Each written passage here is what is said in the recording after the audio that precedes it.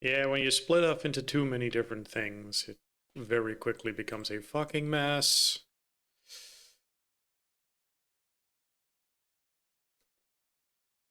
Oh, Reddit says this. Thanks. Tell me what the differences are. Yeah.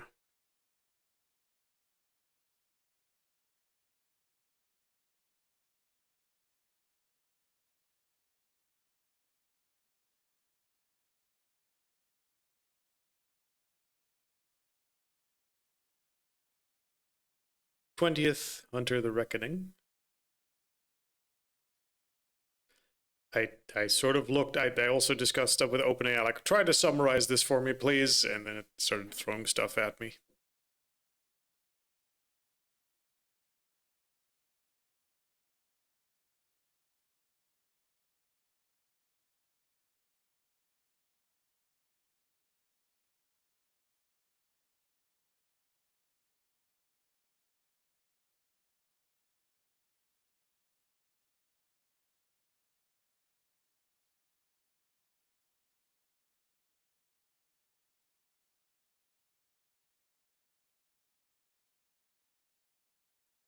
Which, I mean, they're all empowered to a degree. I mean, you're always more than just dude with gun.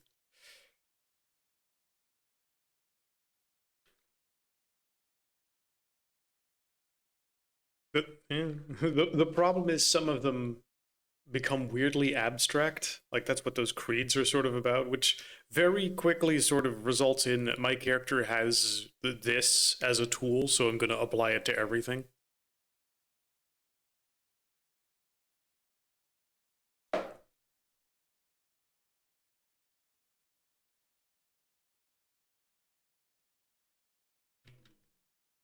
Yes.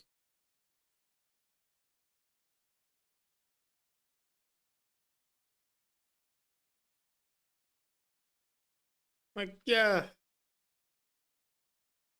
I mean, that's that's sort of the story I want. Like, yeah, you're a regular Joe, but you're armed with knowledge to a degree, and the fact that you're ready for it beforehand. And there are forums and communities and whatnot that sort of try to communicate about this stuff.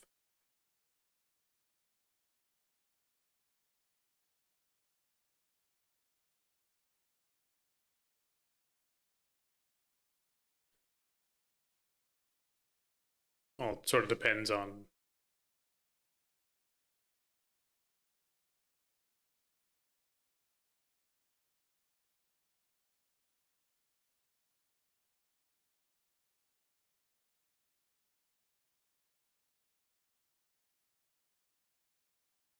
Yeah.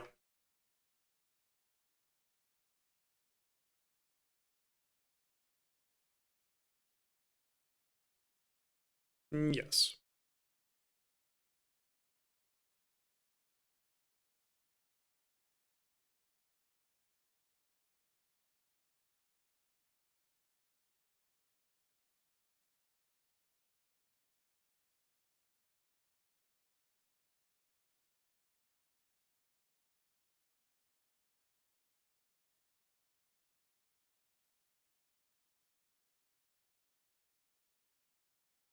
Mm.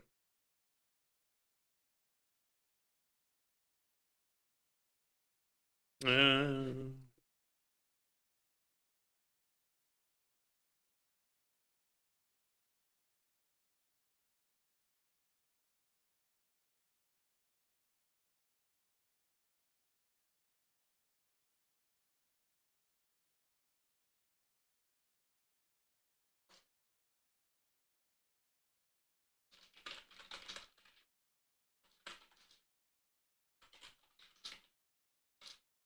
yeah, me too. Me too.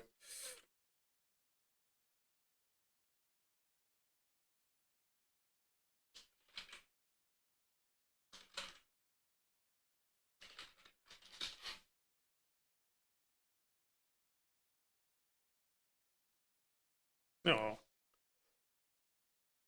Well, When in doubt, just go with the basics. So I will open up the PDF for Hunter the Reckoning 5th edition, because it's at least what we have something for. And then if we collectively decide, yeah, this doesn't seem great, then we can very easily just step off it. But it's way quicker than whatever else can be suggested. Let's see.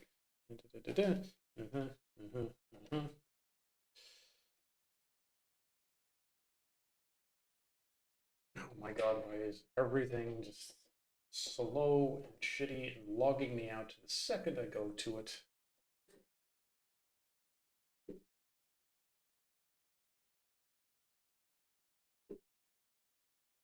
You want to use this site? That's wonderful. Here you go. That's great. I now click on something. Haha, lol, you're logged out.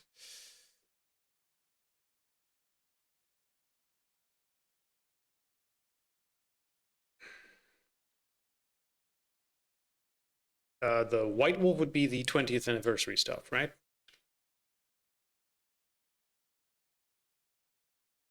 Okay, but Hunter the Imbued. Just link to the one you're talking about, because otherwise, once you start giving it a label, it sounds. Hold on, let me put it on screen so we know what the fuck. Okay, so. Hunter. Virgins. No. We are not vampires. Among other stuff.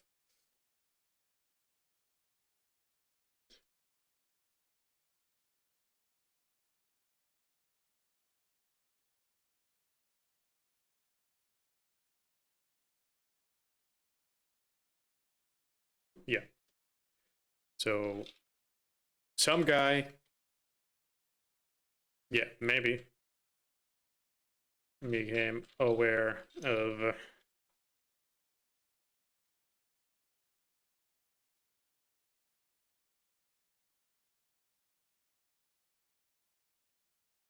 Unnatural. Right. Aliens, ghosts, werewolves, elves, mages, vampires. Yeah. Others. You name it.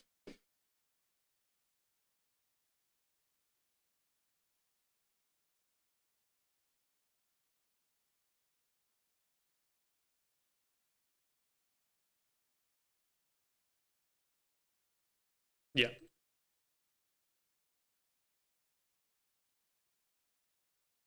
Right. Now, because of the way the system works, a lot of it is straightforward. I'm just going to pop up one of the empty character sheets.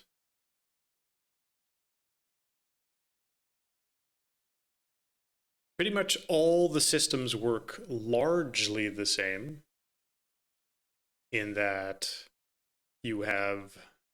I can't easily show this to you guys, but I've popped it open so you can look at the same character sheet.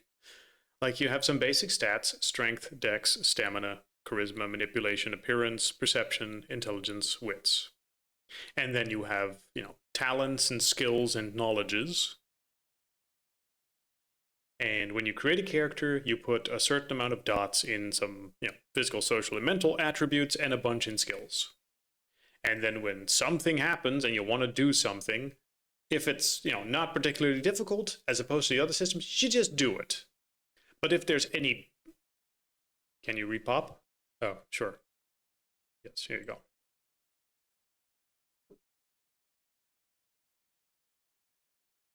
The basic idea is that, most of the things you want to do them, you can just do them if they're easy enough, or if there's no doubt you're going to succeed in it. But otherwise, to determine the exact degree of success, you would take the number of dots you have in something and you would combine an attribute and an ability. So, a common one is I want to shoot a gun. That's dexterity Let's say you have 3, and skill for firearms. Let's say you have 1. That's a total of 4 dots. And I don't believe that this character sheet actually allows you to just push a button to do a thing. That's slightly irritating. Well, it's a combination of things.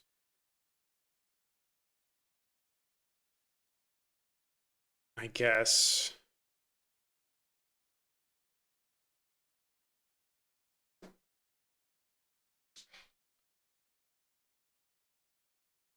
Yes. So basically, you need to have a button somewhere for the number of d10s you roll, as well as against.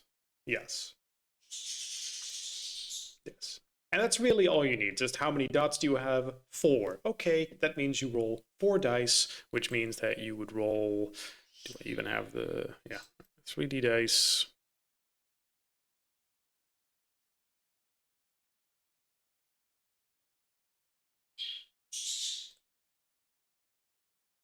Yes.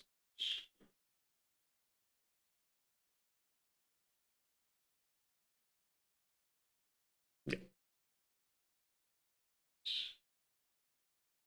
Yeah. So in this case, you would roll 4d10. And then the next question is like, okay, so does this succeed or not? And there are 2 factors for that.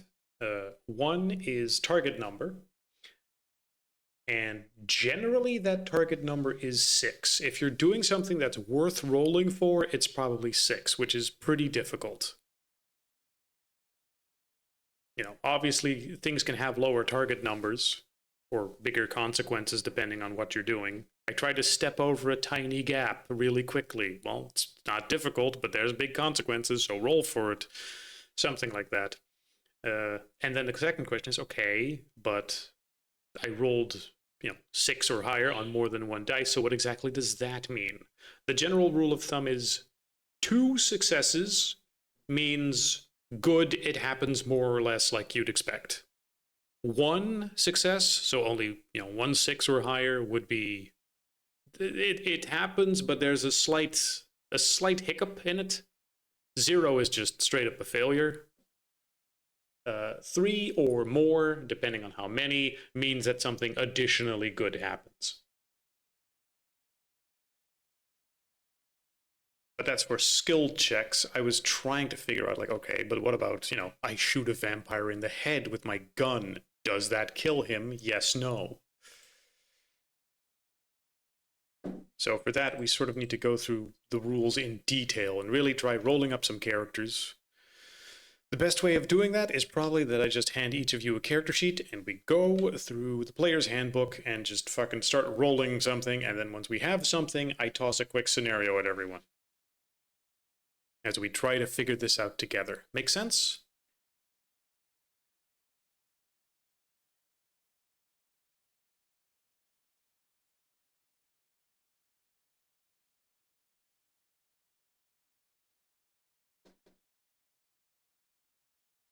The target number is always yes, so you got to roll a 6 or higher. So generally, you have a 50% chance.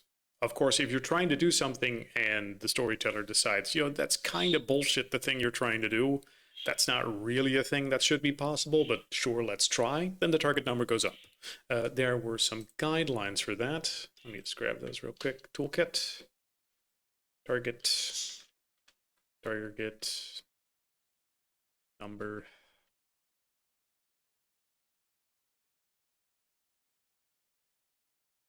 Where is it? There were handouts, stories, companions, handbooks, player screen. It doesn't help that all the PDFs we have are just horrific old scan-ins that don't have text that you can easily search on.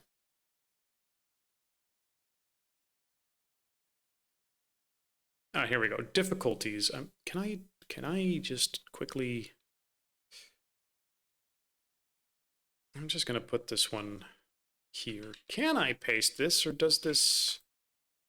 I don't think I can. All right, I gotta move it around.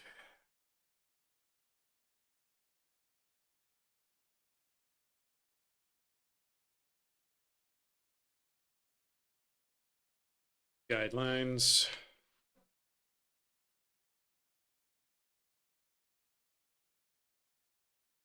We have that, and then I put this. And I put this here.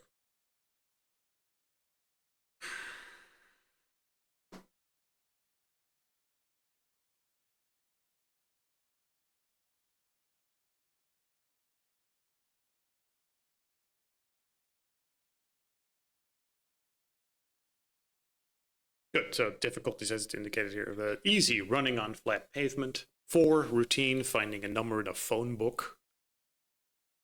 Straightforward, telling a little white lie to a stranger. Standard, firing a gun. Challenging, driving in city traffic. So yeah, you start with 50-50 and then you put on a little scoop for more difficulty or less difficulty. Straightforward enough. Exactly what the number should be, pretty much up to me. I don't think it ever specifies it, or doesn't often. And then what do degrees of success mean? Yeah, marginal, moderate, way better. Of course, you'll only really get bigger successes if you even have that number of dice. The absolute minimum number of dice you have is always 1, because you can't have an attribute lower than 1 dice.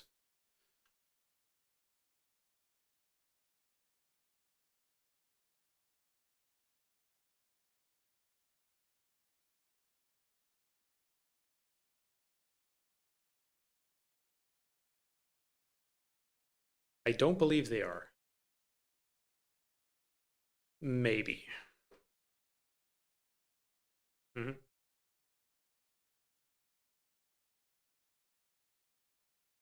I don't remember seeing that in the stuff. Yeah.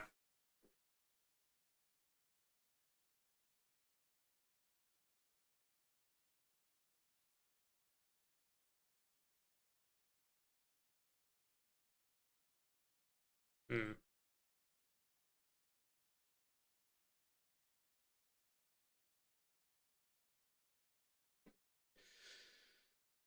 Well, that's difficult. But yeah, more importantly, we should all make sure we have the same PDF in front of us.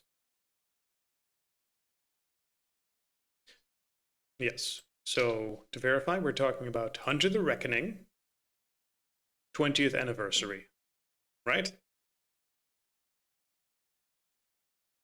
Okay, well, second question is, once we agree on it, we need to make sure everyone has that, particularly the player's guide then, right? Yeah, like the version of the player's handbook. I'm also looking through it now, and I should be able to give you the link based on something I had before, just to make sure we all have the PDF in front of us. Hunter the Hunter?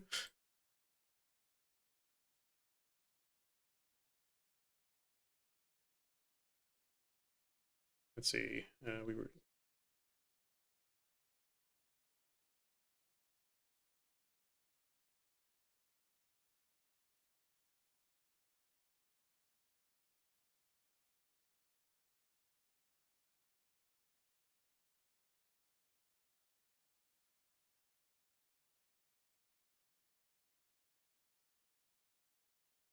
Hold on. Okay, first gonna put link in the Discord, and then there you need the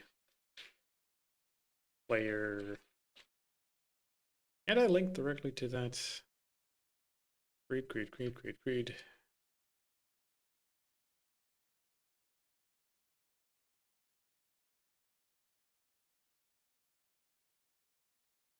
Hold on, let me go to the Discord. Discord, first off, I think here, and then I'm looking for the stupid book.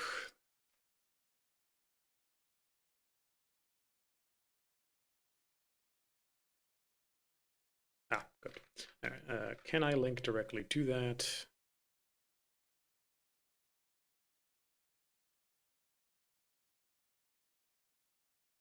Yes, I can. Okay, good.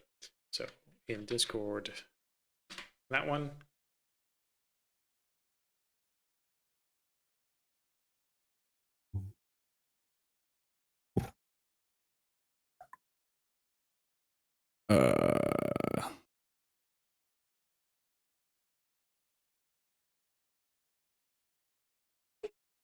Player guide, the one Yes, the player's you got guide. ticked. Yes. Okay.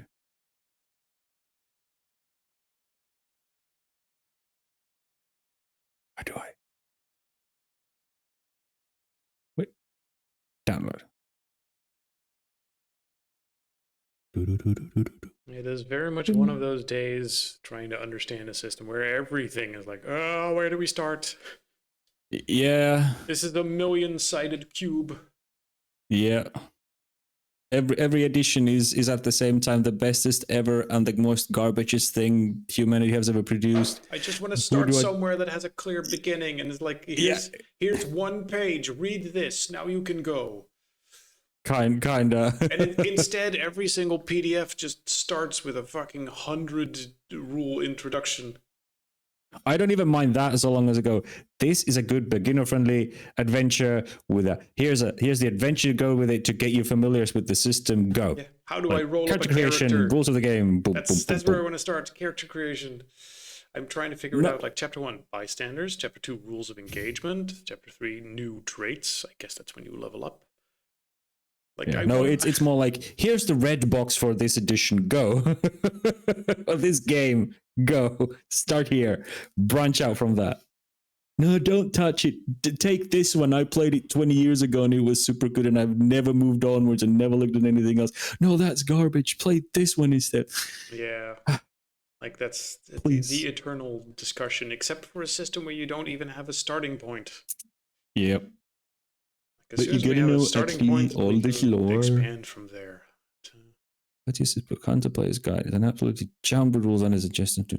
And then every single chapter generally starts not by talking to the player, but like telling a story. Yeah, I noticed. I was like, okay, story, skip. Yeah, skip. Where's the actual want to go to the rules. Say what you want about 5th edition, but it clearly segmented. Like, this is what you do when you make a character. Okay, thank you. Yeah. It's like stories about other people's player characters and how they did stuff. That's great. What does that mean for me? What page does it actually specify the rules on? And if it doesn't, that's fine too. Yeah. Changing creeds, hunters, triggers. Okay, cool. Make your own fate. Like, how is this a player's guide when all it is just... Okay, question. Is there a core rule book? That does not seem like a core rule book, does it? No, that's like Survival Guide, Reckoning, Holy War, no. Hunter the Reckoning, First Cut, no. Do we have a core rule book? Okay, I think we need a different book. I think we need just the thing called Hunter the Reckoning. I imagine so, because like that's a player guide and that's great, but like the character creation, like looking at the index, it looked like this is a supplementary book. But I was like, rules of engagement, new rules for character creation, cool. But what are the old rules? New traits, treasure of humanity, articles expanding character identity, and then but how do I play the actual game? None of these seem to speak about that. Okay, I believe it's this one instead. I'm going to once again put something in the Discord, so we'll just assume. So just Hunter the Reckoning. Previous one, yes. Okay. We will assume that the previous one was like a flavor book. Like, I originally opened that one and said, "Oh, player's guide. Yeah, all right, for players." And yeah, like it seems like a book that is supplementary, but it didn't seem like the core rule book for the game system itself. It's not even a supplementary book. It's just, hey, do you want to know how to play your character in terms of being a role player? Like, how do I play my virtue? That's nice. How about you tell me how some rules work and we'll figure out the other shit ourselves? Yeah, rules of engagement addresses new ways to approach character creation, such as different. Yeah, this looks like this is a supplement that's been posted because it comes with 2 new creeds, which are the Hermit and the Wayward, and then it talks like about bystanders who are the failed hunters who didn't get imbued, and then the rules of engagement, which are new ways to do this. It's like, yeah, these are new ways, but what are the old basic ways? Hello, Matthias. Yeah, Template but you rules, looked at ideas, some of and this stuff before, right? Not of the new edition now. I just know about the old ones. Like to be fair, I've been pretty busy, so I haven't been like watching any videos or even going through the rules right now. Well, good So I'm not news. at We want to help. play the old ones. All right, okay. So 20th anniversary is a rebirth of the old ones, right? I think so. As far as I understood, at least like the main stuff is the same. Mm-hmm. Yeah, like the imbued. The power. So basically, what did they do was that like the timeline always moves on. So Yeah. basically, like let's say that the previous edition would end of 2025, and then the next one might be end of 2029, for example. So 4 years passes in the edition. Yes. Okay, and that makes sense as far as, the story books, the one where you play an adventure that, has your character go through a campaign. But what about just the basic rules and then we toss our characters wherever the fuck? Yeah, I think that the rules basically stayed the same. They haven't been moving a lot, like little tweaks here and there, but 90% the same as far as I know. Mm-hmm. But the edition I was playing is that basically I think it ended up with the millennium. So I was playing before 2000. So I'm pretty sure 20th anniversary includes this stuff, even if the storyline isn't quite right. The basic rules should be the same. But even this is just an assumption that they don't really clarify anywhere. So even then, we should be able to just grab something that looks like a core rulebook and get started, shouldn't we? So I would hope so. with Something the best of my knowledge, yes. explains the rules. okay, let's try. I'm looking right now at Hunter the Reckoning PDF. And there's a thing, what is a hunter? All right, that seems like a good place to start as any. Storytelling and role-playing and games. all of those rules have the base rules as well. Like Yes. the vampire, the hunter, all of them have the basic, like how to play the game, how the skills work, how the powers work, Yes. how the combat works. It's Well, all the same. You say all In all of of that. Yes. The question is that works for attributes and abilities, but then there's also backgrounds, edges, virtues, other traits, conviction, health. Like, where the fuck did that come from? Equipment, sure. Derangement, merits, notes, flaws, sure. Experience, I had no idea that there was the leveling up in some way, shape, or form. You know what we can do? If all the players don't come to the session, we can just play Hunter the Reckoning on Xbox with an emulator and Just continue play a the story video that game way. together. Ah. Yeah, go today. Or none of us read the rules, including the storyteller, and we just make shit up as we all try to bluff each other that we know how it works. But the points that matter on the rules are made up. I'm pretty Yeah, sure not that there is no levels in the game. So the experience, I think that it's experience about. There's basically like there's a hierarchy in the game, at least in Werewolf there is, and the experience goes by how you renown is, like how well you are known, Okay. how you're one with the spirits and such forth. But Alright. they are not levels. They're more about your social standing, basically. You say that, but simultaneously, I'm looking at the character sheets, and there's a lot of empty dots. Now, I don't know exactly where they are when you start, but I can't imagine you start with strength. How much is the maximum here? 1, 2, 3, 4, 5, 6, 7, 8. I can't imagine you would start with 8 dots in strength or something. No. Those raised by gameplay, but to be fair, I do not remember how this works. I remember that like you basically with the werewolf you have 3 different like renown levels. One is like how spiritual you are. Second one is what's your standing in the community of the Garou, and the third one was something else. And then those go up, then I think that you get also like extra stats and skill points. Mm-hmm. But but like it's more complex than like that. You're level 5, so Well, yeah. go and raise your strength, fucker. Honestly, if it's something like, hey, when Alright. you finish a big event, you get 1 extra dot somewhere. That's all. Okay, what I found was if you go to the Hunter the Reckoning PDF, Yes. you go to skip to page, and you type in Yes. 168 and press enter. Okay, the You basics. get to the basics: how time works, how Okay. simple actions work, how you roll dice. All right.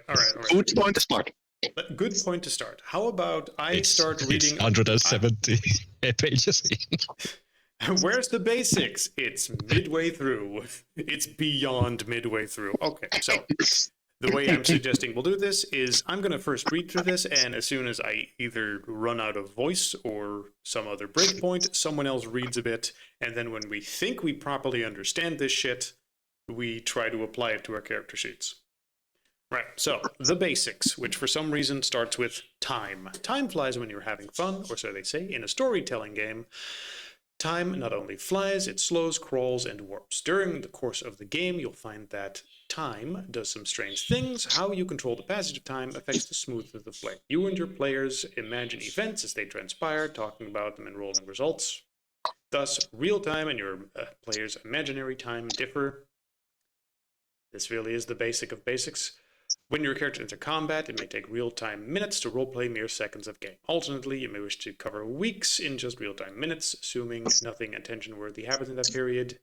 As in a novel, the authors of the story, you and your players, can gloss over intervals between important events and slow the progression to a crawl when detailing critical moments. 6 basic units of time describe the passage of time in Hunter. Like puzzle pieces, these small units combine from larger images until you can see the bigger picture.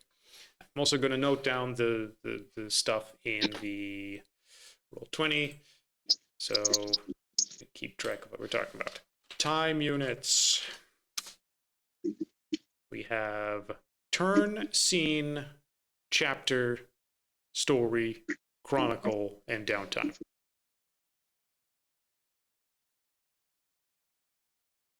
Turn, scene, chapter, story, chronicle, downtime. Story, Chronicles on campaign. chronicle. Yeah. Right, in between stuff. Turn, the smallest increment, often the most important. A turn ranges from in between 3 seconds to 3 minutes, depending on the pace of events. It's the amount of time it takes a character to perform one action. When your storyteller announces that play is measured in turns, he determines the length of time passes during those turns. It's crucial that he hold everyone to the same standard. Okay, so I feel like, okay, each turn lasts 6 seconds, or, you have a minute to do your stuff, and then when the minute's up, we rotate through players. I have to imagine I would use something similar to initiative when that happens. Otherwise, I don't think the other parts are particularly crucial that I specify it, but all right. Same standard, to have one character live through 3 minutes in a turn, while it takes 3 seconds, makes no sense. I mean, if it takes the same amount of time to describe and you get the same amount of stuff done, like one character's running to a warehouse and the other person's... No. Like when a critical moment hits, turns should be the same length. The length of a turn can vary between events, however, it remains constant for all in a particular moment. Scene. A scene is a role-playing game, resembles a scene of theatrical play. Your storyteller sets the stage, and the players take their roles. The scene evolves in one location and usually encompasses a single event. The flow of time within a scene can vary greatly. It may be played out of turn or run in parallel or real time. Your storyteller and fellows may choose to fast forward through parts of it as long as the location and the general events do not change. For example, a scene may begin with combat, measured in turns, and then slip back into real time as your characters discuss what to do with the bodies. I think this is all pretty straightforward.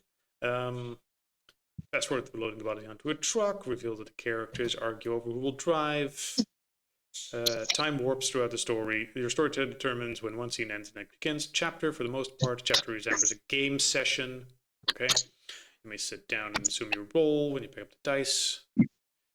Play out a chapter of the story. Your storyteller has specific challenges planned out for the night's episode. Each one Chapter should leave you wanting more story. Story tells one entire tale, whether it's combined several chapters or in a single session. It has an introduction, beginning, a climax, and an end.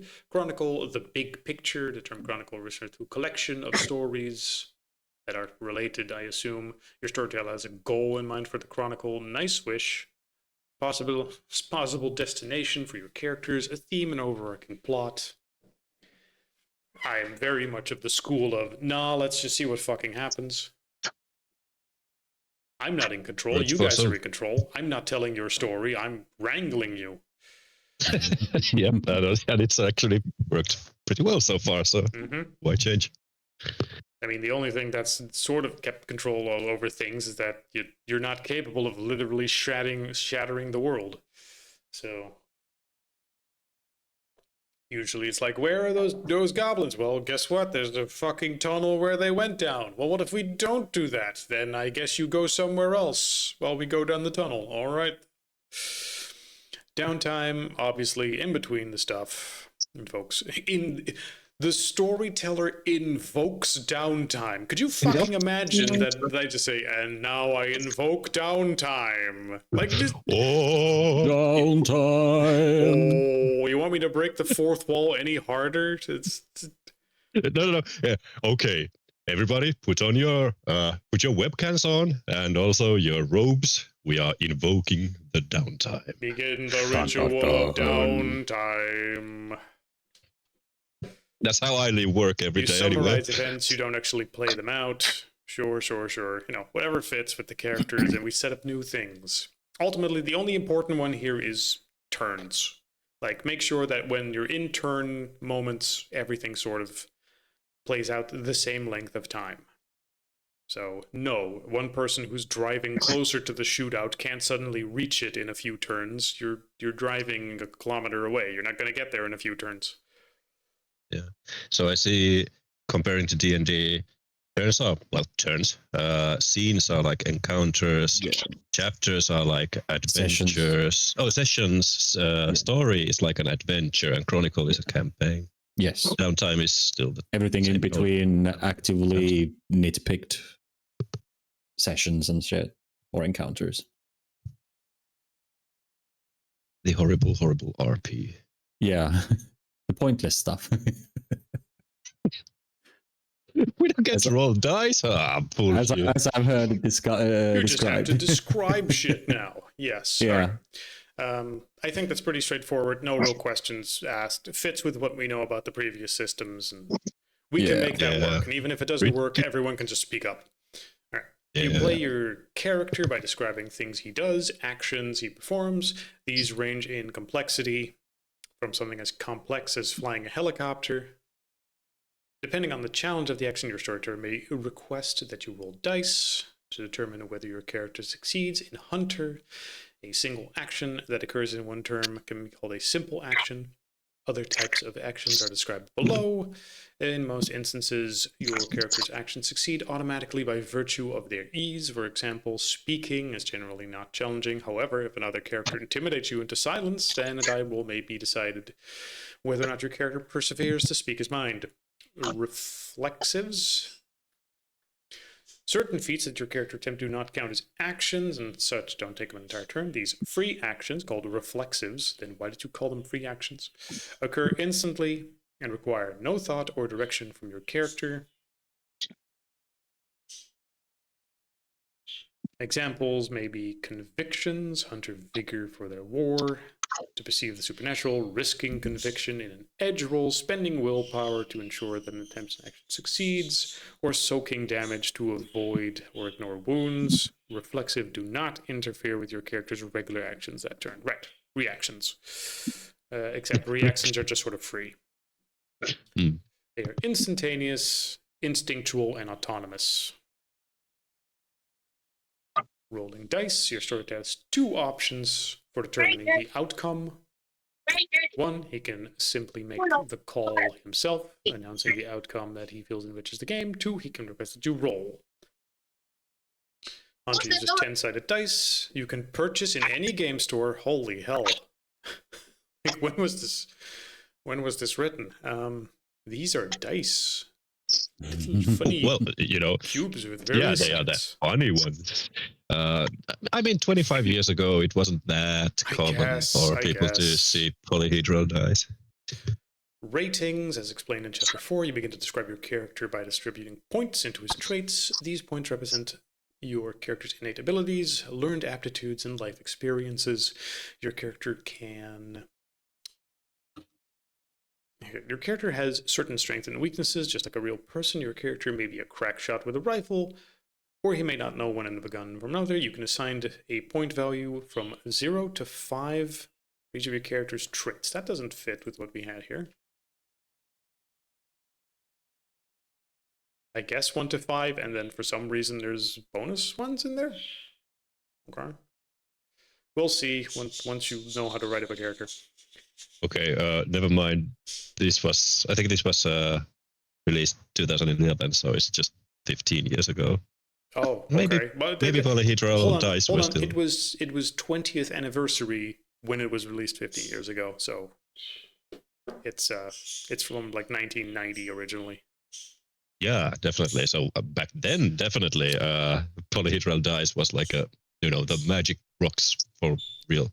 Yeah, you needed someone like Martin Luther to pin up against a church wall, like, the multi-sided dice exist. They are not blasphemy. Actually, In aren't heretic all dice times. multi-sided? Aren't even normal dice? Heretic, burn him!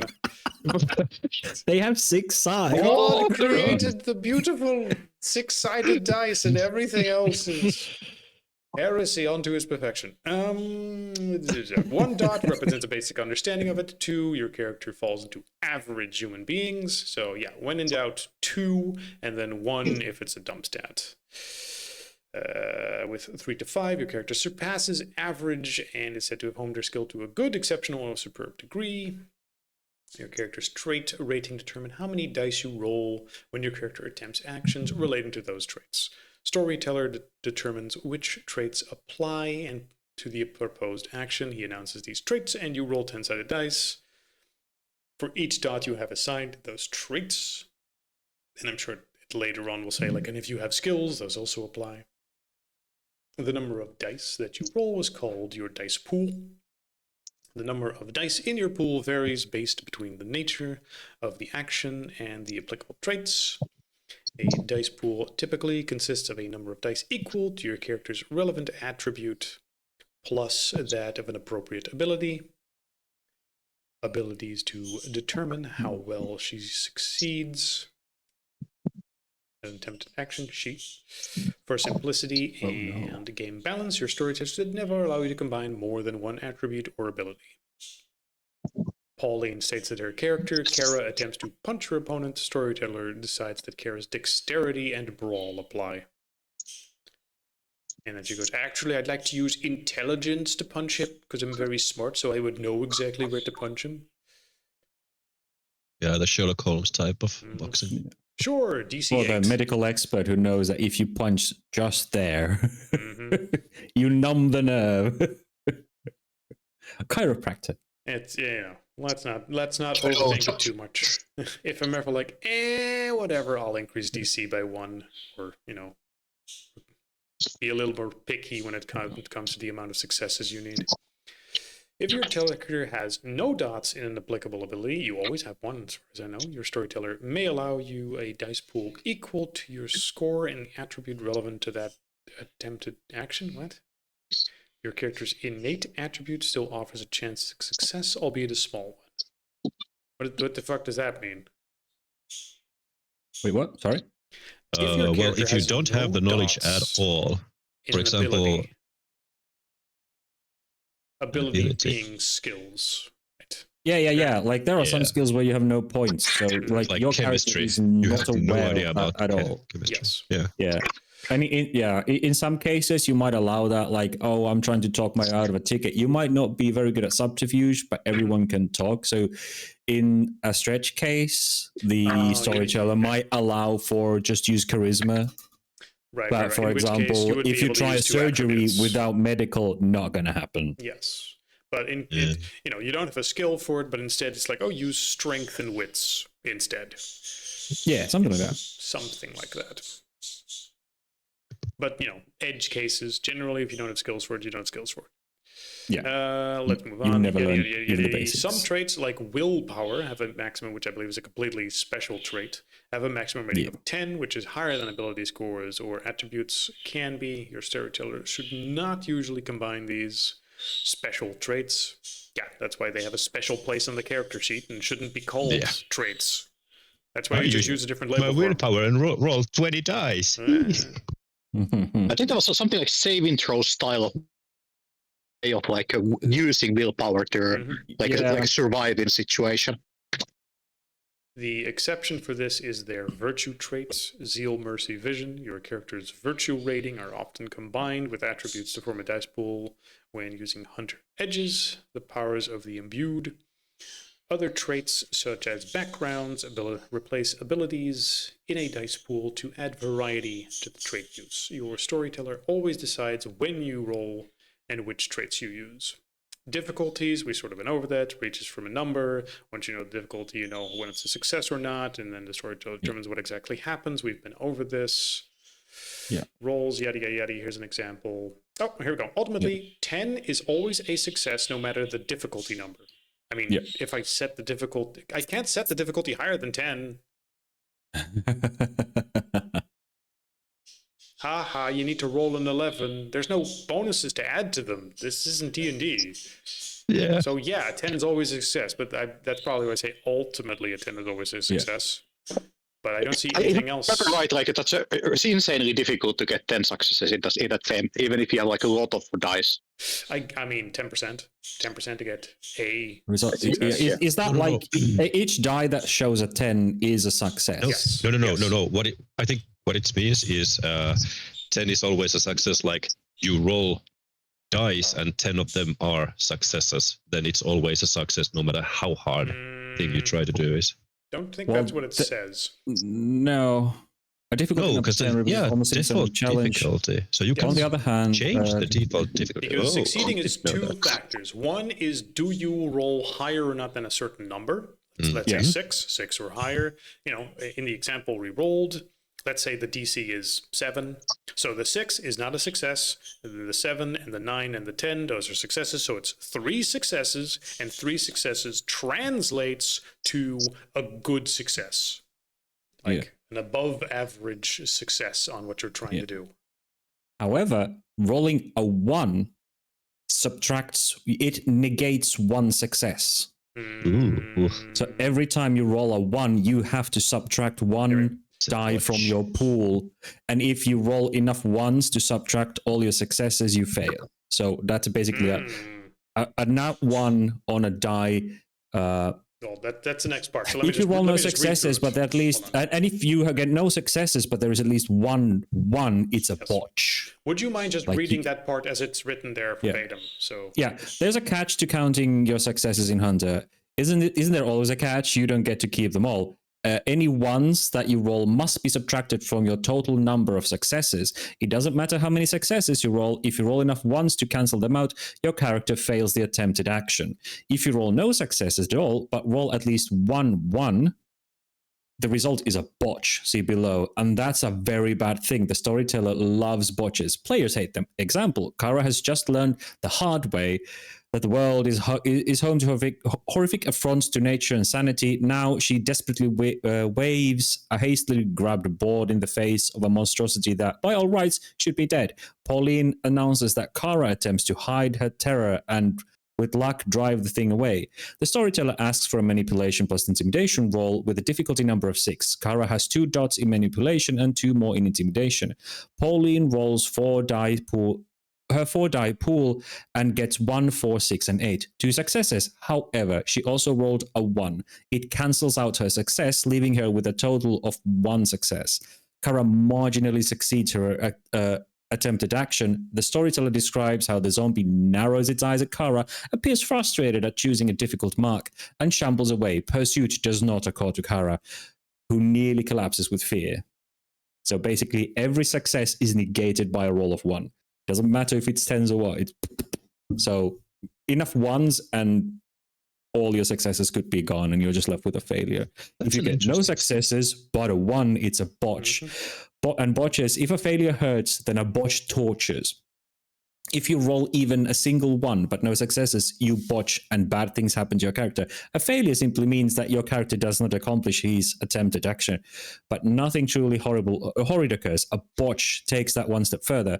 Not only does your character fail his attempted action, his life gets a lot more complicated. Your storyteller decides what the results from a botch. The possibilities are endless. In most cases, a catastrophe occurs. If you botch while your character attempts to shoot a gun, the weapon may jam. If you botch while your character jumps from one rooftop to another, you may fall. Simply failing these rolls might mean that your character misses the shot or barely latches onto the far roof by his fingertips.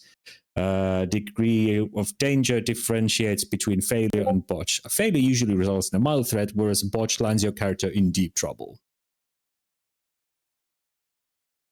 So yeah. Here's a little. I'm also just going to take this image and then failures. Yeeth. Quickly. Yeah, the table looks really useful, so I took it and Yes. to, Anything that people look at and think, yo, that's actually super useful, that we put that in the thing. Yeah, but it's weird that you say it's weird for them to say 10 is always a 6, no matter how the difficulty number when I think it's because you they can't said be high. ultimately a 10 is always a success, because no matter Right. the difficulty number, a 10 would be a success. right, but then yeah, there might be modifiers for outside modifiers. It's Maybe crit success, crit fails, basically. yeah, Just crit jump. success, Yeah. crit fails, yeah. But it So doesn't 10s count, always a succeed. 10 doesn't count for 2 successes, it only counts for 1 success. Yeah. The 10's always a success, but 1's always cancelled, so no matter if it's a 10 or ultimately- not. Ultimately, Yeah. a 1 is way worse than a 10 is good, because a 10 is just a success. Yeah. And a 1 is, of course, I might treat 10s slightly different if you succeed Yeah. with And a 10 1 as eats a opposed to 10. not. Yes, and a 1 So- just completely negates a 10. Yeah. Good, Ethan, yay. All right, good. Automatic successes. I think we're there, right? Yeah. Automatic successes. Who wants to spend the entire game rolling dice? They detract from the game's flow. Hunter offers a quick and easy method for determining success without dice. If there's a situation where dice pools exceeds the difficulty number of the attempted action, the feat automatically succeeds. You only succeed marginally. When would you have more dice than the number? Like if you have more than 6 dice, you just succeed on an average thing. When would you ever have more than 6? I guess if you just have really big Yeah, Big stats. stats, if it's a roll for your main I mean, if attribute and a your 3 is, 3 if decks, 3 is 3 an gone. easy one, like, exactly. And anything You can always easy, succeed on an easy thing, yeah. Yep. Okay, that's just something. You can also get an automatic success by spending a willpower point, which would then put you over that number. Yep. You have a limited amount of willpower, though, so don't do that too often. All right, this is the basics of how stuff works, and there's multiple actions. Your character has to act fast. He can do 2 things at once. That remains to be seen. This is also in a different section, so I think this is like, hey, can I? DM, am I allowed to do 2 things at once? Once you have determined the outcome of the first action, take the appropriate dice pool, remove the number of dice. For each consecutive action, continue to remove an additional dice cumulative to the pool. Which is to say, if you have to do multiple things in really rapid succession, your dice pool shrinks because you're doing shit real fast. Yep. Go sloppy, yeah. Conviction, exclusive to hunters, your character's conviction score. Okay, so this is specifically only for this system as opposed to the other World of Darkness stuff. Exclusive to hunters, your character's conviction score represents her determination, passion, and vigor in the fight against that which should not exist. You establish your character's conviction rating during your character's creation once per scene. You may risk any or all of your character's conviction points, so once per session, I think that means. Scene was an encounter, I think. And Turn, scene, turn is scene is in, okay, let me just put this here. Encounter, turn, Yeah, like those are rough approximations to what we're used to from D&D. seconds to Yeah. Turns, minutes, encounters, then for sessions, chapter is, I and think, then a day. downtime Yeah, is the is session. what happens. Story is adventure. Yep. Chronicle, campaign. And Downtime. yeah. Lol. All right, cool. That way we know what terms we're talking about and we're all on the same page. So once per encounter, you can use your conviction. Once per scene, you can risk it all. You can risk any or all of your character's conviction points, thus adding to the total number of dice pool equal to the number of conviction points you wager. The limitation here is the conviction points spent to increase the dice pool when 100 edges are used. Convictions cannot be used, like willpower, to automatically gain an automatic success, nor do the extra dice mundane actions such as jumping. It must be something that relates to your edge pool. Okay? Trying it again. Persistent pays off. Prolonged failure can result in frustration, fatigue, and diminished self-confidence. When your characters fail an action, the storyteller may choose to let them try again. In most situations, the task gets more difficult with each successive attempt. To represent these diminishing returns, storyteller increases the difficulty number for every additional subsequent attempt by 1 cumulatively. Really? That seems, I mean, either there's a reason for you to keep trying and eventually I'm just like, yeah, all right, it takes time, but then, it's delayed as if you had a failure and then you just go.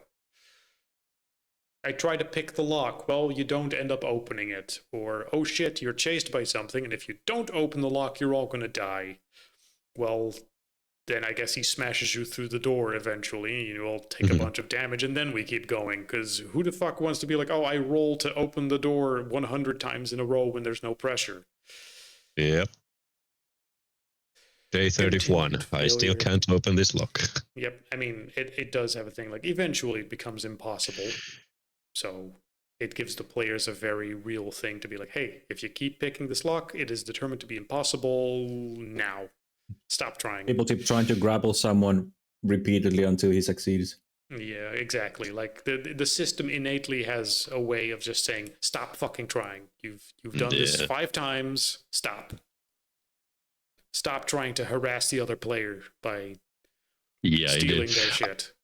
I think this is more like in-game way of like shackling some of the obnoxious players, but I don't think it's going to be a problem. I don't think it's really particular group here, but yeah, okay, good. Something to keep in mind. All right, yada yada yada yada yada yada yada. Complications. Basic rules described above is all you need to know to begin play. I beg to differ. Clarifying and expanding those rules, more in-depth methods. Following 3 sections describe general approaches for complex situations that might arise. Extended actions, something over a prolonged success. Yeah, I'll figure it out. Example of an extended action, creating an antidote or repaired. Yeah, I'm sure. Resisted actions, 2 characters go head to head. Simple dice doesn't represent. 2 characters to overpower each other if for some reason it's not just against an NPC. Your opponent's success cancels out one of your own. Okay, yeah. Because if someone tries to get in the way, they roll 2, and then their successes count to take away yours. Sure. Example of resisted action. Yeah, it's fine. Teamwork. Okay, that one's more important. In certain situations, it makes more sense for people to work together to improve the chance of success. Teamwork can apply when characters try to lift something heavy, research a subject, break down a door, intimidate someone. All players roll their own dice pools and add their successes. You do not, however, add dice pools together and make one big roll. Each player must roll separate, and then you combine the results of successes. If anyone botches, the entire attempt may utterly fail. Oh. So having someone with no skill whatsoever try to assist you can actually bite you in the ass. That's good to know. That's really good. That Yeah. makes much more sense than Mhm. what D&D offers. You're no medicine guy coming. I'm giving you a help I'm action. I don't know shit helping. about medicine, but you get advantage. No, I hold Okay, you you like to fuck things up. Yeah, and then there's Since this this is a morphine, and the guy is just like, maybe it's the blue liquid. Mm-hmm. I mean, there's still a 90% chance that it doesn't hurt, but there's a 10% chance it instantly fucks it up. Example. Golden rule. The most important rule for a hunter is to remember that you control your own game. If a rule doesn't work for you, yes, thank you. We are aware of the fact how RPG games work and that we'll need to homebrew a bunch of stuff. Try it out. There you go. You have the basic rules. The golden rule is simple: play and have fun above all else. I'm Yeah. not here to have fun. The DM is God. Listen to everything he says, except I'm he's here new to to the systems or win. whatever. Yeah, I'm gonna win the RPG. I'm not here to have fun. I'm here to win the game. Game turns, ability advantages, background, botch, character chronicle, reflexive. Yeah, we went over a bunch of these. I feel like we're missing a bunch of stuff. Willpower, self-confidence. Is there like character creation, please? I think we skipped to the how to play the game, but we skipped the character creation and. This Tools was of the hunt, really systems, important trauma foundation systems. for Okay. character creation. So Oh yeah, like how does your character work in real gameplay? There's okay, also but this entire chapter 6 is rules. So let's go back to the index. there were the after the examples. There's game terms, and they actually have a glossary Mhm. over here, Okay. which is pretty useful because then they're like, okay, ability is an actual type of trait that Right. you can assign us points for and stuff like that. What is conviction? What is extended action? They even say what is experience points. Well, for session 0, probably not the biggest deal. I want character creation. Like, I want to create a character sheet. What do I fill in? Once we have that, we can toss it at something and see where we go. Yes. Okay, the here and now, the hunter condition. No. The world of darkness, the setting. No. The hunter's creed, character types. I really want to start with character creation, and then you figure out the clusterfuck you find yourself in. Yeah.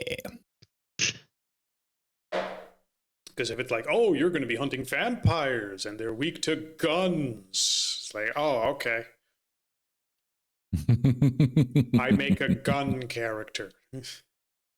What's he about? I have He is a heard the- gunman. His background is gunsmith of Guntopia.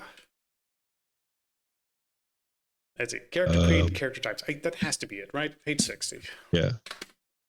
I think it's page 81 on the PDF. Oh, really? Chapter 4. Chapter I have 4. heard the message. Creation How did and you get traits. how did you get my character concepts? I know what you're like. Even down to Gantopia? Holy shit. It's the Valhalla of your He characters. had both of his arms replaced with machine guns.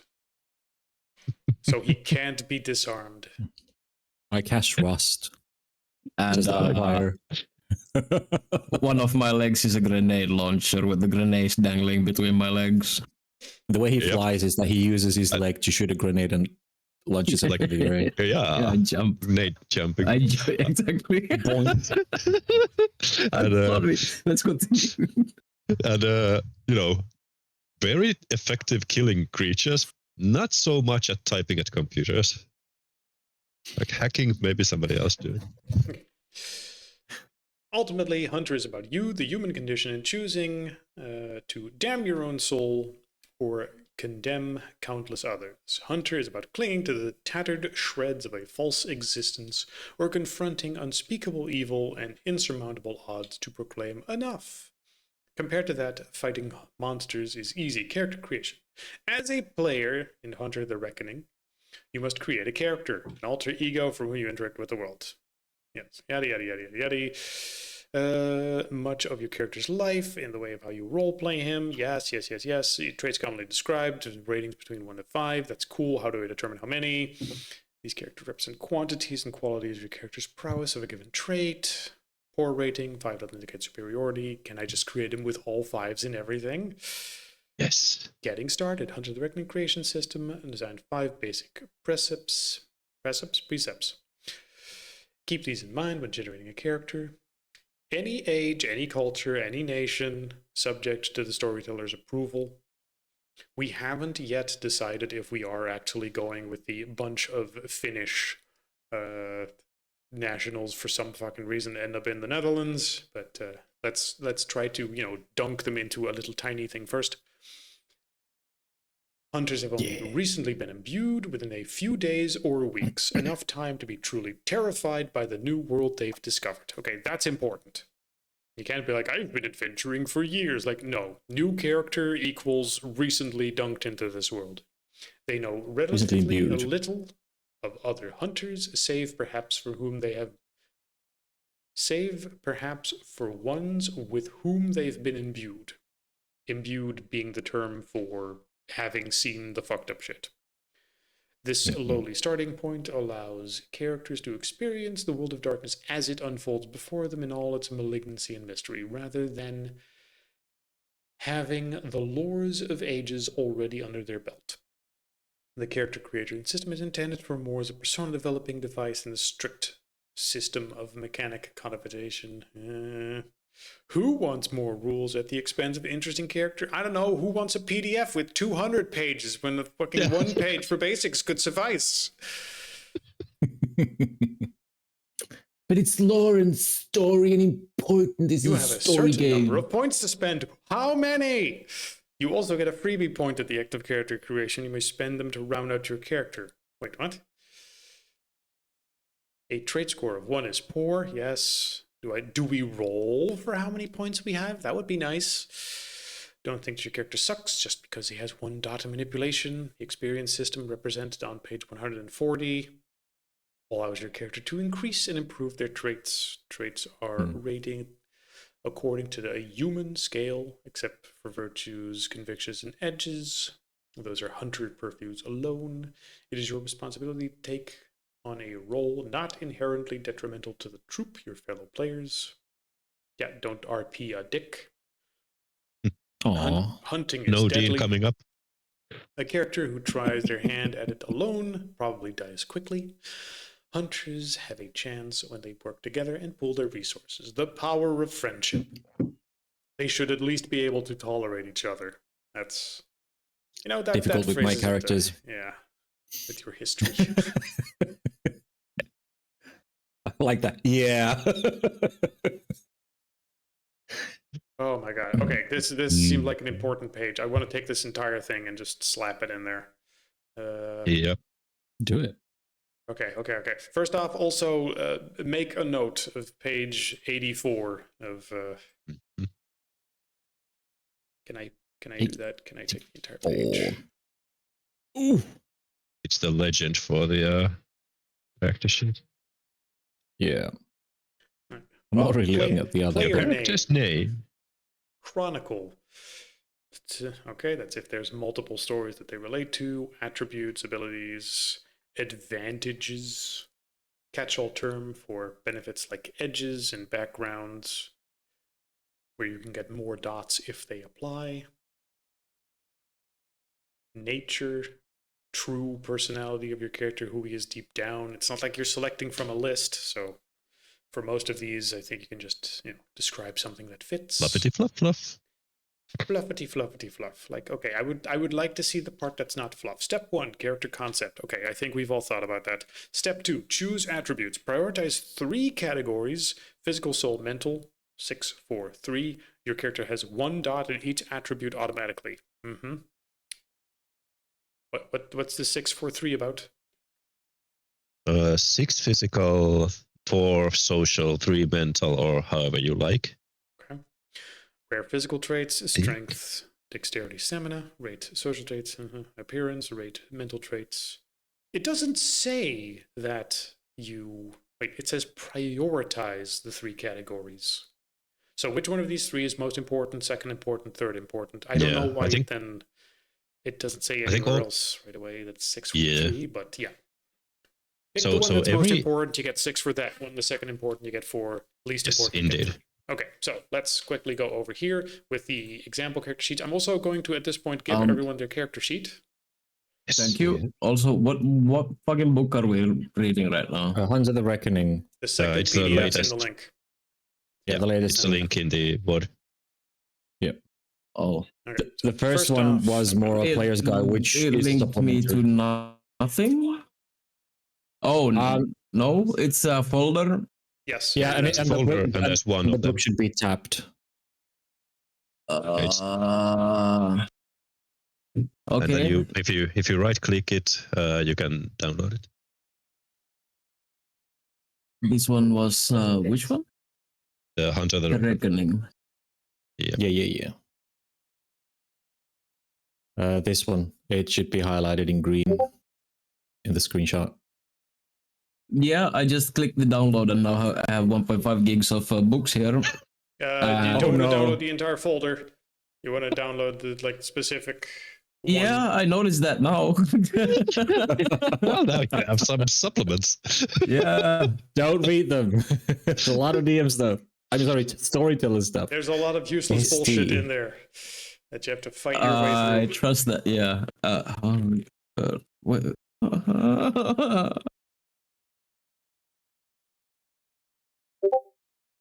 There we go. Okay, I have the book open now. What page are we on? Because it was starting to get a little hard Yes. to follow just by listening. Page 58. 58. Good. Thank you. Which Let's should be continue. character creation process. I realize I'm not sharing my screen for stuff, but I was under the assumption that people were sort of in the same This place is as me. not the book. What? It's the book you're looking for is just called Hunter the Reckoning PDF.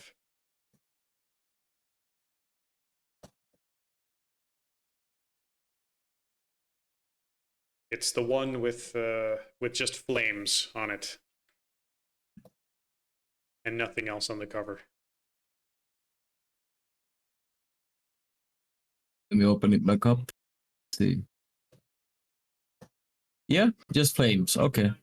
Yes, just the flames. 58. The lowest row, the third one from the right.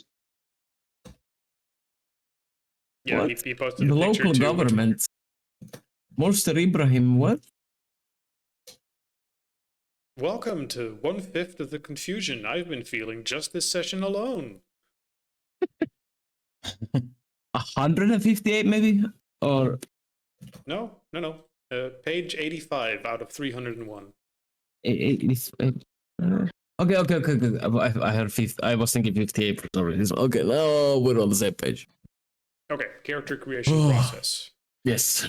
Step 1, character concept. Creed, nature, and demeanor. Right, which are all fluff. Right, I think. Oh, no, it turns out there's a list of creeds. Never mind. Yep. So step 1 should be a list of creeds that you pick from. But okay. Is there a list of natures too? Demeanor? Backgrounds? Whatever. We'll go through the list in part, Nightlife. and I will try to create a character with you to sort of figure out how it works.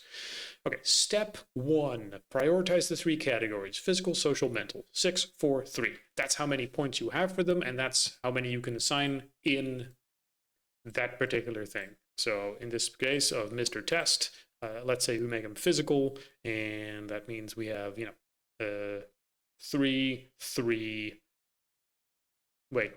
No, that's just 2 You and 2. always The have Because sheet to they automatically always has have the one. You points. always have Yeah, one, the sheet all so, automatically has the ones. which means Yes. you add 6 points to it. So Yes, you add. let's say 4 points, but no stamina. That doesn't make too much sense, so let's go with 2, 2, 2. And then for the second category, he would have 4 points. So you would say he's going to be good. He's just very charismatic. And for the third one, we'll just say, oh, he has mental. He has tiny amount for each mental stat. That's a character. Rate physical traits, rate mental. What an odd way of saying, like, this is where you put the dots in. Yeah. So It gotta be RP. Okay, This entire so fucking PDF to have this, just this little array. how do I make 643. pecs? Well, first you go to your sheet. You should have your character Yeah, available. yeah. And then you open that one, and then Strength, stamina, and appearance. Let's go. first you give him a name. Oh and no, then you too. go to rate mental, social, and physical, and determine which of these is the most important and the least important. And then you start with the most important one, and you put 6 additional dots in places. And you can put those all And in it a can single be thing. any one from physical, social, and mental. Additionally, I'm pretty sure it said that the max you can have in a certain attribute is 5. Yeah, they did. Yeah. This is probably for later stuff too. Sorry, I'm a bit behind. Where do you read how many? Where what? Getting started. Character creation. Yes, we are at page Traits. 85, character creation process. Step Also- two. 81. 82. Also, if we look at 83. the example character sheet, that one 85, only has a 86. maximum of 5 dots on things. So, Yeah. yeah, the maximum amount of dots is always 5. This might be for allowing room for any homebrew stuff. So Mhm. Hmm. And guess. if you can get XP and you can pump the points up later, I then suppose, but if the sheet Except has a for maximum of 5, 5. then you can't Yeah. bump them past 5, can you? Where is It should maximum of always- 5? What do you mean? I see 8. Yes, in roll 20 you'll see 8, but in the PDF, if you Oh. go one page previous, oh, that's true. Yeah, Right, yeah, yeah. right. 5 is max. So maybe that's like a later edition thing to have more. or Maybe homebrew this- stuff. this- Room yeah. for Oh, yeah, or yeah. just not a well-made sheet or whatever thought they had exactly. This roll 20. It is or roll 20. maybe is this Hunter specific or World of Darkness general? I think that the five is like a natural maximum. Yes. That if you are like a vampire, then you can have 6 or 7 or 8, or werewolf, Yeah, that's or what I other, think. like a mythical creature. They could be using the just the same sheet and just a different label Yes. Indeed. I mean, it could be also this is meant as a pen and paper, and you're supposed to have like when you start, this is the maximum limit of your character, but then you start drawing dots afterwards anyway. Mm, 20 is the maximum for strength in D&D. We've all seen nobody ever exceeds it anyway. Exactly. Right. Because the rules just say you're not allowed to exceed it, except if, Except if you get some items or yeah. stuff like which that. for most of them is, you get a magic item to gain just underneath the maximum. Oh, great. With the exception of strength, which is like, you just get 30 strength when you wear this belt. It's not even you get plus 5 above the maximum. It's just Mhm. That's you the are now number. at 30, which is so stupid. Mage Bloody Chef, fun to play. Character with After that, okay, I'm trying to find the actual mechanical. Here are the points. Choose your attributes. Here we go. Yes. So for everyone at the same time, so we're all creating our character properly. Open your sheet in Roll20. Yes. You have your character concept in mind. Choose your primary, secondary, and least favorite attribute category. Strength. I mean, I don't really, but I'm filling out stuff anyway. Fucking pick some stuff. I don't know. Kill him and make a new Yeah. character once you understand how it works. yeah, indeed. That's Yeah. how I'm gonna. Physical, social, mental. What's your character good at? Well, put 6 dots into that column.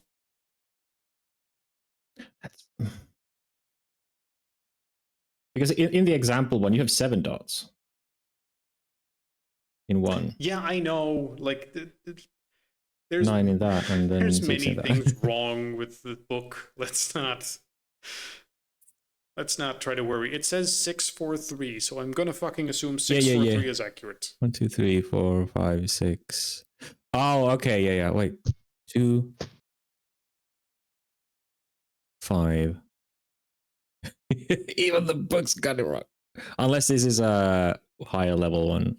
Anyway. or it was, here's a photo of it mid filling it out. Yeah. Don't blame me for just choosing something confusing wouldn't be the first time. Anyway, True. is everyone doing that?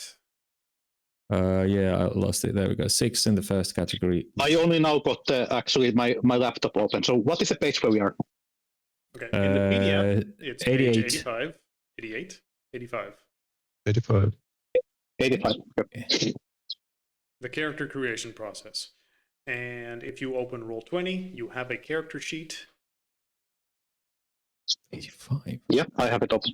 and then you can now fill in your attributes, and then pick your favorite attribute and put 6 dots. Your second favorite, you put 4 dots. Least favorite, 3 dots. You can be Mr. Average and just spread them out, or you can just min-max into one specific thing and insist you solve all your problems with that one stat. Yes. I only have appearance and empathy. Oh, look, Nothing he's else is going to try important. to social his way through the fight again. I mean,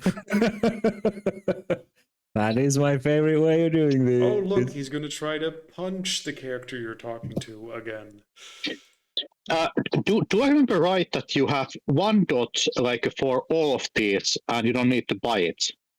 Yes, that's You- what we you just, gathered. yeah. Oh, that's true. Okay, so you okay, You okay, always okay, have 1 okay. dot in all of them, and that's just the default. And then you See, I was counting that Remember. 1 dot. No. I was trying to go like I need 6, but I need 1 in everything. So that those ones are subtracted from the 6. No, Oh. you add that- 6. Okay, cool. That's that'll be 1, 2, 3. So in the thing you're good at, you should be above average in a bunch of stuff. Yeah. And in the thing you're bad at, you're average at best. Yeah. Makes sense. Okay. Yes. Yes. That Yes. helps a lot. Wouldn't make sense to be like, I've trained and I'm ready to kick some ass. I am subpar in everything. I'm just I a mean- 12-year-old kid. Yeah, with the stats of a 33, the same stats as a 35-year-old who spent 10 years in army. I can do that. The dice game with these numbers, cool. Okay. Oh, no ability. No ability higher than 3 at this rate. I'm Ah, at the yes. step 3. Is there like bird noises? Are you in the yard? Me? Yes, I'm here. I'm on the backyard, like with my laptop. Okay, because there's a bunch of bird noises. Any chance you can turn on like Discord's Okay, noise filtering? absolutely. Yeah. I didn't think that you could like hear it. Okay. Oh, now I need didn't. to- I didn't mean I mute lost so the, much, but I'm pretty sure the noise filtering should be able to get it. But it's fine. Don't worry about it. Choose attributes. Next. Okay, here you can allocate 6 points on one category, 4 on another, and 3 to the last. Okay, cool. 4. Mm-hmm. All right. Meanwhile, I 4. the next step. 5 backgrounds. Mm-hmm. Wait, I mean, and they're there just are no general that many. categories. All right. Let me know if you're not yet done with that. Done. Okay, I'm trying with the attributes. Do we go to abilities next? After you're done with attributes, we move on to abilities. Good. Miro, Anders, say when you're Yeah. done. Done. Yeah. Okay, if everyone's done, then we move on. I'm to not abilities. overthinking this. I'm gonna do No, this. just plop it in there and be like, Yeah, that seems like a exactly. guy. Next up, we have abilities, and it also prioritizes, pick your favorite skills, talents, knowledge, and then you also do the same filling in, and then you have 11 dots, 7 dots, and 4 dots. Ooh. So if we take my Mr. Temp, 11 dots, except, abilities start with 0 as a max. So Cool. Yeah. so you fill in 11 and then 7 and then 4, depending on which is your favorite category and column. Ooh. Are you filling in the temp one right now? I shouldn't be. I gave you one with your name. So I thought you were in that one. Yeah, I'm doing the temp one. It was actually, it opened up like straight away when I opened the site. So Yeah, that's That because was the I one. was Just an working in example. there, and I gave you one with your Okay. name. Hold on. Because if I'm doing that one as an example, I'll remove the rights from temp for the purpose of confusion. 7 dots, 11 dots. Was there a And max open- for skills? How many Yeah. ability? 3. Oh, Max 3. No ability higher than 3 at this stage. well, fuck. Can't do that say that? specialized characters. No ability. No, it's right but after I'm it. like, Stage. Oh, you're right. It just says okay. that. Yeah. Choose talent, skills, knowledges. But I find it funny that it just sort of plops those numbers in there and it expects you to figure out that you're supposed to fill in that many dots. I mean, it's Yeah, possible, compare. but still. You're comparing to, okay, you can dilute time or not. Also, Yeah. here are these magical 10-sided magic rocks. Like, okay, Ooh. and then just random numbers, figure it out. Yeah, there's just. Okay, so what about this part, creating a character? Yeah, the half of a sentence. Not even. A disguised part of a sentence. I need more to drink. BRB, or I'll listen in anyway. Yes. Anyway, I do have my 11, abilities 7, to 4. set up anyway. Yeah.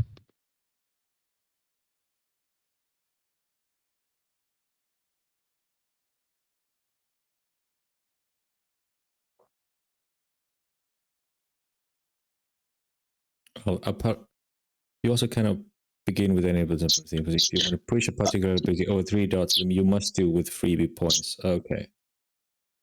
Okay, so these aren't the finalized. Like you get stuff later. You experience more and grow. Yes. At least that's what I also read from. No ability higher than 3 at this stage. Okay. Oh no, I'm out of lime juice. I have to use citron or lemon for my phonic. You mean you GT. don't just buy bulk lemon juice? Not bulk, just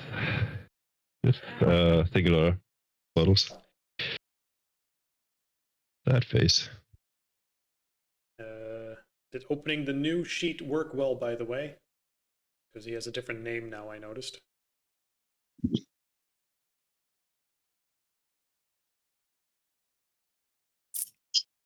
I'm gonna be. You're still muted. such- yeah, it should be fine. Okay. This is like one of my like those games where you like have so many skills Mhm. and you either like a somehow naturally you put 1 point in many and then you cannot do anything basically. Yeah, kind of. Well, I have a mental block of not leaving anything that is like normal to be 0, like a drive, for example, or etiquette. Like anybody should have at least once.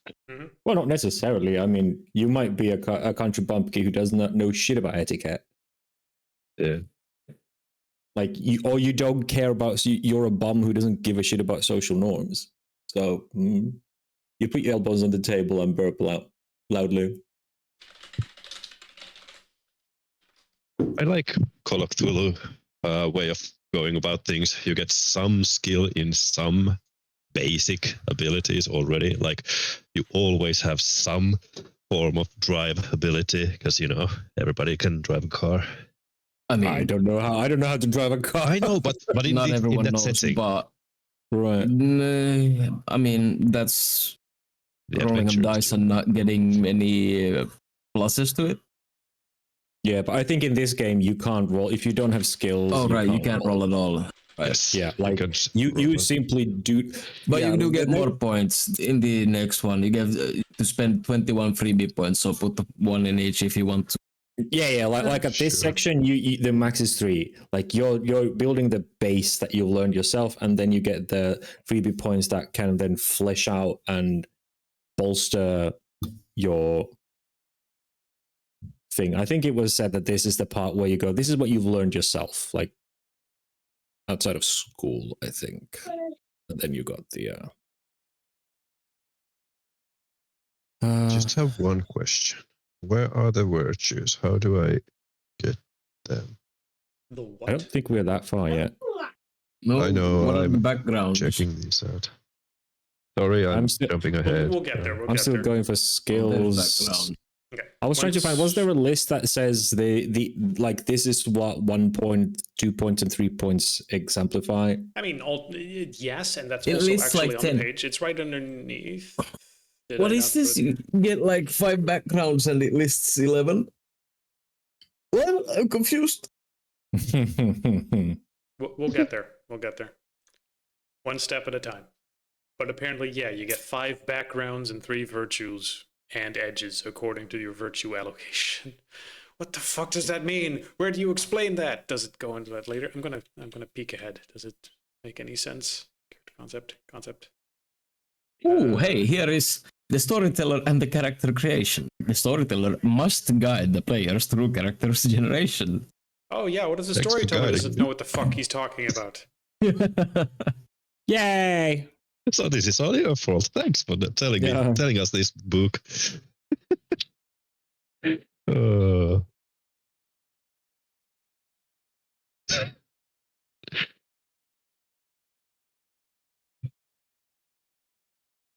This is okay.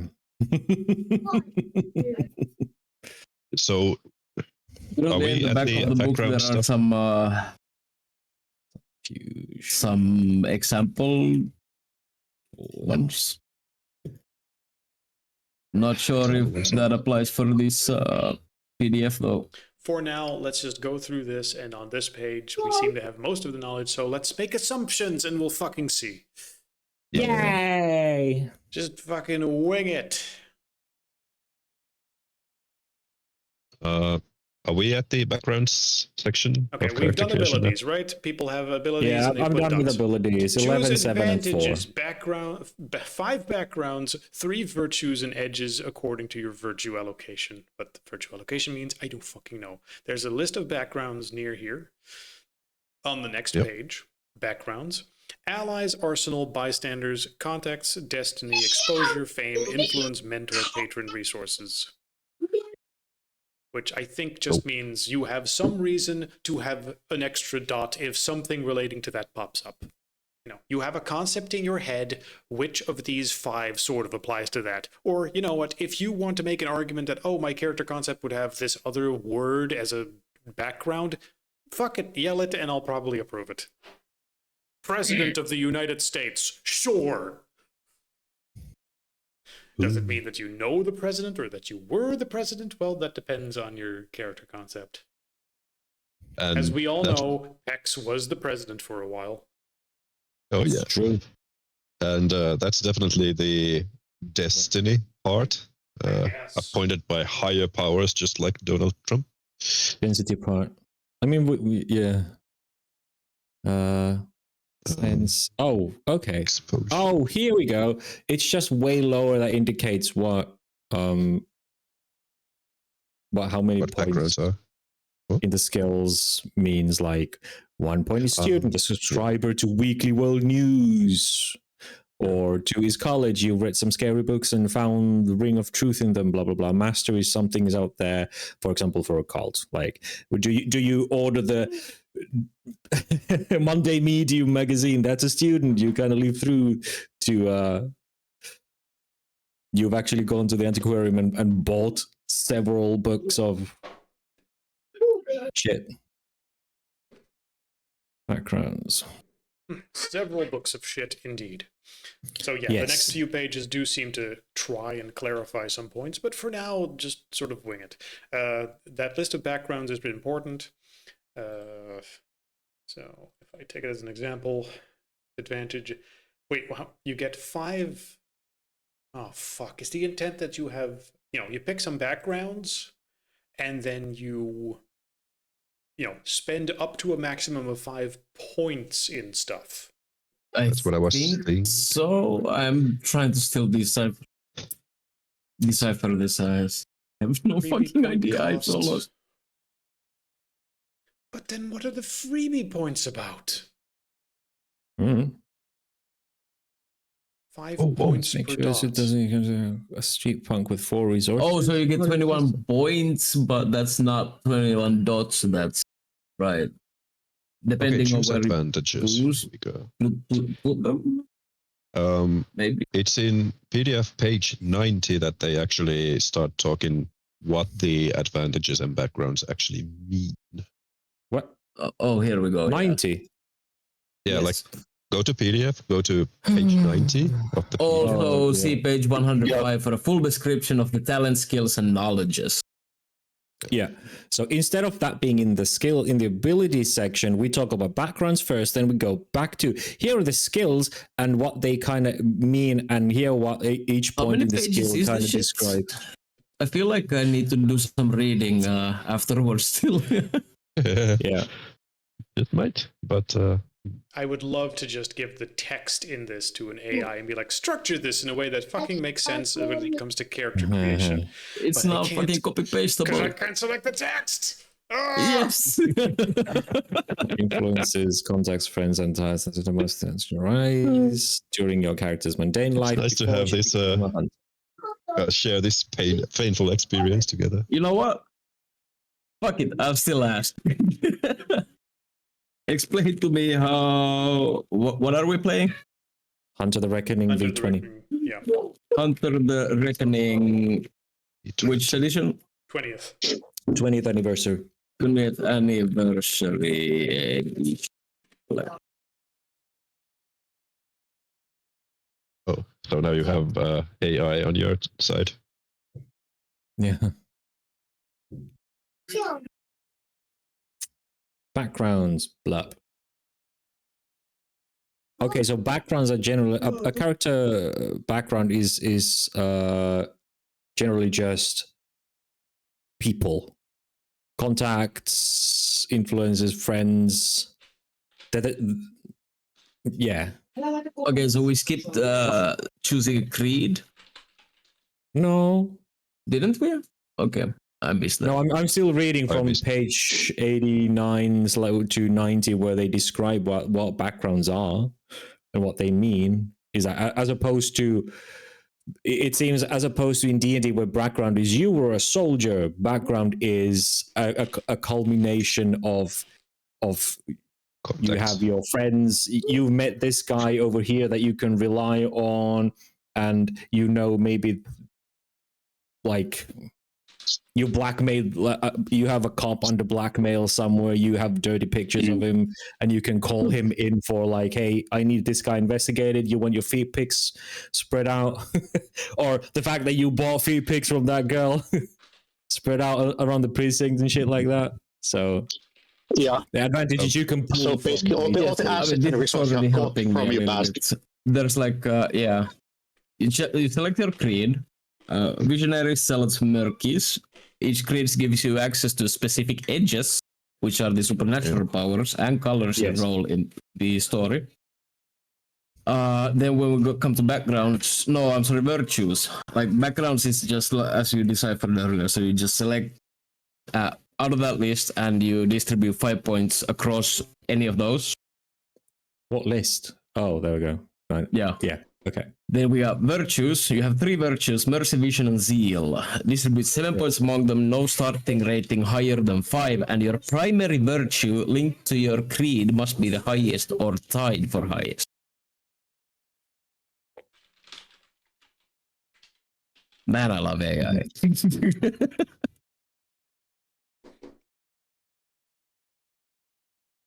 What are edges though? Supernatural powers. There's a list of those too. Yeah. You start with 1 edge at level 1 tied to your creed. Edge. We're all Every hunter edging. is edging in one time. Okay, were these lost creeds or whatever they were? Detailed on page 100. Lost creeds. Okay, so what were creeds again? Creeds are. They just named creed trigger. Okay. Yeah, there's also That's a like- list. Defense, innocence, judge. Subclass. Hermit. Defense, is definitely innocence, martyrdom. judgment, martyrdom, Or redemption, class, basically, vengeance, actually. visionary. Yeah, and in the player's guide, you get two more like wayward and hermit. Right, and those Which seem ex- like the kind of thing that Hmm. another system might tie abilities to. So I would expect. And this one does as well. These are the classes. Okay, so it looked like it. So there's a and it core is. belief system, a philosophical approaches how to approach the supernatural. Yeah. Yeah. So You know what? classes. You know what? I'm gonna just go to the wiki. So the archetype basically, they have your classes basically. Yeah, well, basically. Although your concept is your archetype and your class, and your creed is just your like D&D style class that you have certain abilities from. Like, are you someone who questions stuff and seeks information? Are you a redeemer? Are you a judger? Oh, I judge the fuck out of them. Yeah, it. Say what you want about 5th edition, but the player handbook had a good structure for. I haven't read the Getting you 5th started edition with of stuff. this, but No, 5th edition, as in D&D 5th edition. D&D. Oh, yes. So far, that one was much more concise, and like you had things neatly sectioned in. I guess that it has learned from this older game, so this actually shows its age. Yeah, Oh, yeah, I yeah, guess. in absolutely. that way. I Yeah. don't know, maybe people were just different in that time. Like they had a casual 3 hours to just read this book front to back and then read it 2 more times and understand it. Okay. Were So we just virtues. fucking backwards back then? We weren't backwards back then, were we? Where we would just start reading and then bounce around a book with bookmarks. Like, oh, they're referring to creeds. Now go to chapter creeds, labeled as something completely different. That, or we Those are just put up with it. subclasses. Let's see, creeds, powers. So each of the Edge. creeds adheres to a virtue, which is called its primary virtue. Mm-hmm. So virtues are classes, creeds are subclasses. If I Oh, understand. cool. Zeal, vision, and mercy. Where's a list of virtues then? I can't fucking find them. There's so much vir- lore about this shit. Virtues, more information on virtues provided on 127.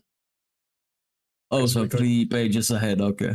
1, Yes. 2, 7. The thing that's more important is once again ahead. Yeah, it's like here are descriptions of these things. Jump several pages ahead, then come back to check where these other things are, and then jump back ahead and come back as we describe on and on. Oh, Sorry, you know what what? page did you say? 157? 1, 2, 7. 27. 127. Yes. You know what books were really popular at the time?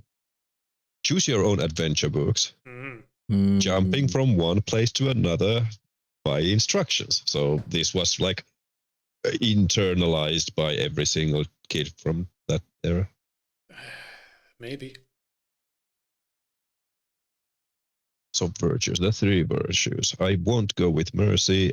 I won't go with vision. There's Zeal. Yep, I'm in. Yeah, for me, it depends on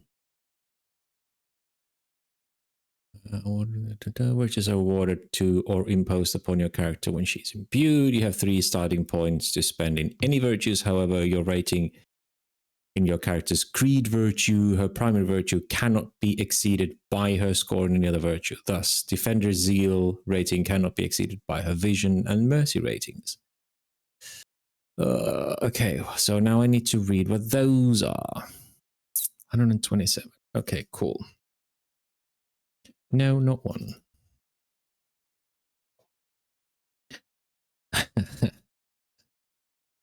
Oh no. Okay, 127. Here we go, virtues.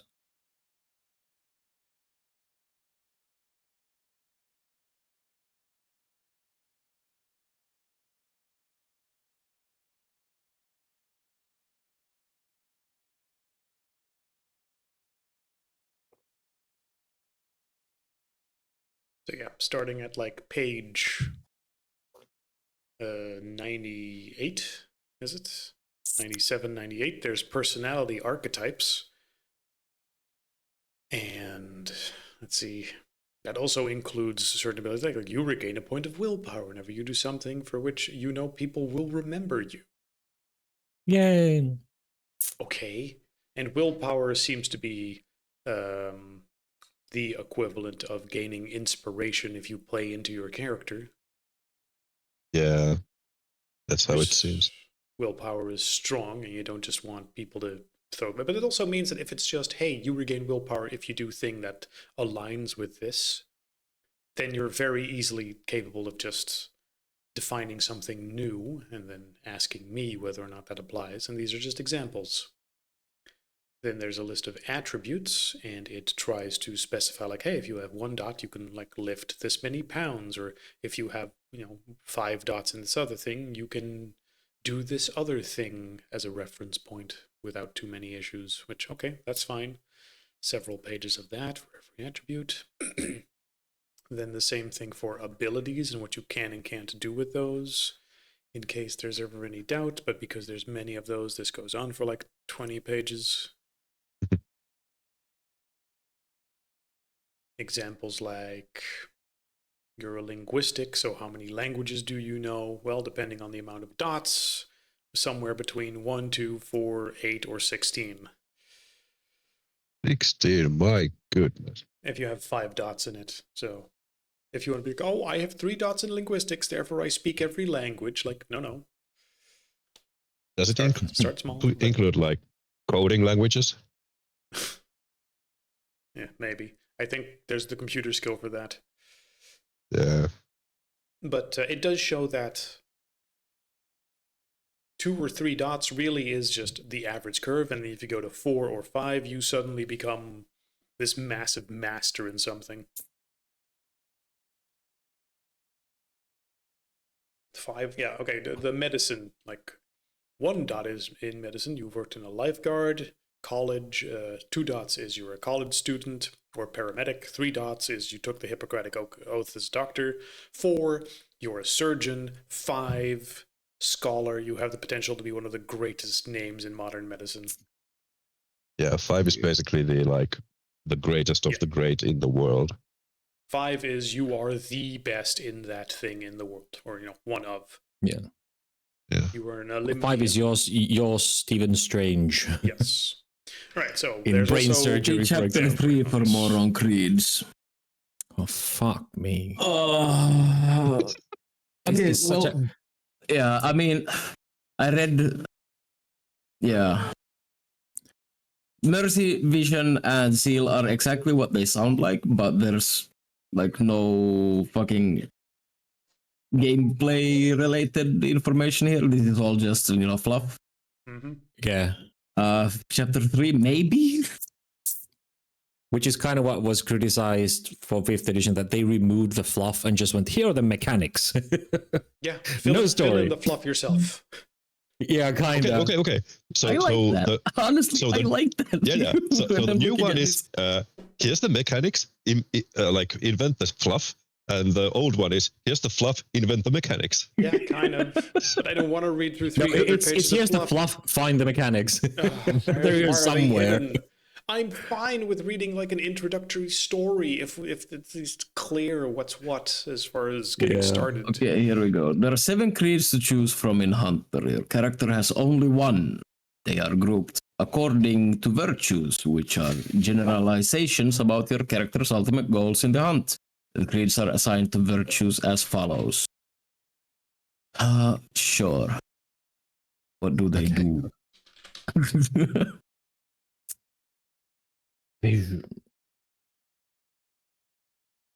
Let's see, what page are virtues and creeds? That's I'm at 64 right now. I'm trying to figure out if I'm on the right page or not. 64? Chapter 3, Hunter's Creed character types. Why are these first? It's like first you need to understand every system in the game. No, I think what I should have done is to use my fucking week while I'm sick and laying on the sofa to actually read this fucking book, just cover well, to we cover. Well, we didn't really had an- decide on this to be certain. Yeah. Because this thing is so fucking dense and all over the place, you look at it and go, well, that doesn't seem like the player's handbook. Okay, here's They had a another player's handbook, interesting. didn't they? There's a player's guide. It was fluff. Yeah, Yeah, the, but the the player's guide literally guide has was two story. two. The guide guide is all has fluff. well, it's not really all fluff, but it's got like 2 new creeds and then yeah, okay. new ways of building your character, Okay. but not the basic rules. Yeah, that was- of That was that one. I see. Okay. yeah. So like I'm- Vision, for example, only I think has 1 creed in the basic book, and then Player's Guide brings out Hermit, which is another visionary. What the fuck is this? Oh my goodness. Okay. I opened the Hunter Survival Guide just for checking out like the table of contents on these books, see if there's something we're missing. And prologue: starting a family. Okay, yeah, probably not this one.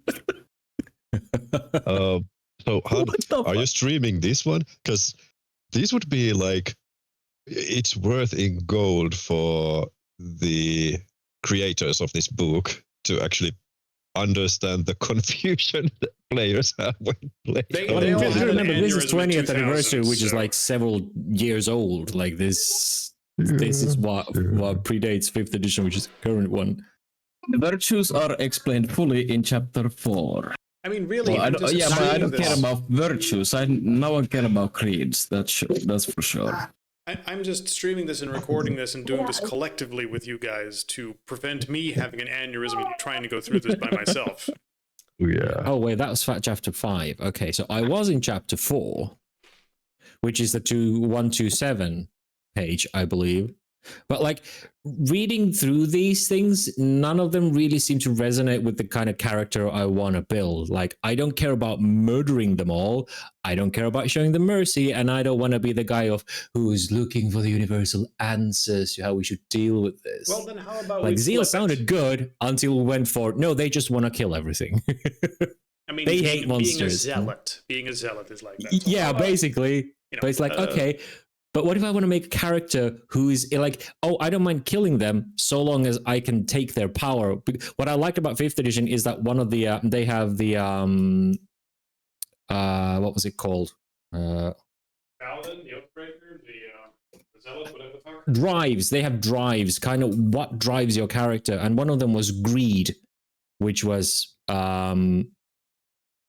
basically you want what the monsters have. You feel it unfair that they have something and you want them, or jealousy, which is you want to steal their source of power. Like it's unfair that they get to rule the world and you want to take that for you. And I'm trying to read through the virtues of this edition and none of them seem to even consider the concept of a character who's not there to kill the monsters as much as you want to take their place maybe or use their power against them.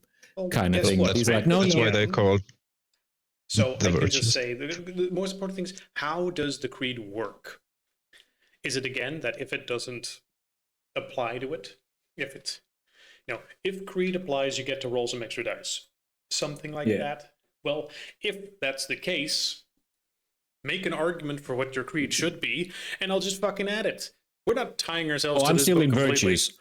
I'm still going through virtues. Yeah, well, because the okay. virtues dictate the creeds.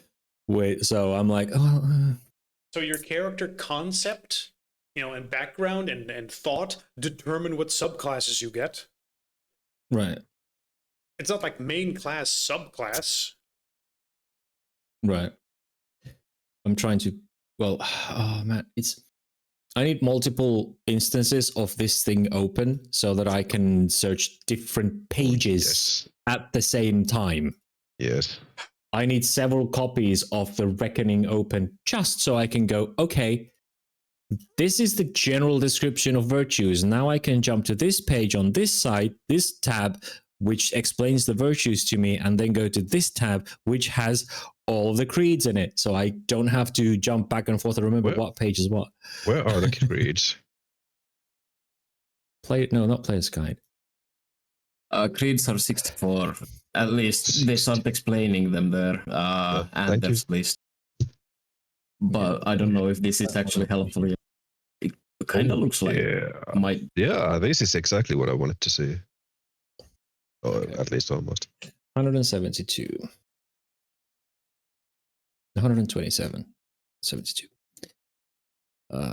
Virtues. There we have virtues. Yeah. Remember to mercy. put notes in the Roll20 smorgasbord of notes that we're keeping if you have a specific thing that you think is important to keep track of, like what page's character creation is on, because that's sort of a big deal. I mean, character creation is on pages All over the fucking like place. 17. 17 different pages. Yeah. It's Honestly, just so funny how. If it's 7 and we're still just bouncing around this shit, I'm gonna try to open up a little test adventure and just throw you in and see what the fuck happens. But I want my powers. I want to cast something. Well, then you can look up what the fuck you do as your character stumbles to figure out who the fuck they are. But for that, I need to choose my virtue and my creed. You and... all get bashed in the 60. head in a car accident and forget all sorts of things about yourself as you go about your adventure. Okay, I Why summon are ancestral creeds- ghost. Why are creeds at page chapter 3, the Hunter's Creed, character types 60, but virtues are at 127? Yeah, indeed. Like, Please why? don't ask questions. Like, these things are dictated by virtues, which are half a book away from this chapter. Here are the subclasses. You need to use that, which are dictated by the classes half a book later. Thanks. Oh my goodness, fucking God. Redeemers. Oh, I remember how powerful the Redeemer was in Hunter the Reckoning, the Redeemer. Oh, cool. I don't want to play that. I don't want to be OP. Yeah, goodbye, virtue. Her creed means which way she hopefully hopes to fulfill the goal. Okay.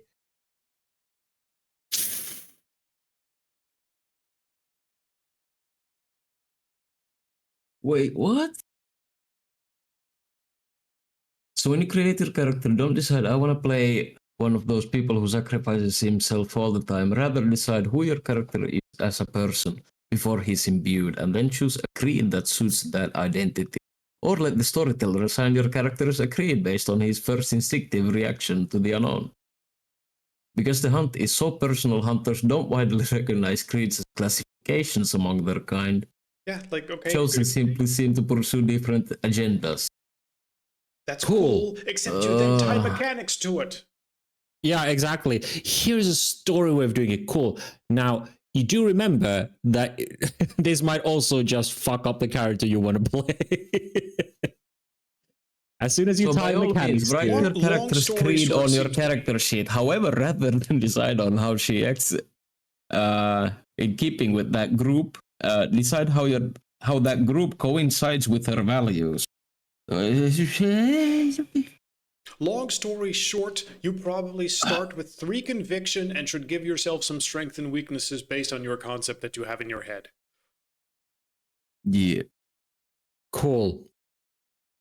Yeah, there's no mechanics to Like any one of of this. those Is this people- all just fluff? It does feel that way. Yeah. Oh, a here lot we of go. it- a lot of this book is- Here we go. Okay. So, innocence. That's a thing, right? Apparently so. That is Creed of Mercy.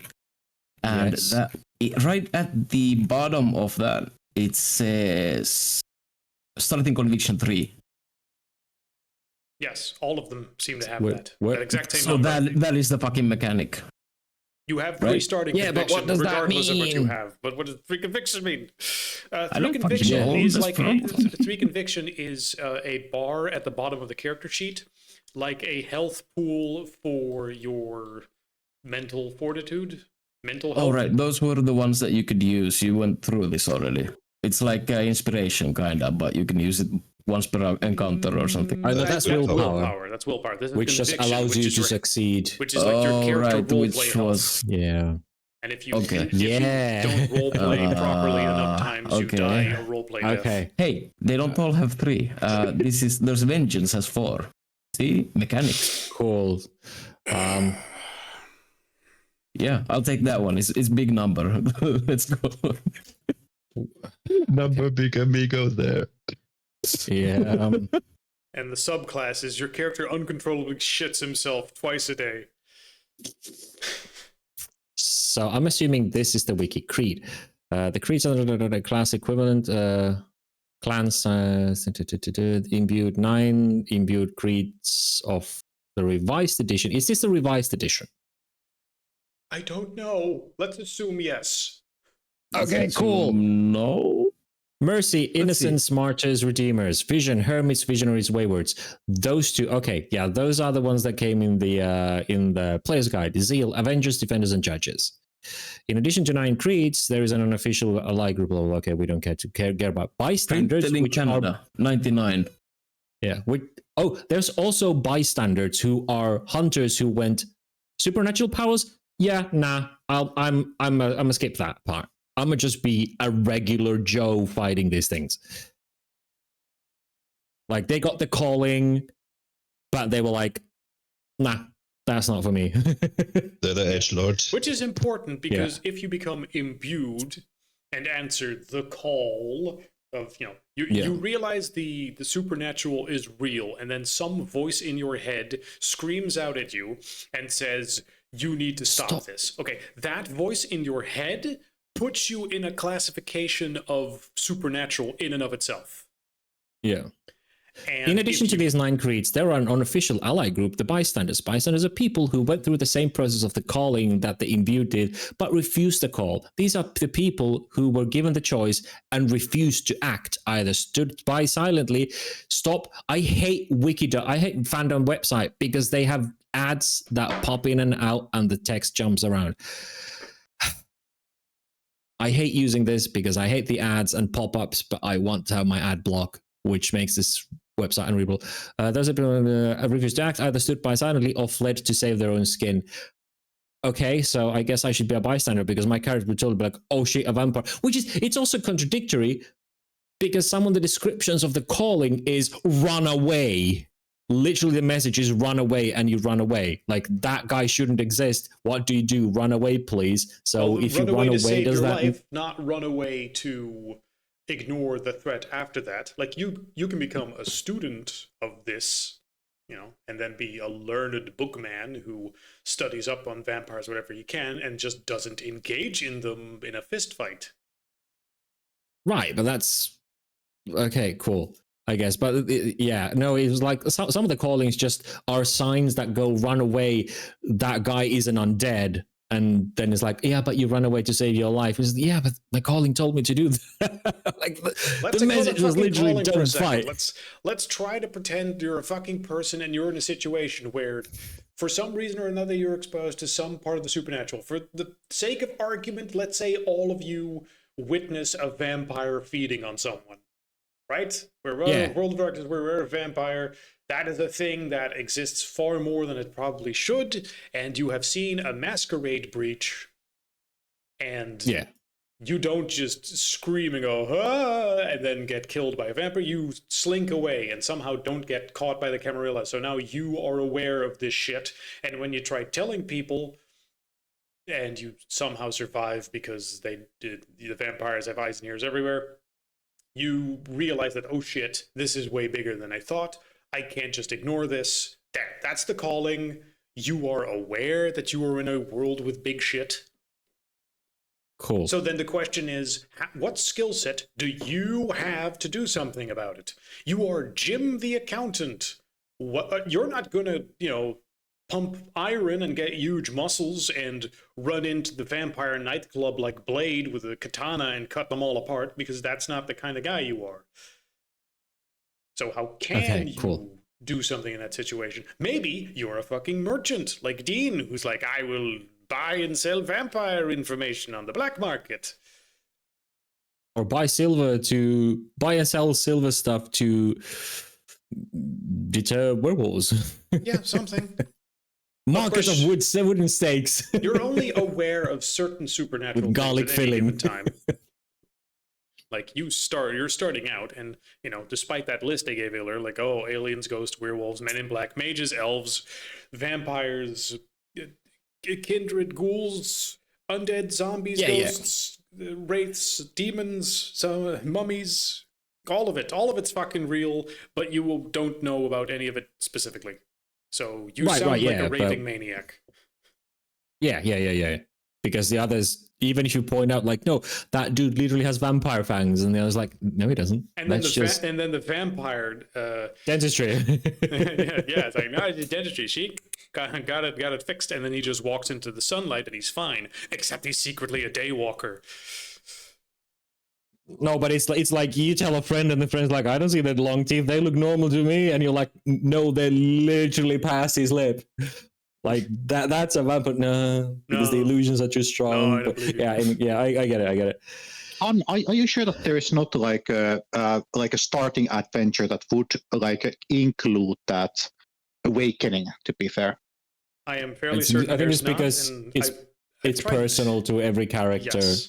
It's supposed to be we started out as the imbued, and it's supposed to be like, this is what made you the kind of hunter you are, because it also, I think, strengthens certain aspects of you, which is kind of where the virtues come in, is that appeal, Yeah, that on aspect of your page personality is, 147 we get like that aspect of you age got strengthened. names. Following are descriptions of the powers available to hunters. Yeah.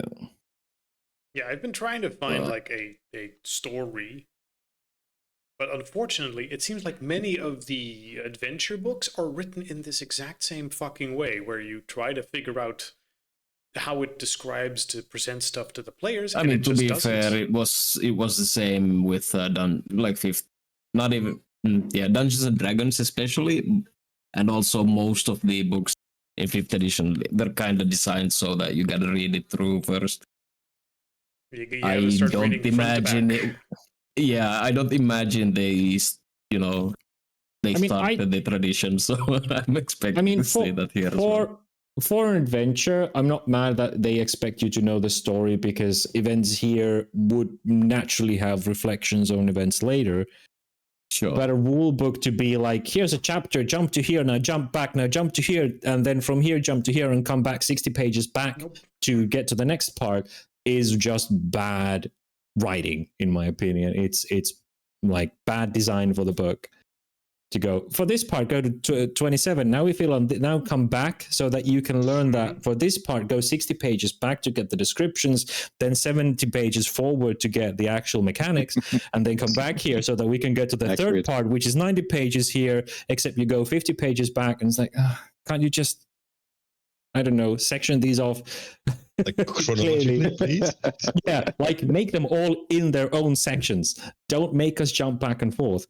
Sure, in a physical book, probably easier when you can just like quickly leaf through them, and a PDF that isn't even real text or like a text document but just pictures. It makes it a bit difficult, but I don't know. This is a frustrating book to read. Yes. Really frustrating so far. And then the question is, all right, let's say we decide, okay, we've got the basics of a character. We think we vaguely know how this shit works. We'll figure it out from here. And then the next step is, okay, so what adventure? I have what I think is an adventure for starting stuff. Of course, it's 5th, but then I'm pretty sure I can smooth out the edges where I encounter them.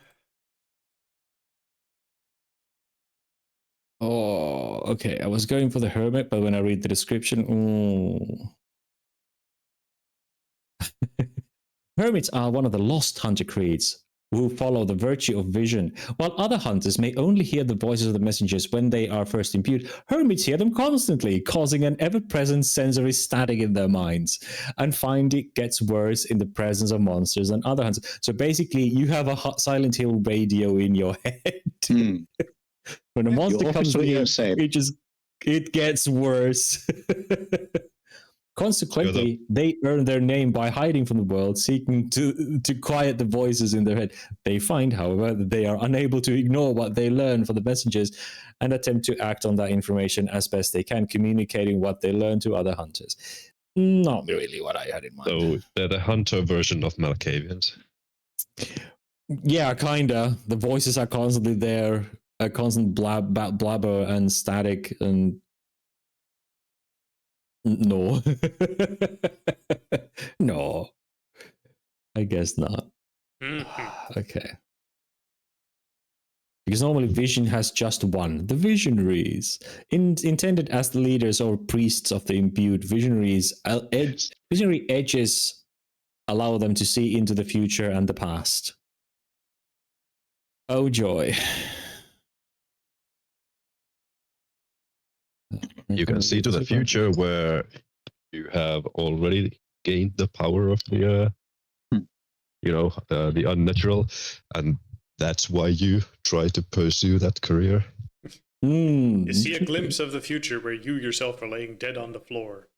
So you try and take action where that doesn't happen, and then you realize, oh shit, that resulted in me being dead in that vision like in 20 years instead. Yeah. Waywards are one of the lost hunter creeds who follow the virtue of vision. Waywards are united by a common belief: the supernatural should be destroyed utterly, no matter the cost. Being children of vision, they are given to planning and deliberation in reaching their goals, but these goals will always be focused on death and destruction, and a typical Wayward will think little of inflicting massive mortal casualties if they can successfully destroy a vampire or warlock. All Waywards are deranged. Some, however, are able to hide it, masquerading as Avengers. Wayward has a component of the second sight perpetually switched on, the component that allows them to detect the presence of monsters and can never turn it off. The protective effects of second sight must be activated by Wayward in the same fashion as other imbued. As a result, they can never possess edges that would allow them to distinguish anything about a monster, such as discern, witness, or illuminate. I decided that I'm going to have a character at first who hasn't been awakened yet. And then when I see something or meet something that's supernatural, then I'm going to just pick my creed, most likely Redeemer, and then I'm gonna gain my edges, the powers, and put the convictions. But at this point, my guy is just a normal guy out of prison. Did 5 years for being a quite successful art forger. Has some reputation about it. Has some contacts from in the underworld in the gray shade of the things, and he's broke. He's out of prison. He cannot find a job, and that's my guy at this point. Yeah. I cannot I need to read at least a few pages of the book to understand more than that. What I'm thinking is I'm creating a joke character for testing, but after a while when I actually start to understand the rules and have actually read most of the PDF probably, then I'll create the actual meaty character I was thinking about earlier, and actually create some fluff around that guy. Mm-hmm. Otherwise, it's gonna take too much of an effort to create one of those, the joked character, or it's gonna be oh no, halfway through with the meaty character, I don't want to play it, and I don't want to rebrand it either. So it's easier to just create a joke character, let it die a cinematic death or something, and then just get to the other character. Yeah.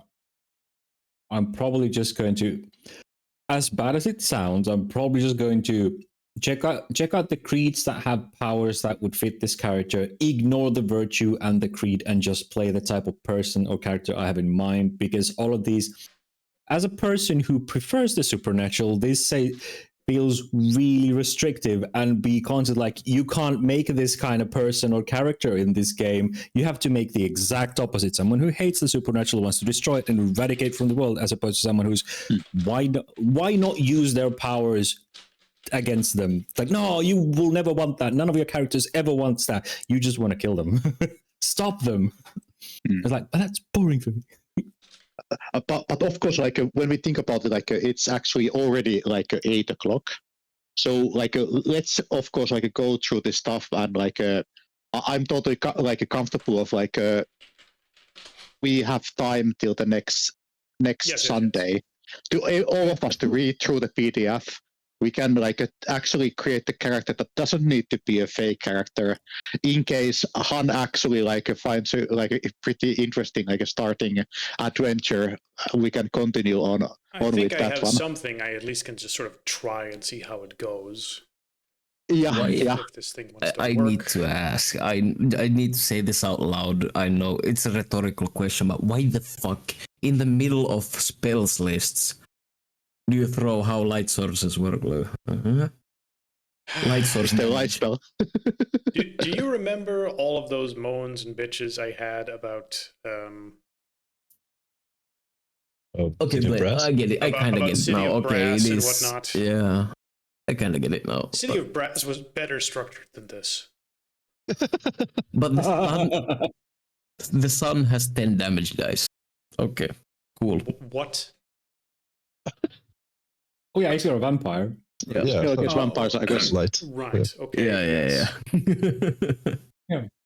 Why did they? And if feel you the can need somehow, to if you put can that in the somehow middle of this? conjure, then So a match has 1 damage dice, and yeah, And the sun does 10. and the sun does 10. yeah. Was it 10 per round or whatever? 10 per turn. Yes. But for the purpose of just very quickly sort of conceptualizing a character in our head,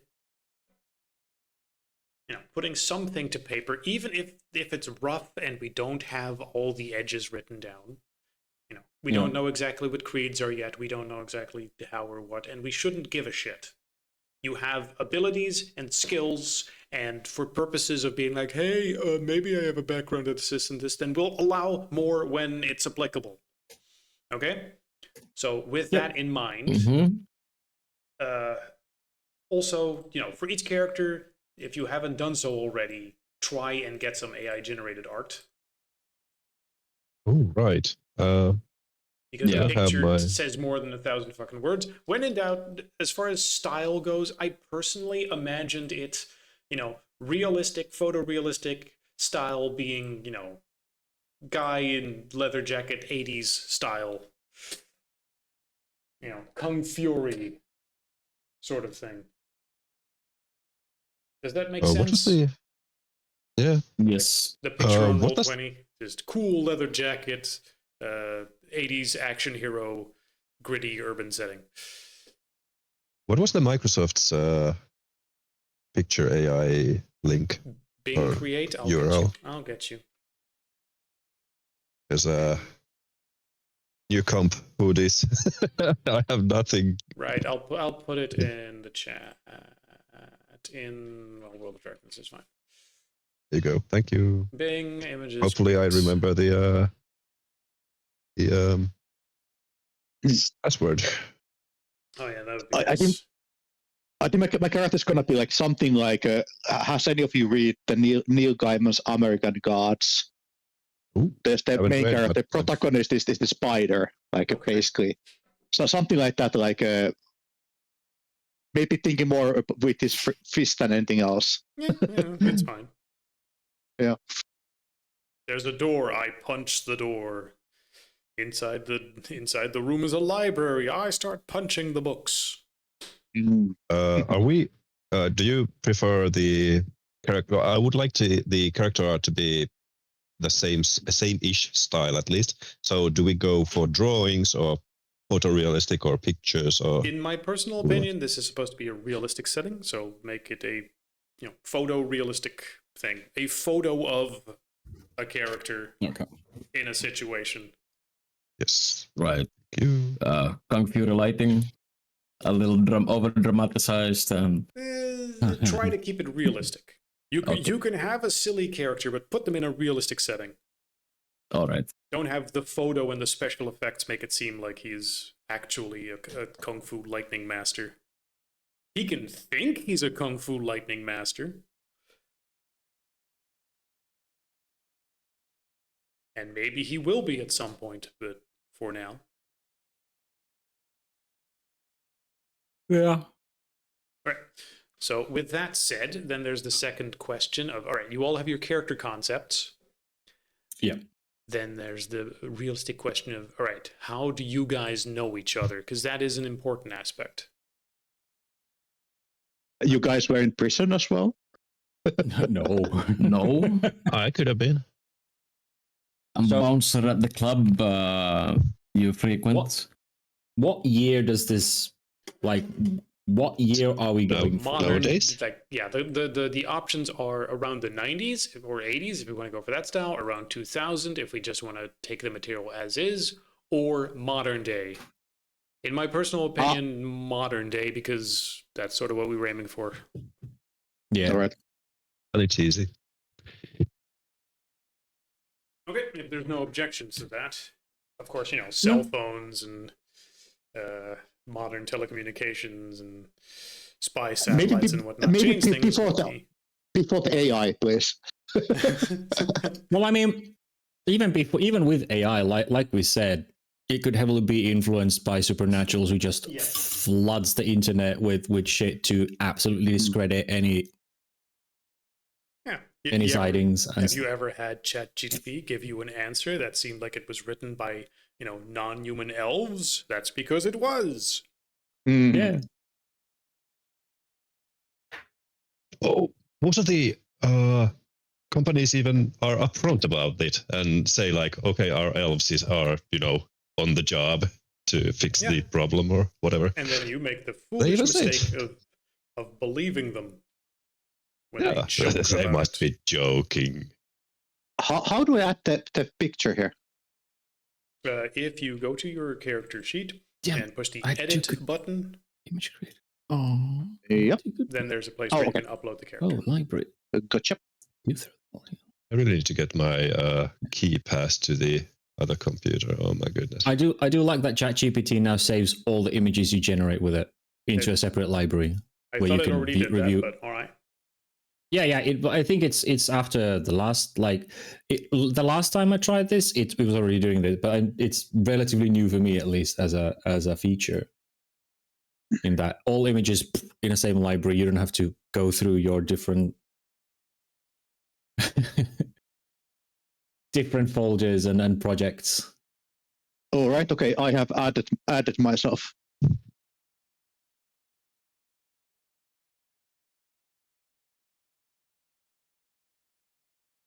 Okay. And let me just zoom in a bit. Good, because why? Is that just the rock? No. Okay. No, it's not the rock. Oh, I want to see it. Straight from ChatGPT. Everyone quickly give me your thing, and then the question is, how do your characters know each other? And it has to probably be something where you are also all collectively, either by chance or otherwise, are looking for clues to the supernatural that you then feel the calling to go deal with. The call to adventure, except you're not meeting in a tavern. I mean, fuck, you could just all be you meet in a tavern where you all start drinking. Oh, have you heard about an adventure that needs doing? Yes. As a very Wrong short game. man Wrong with a game. beard approaches you and says, I will pay you 20 ancient Roman gold coins if you take this cart of goods with horse and buggy. Yes, you have to travel with horse and buggy.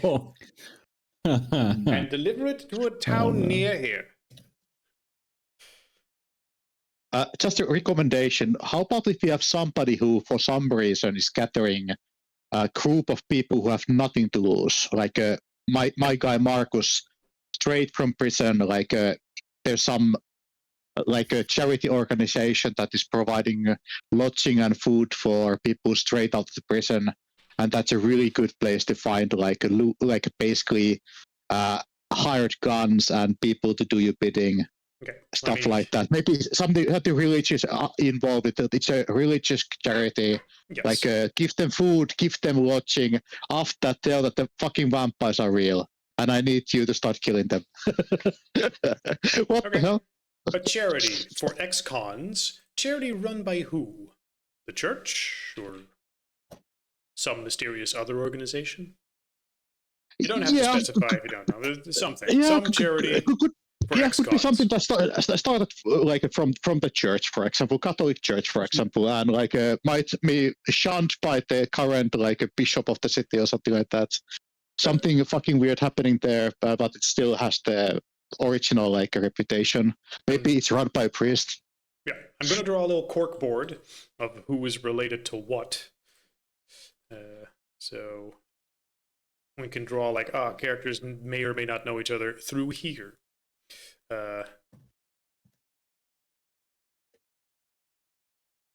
What's your character called? Come on. I'm Marcus Shaw. Yes. Do give me a character name that's just a name of a person. So first name, last name. And then we gotta try to connect how they know each other. And we're gonna assume that at some point they reveal to each other like, yeah, man, the supernatural's real. Yeah, it is real. You saw it too? Yeah, I saw this other shit. Holy fuck, yeah, we need to deal with that, right? Yeah. Oh my god, did you hear about this thing? We should go deal with that. Yeah, we should go deal with that. All right, and that's how the adventure gets started. The only question is how exactly the details work. I think I broke ChatGPT broke. It stopped creating images and it's like, okay, here's a description of your character and internet searches. I'm like, no, generate the picture, please. Oh, okay. That's fine. I had search on. Yeah, you gotta be a little careful with that. All right, I'm also putting them here, and as soon as we have all of them, I have something for now, but I'm trying to make something other than a black background with it. Background. Get a bit of a modern cityscape view on in. What are we creating right now? your character image, Right. and then Images. how they're related But to I each other. don't know my character. Then I'll go to Bing for you and be like, big muscled guy, or whatever. Thank you. What stats did you have? Big. It's just pecs. It's just pecs. Well, remember, you're recently imbued, so photo of a muscled 60-year-old man with sunglasses and a wizard hat. Let's not go No, one no, to no, one, no, silly. No. Yeah, not too silly. I'm Bandana. generating something. No, that was that was funny. but- Sunglasses and bandana. I am generating something. Big Good. bulging muscles. Yeah, this is exactly what I was looking for. What would the fuck? be its Oh. weapon of choice or way of choice of dealing with things? This is so fucking Okay, wrong. it's always better when it comes from you and you share it. So upload it to the thing and we'll just see. This is so fucking wrong. Yeah. That's try to make it a little bit more realistic, maybe. Oh, I'm sorry. I'll add realistic. Use another point. Like you do try to put them in a setting. Like the one is a mug shot, so that sort of works. But try to be like in a field, in an alley, doing a thing. Otherwise, it tends to become sort of a caricature photo. Oh yeah. Okay. Han, can you see my picture? Yes, My I can see character's them. You picture. want me to put it in the thing for you? Yeah, because I've exceeded my limit. Really? You can just, you can put it in Roll20. That's what I'm talking about. You want me to put it in Roll20 for you? You need to, because I tried to put it to my character sheet and even that failed. So What limit did you reach? I used to have pro, and then I have too much stuff in there, and Peter now I Gunn- don't have pro. What? Okay. That's a little Yeah, odd. I mean, you know what? These aren't much better. Ew, that's disgusting. What are you using? Yeah, give us your prompt. Why are his pecs censored. Like they're blurry. A photo of a 60-year-old nerd bodybuilder with a big white beard working as a bouncer outside of a club. Realistic. How is that realistic? Totally realistic expectations, at least. I don't know. I don't know. It seems to be struggling.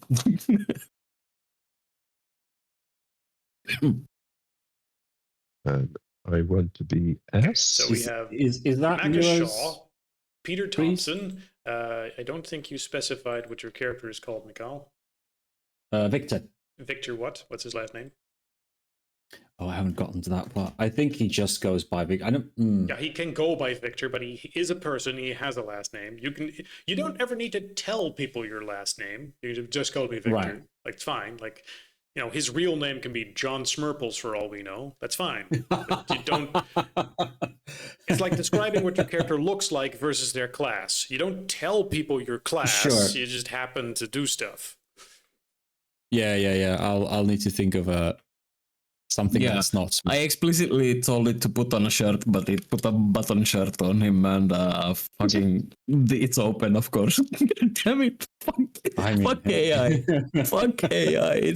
It's all porn. You need to be It's wrangle. all. Mine isn't. Have you Why is yours? have you watched the YouTube channel like Does It Kill? Like the guys who are like testing like sports and stuff like that. One of the guys look just like this guy, except he has a suit on, or at least the vest.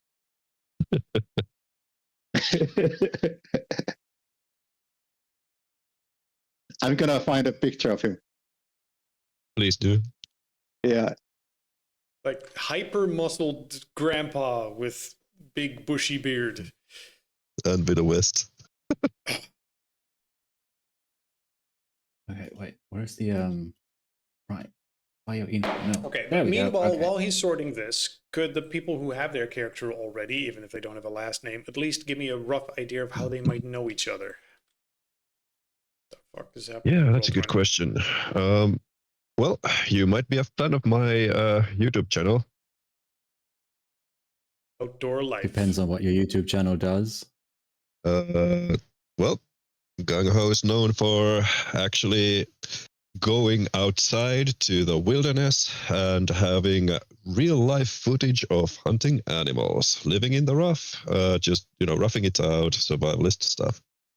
We're here to do some Is it- survival. Sees a deer running. Hold on. Pulls out. It's coming. Hey, he's heading Pulls straight out on us. Yeah, pulls out anti-material rifle. It's coming right for us. Is he ever without his shirt? Might be. Okay. During the mornings, probably if it's On the stream, or on his or- videos. Yeah. If it's a warm day, he might be. Okay, yeah. He gets more Yeah, views no. if he's shirtless. Then Victor might have watched, and that's the one he comments. Like, oh Okay, yeah, I so watched the let me video. just- All right. Well, okay. Let me just write that one down as shirtless YouTube vids Shirtless hunting YouTube. makes. No, okay. Let's just say do makes. you ever hunting talk videos. about, like, make jokes or allude to hunting supernatural, like Bigfoot or something like that? Oh yeah, definitely. Like, we might even get into run into Bigfoot around here, or something. But it's a joke. And, It's and definitely you've a joke. seen those videos of his, right? Yeah. It's on YouTube. Yeah. Okay. Yeah. How would Macus watch those kind of videos, or because people I probably do have have more some than one fame. aspect where they know each other. So, and then Yeah, there's the definitely. charity for the ex-cons. Is anyone involved with that? I sort of feel like Pex might be. Oh, Um, definitely. Peter might be. Victor might have been involved in that if they would the charity make orders for clothes, Probably. like help clothing them or patch up secondhand shit? Also, Then they Victor probably might have need in his- employees, and cons need places to work. So go work in this not sweatshop. Yep. Right. I think more like Victor Learn might be skill. there to help fix their shirts, or yeah, maybe he's been giving sewing classes to like here's how you fix your clothes so you don't look shit. Clothing job. Okay. Like a help to get into a job interview. Don't look like shit. Yeah, kind of like that. Yeah, I'll say help touch up clothing. your clothes. Yeah, basically. Okay. You're basically mongrel, I guess. Yeah, basically. Yeah. It's fine. I already said, like, hey, if you want to just transpose these from one thing to another, that is perfectly fine. Like, we're trying to find our footing here. Yeah, indeed. Okay. Indeed. Meanwhile, did you get a photo of Muscle Grandpa? Or No, that was latest one is still the best one. stop adding porn tags. Okay, take that one for now until we can figure I something mean, out. All right. is And this then big- is this any better? Let me check. Why No, are it's they not. all like this? What tags are you adding? I'm not adding it. Oh, It's probably. this- I would personally is go this for better? this. I would personally go for the second one, but no, that one. The lighting looks unrealistic in that one. But oh, shame. How about this one? hold on, I'm opening this. Are these and I- ChatGPT pictures? No, this is Bing. Oh, okay, that explains it. Let me I'm let's see not what using my ChatGPT chat- can do. I'm not using my chat GPT points for this. I I'm mean, gonna get these banned people, for this stuff. these people look like they're like they can't fit into their skin and they're about to burst. They look like the Bogdanov twins, where they've just had so much plastic surgery done to their body, except instead of their face, it's like all muscles that they've had altered. Wait, so you're gonna get banned over these from where? I'm showing these pictures on the Kick stream. Oh, I thought kick the light for everything. Oh, it's okay with a lot of stuff. But I mean, good lord, man. These feel so wrong, which is probably that we need to use them. If you're asking me, use the one where he's ripping out of the white shirt. Like he's the fucking 60-year-old Hulk. Either way, more importantly, does he happen to be an ex-con? Like, did he get that swole in prison? That wasn't the plan, but I Okay, mean, well, sure, why not? But like Does he 20 years ago? Does he work with Mongrel's clothing store? Because he constantly needs new clothes because he keeps ripping out of them. Yes. Sure. Thank you. You That's get pretty a you get a discount. Thank you. That is so much better. Holy fuck. Okay, and just to check, does Peter Thompson also buy special hunting clothing? Oh yes, Okay, yes. so yes, he's yes. probably also associated with the clothing industry. Cool. Yeah. All right, that means we have a central point Oh, that people oh, probably or know maybe each they- other. Maybe they want to like, of course I want to get a sponsorship, so maybe they sponsor me. Oh, yes. No, Victor, like the reason Victor works with the convicts is, and he will tell this to even this guy is like, just so you know, I'm just doing this for the cash. Oh, that was actually super realistic. Yeah, he's like no, he's not in any way, shape, or form rich enough to sponsor anyone. He's really starved on cash. He's taking any job he can to make an income. So what's his real name? Because his name isn't Pex. He can be called Pex, but he has a real name. Yeah. Peter Everett Xavier. That's why he's Pex. Does he have to have an open shirt? No, I like the last one. I really like the last Okay. picture. The last Whoever- one being the one Miko posted. Yes, Black I one. really. The black, That is kind of that is what I was aiming for pretty much. And then Bing was like, "Oh, you want You want porn? papers? You want porn?" It has the Soft problem point. has to be on your end because apparently it's possible to generate something like this. Well, this is What's his name? ChatGPT. That's big. Oh, okay. Well, all right. That explains a few things. I Yeah, suppose. this is ChatGPT Peter- 5.40. Okay, Peter Johnson until you give him a different name. No, Peter no, no. Okay, yeah. X Johnson. Feel free to edit name at any time. Wait, we have Peter Thompson and Peter Johnson. No. I'm editing my name.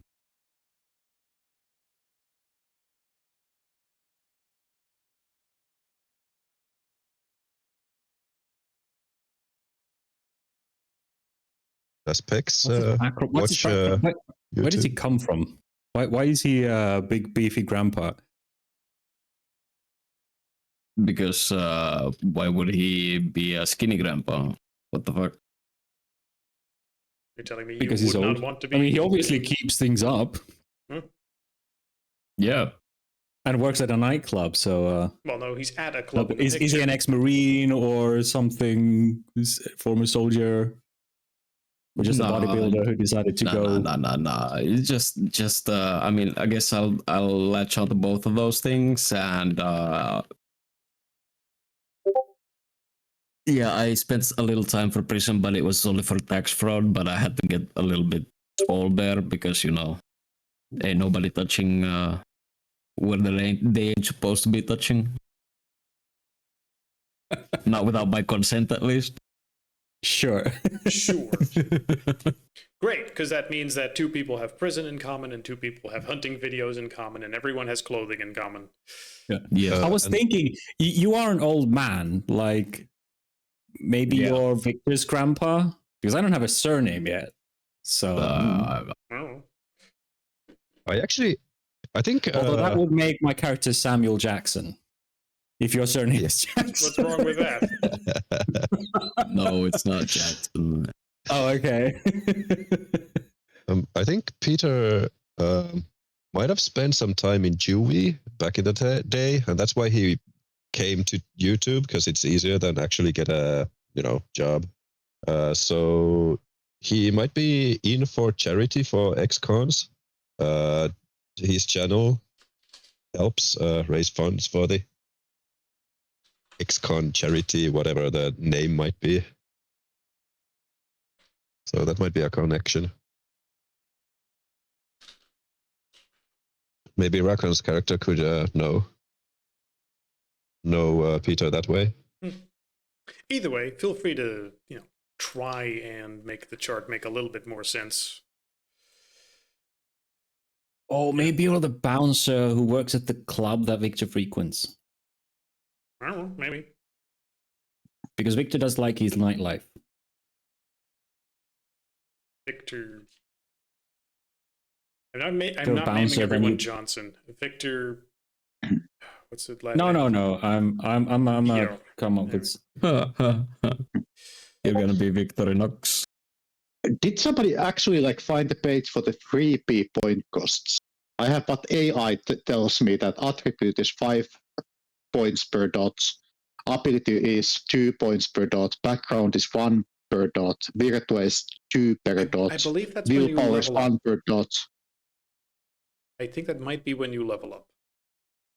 It has a spent 3p points is at the step 5 last touches. Oh, because you get some freebie points to round it up a Yes. little bit. Okay. Yeah, Spent 3 was 21, raised to be raised to 4 or 5 at this time. I don't know. I don't know, and it's already cost me way too much mental energy to try and figure it out. Yeah, because I thought it would be more expensive to raise it from 1 to 2 than 2 to 3 and such forth. But Yeah. quest Yeah. nuts. Yeah. Han, So- could you? Sorry. So Han, could you give me a line from Peter to Charity? I think you can draw yes. I tried to create a line, but I couldn't.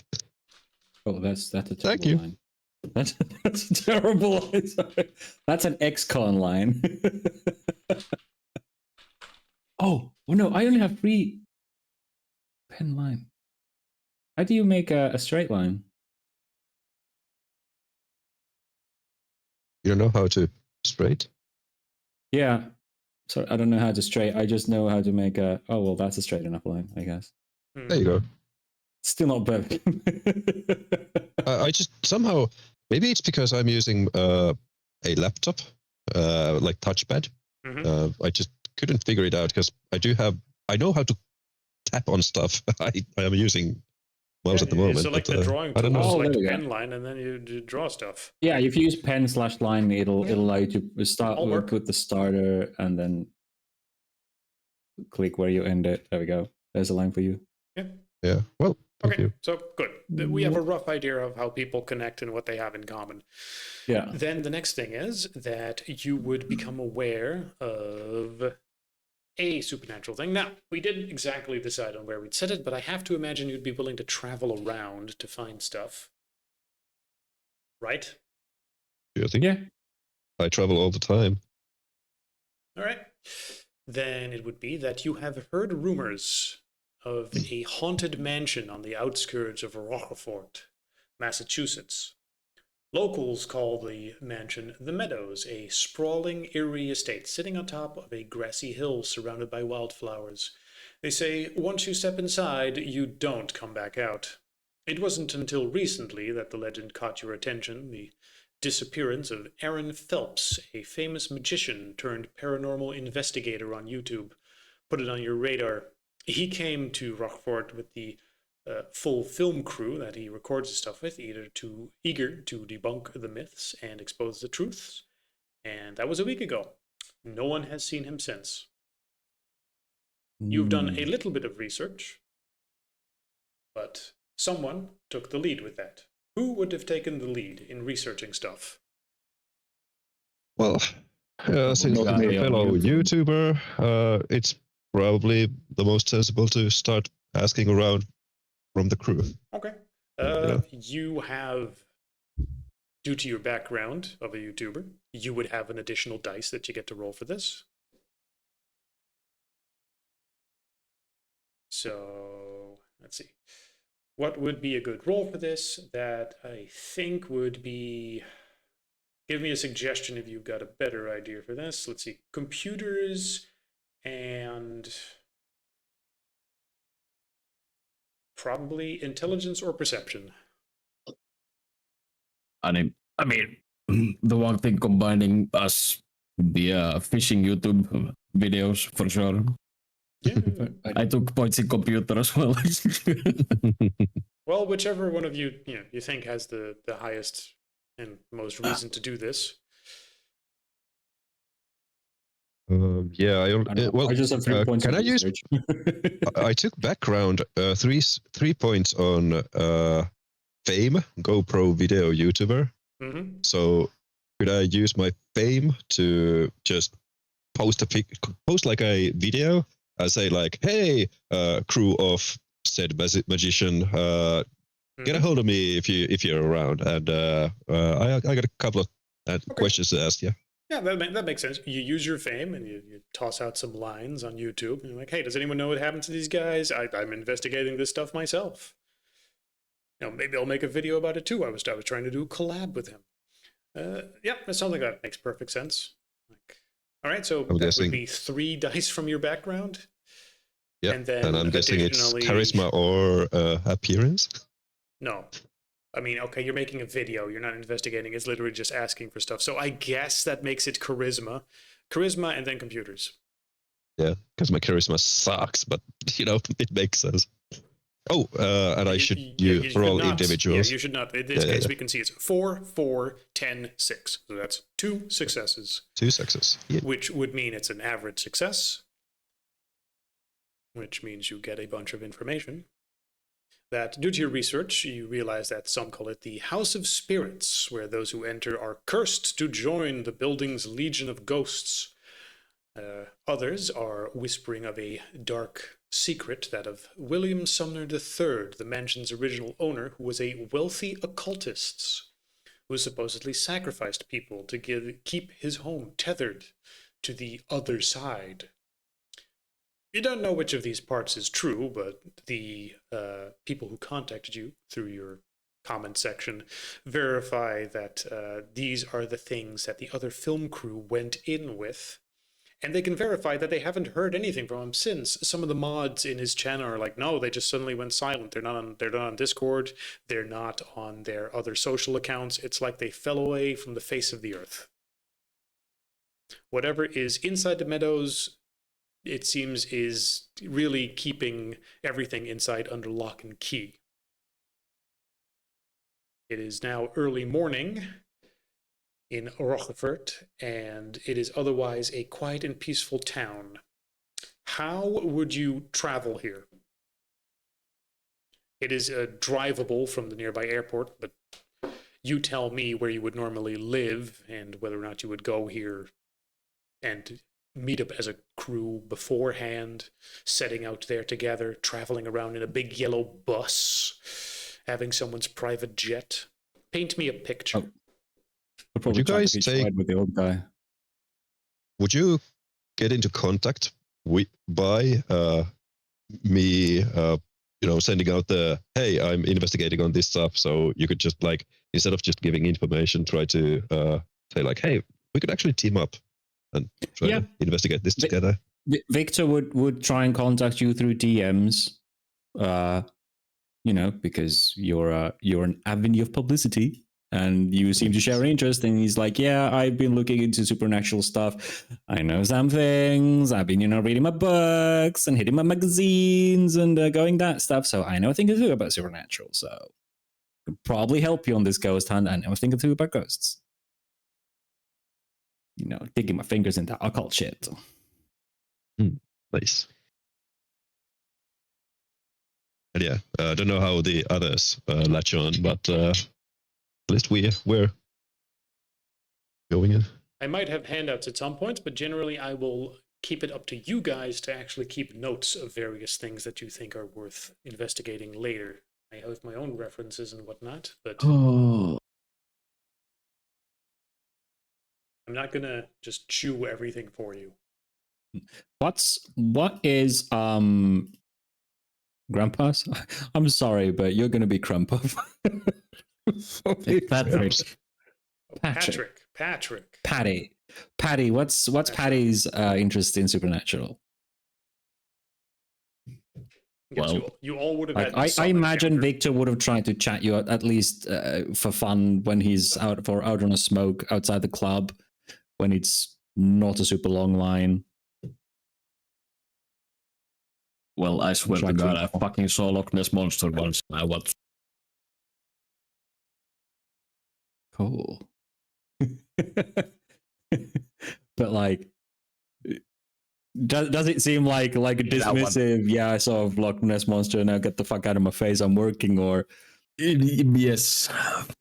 Note that he didn't say he saw the Loch Ness monster, as in Loch Ness. He saw a Loch Ness monster, meaning he just saw what looked like a big dinosaur neck just suddenly pop out of some body of water, which could be a fucking puddle for all we know.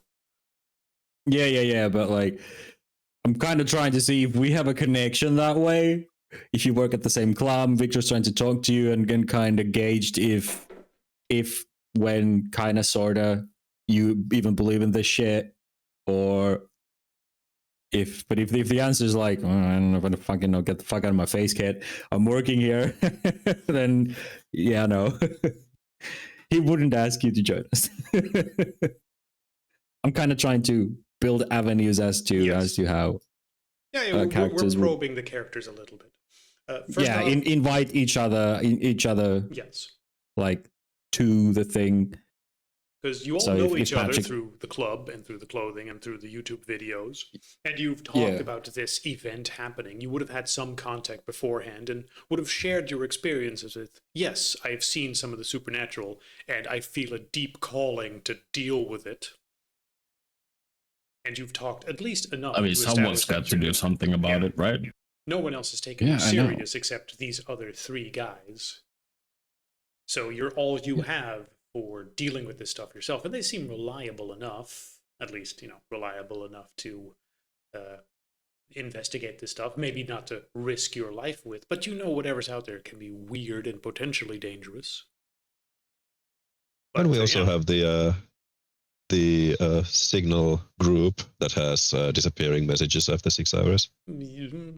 Well, I mean, if you have something like that, write it down. Because I'll forget shit like that. Don't we, guys? Sorry, what?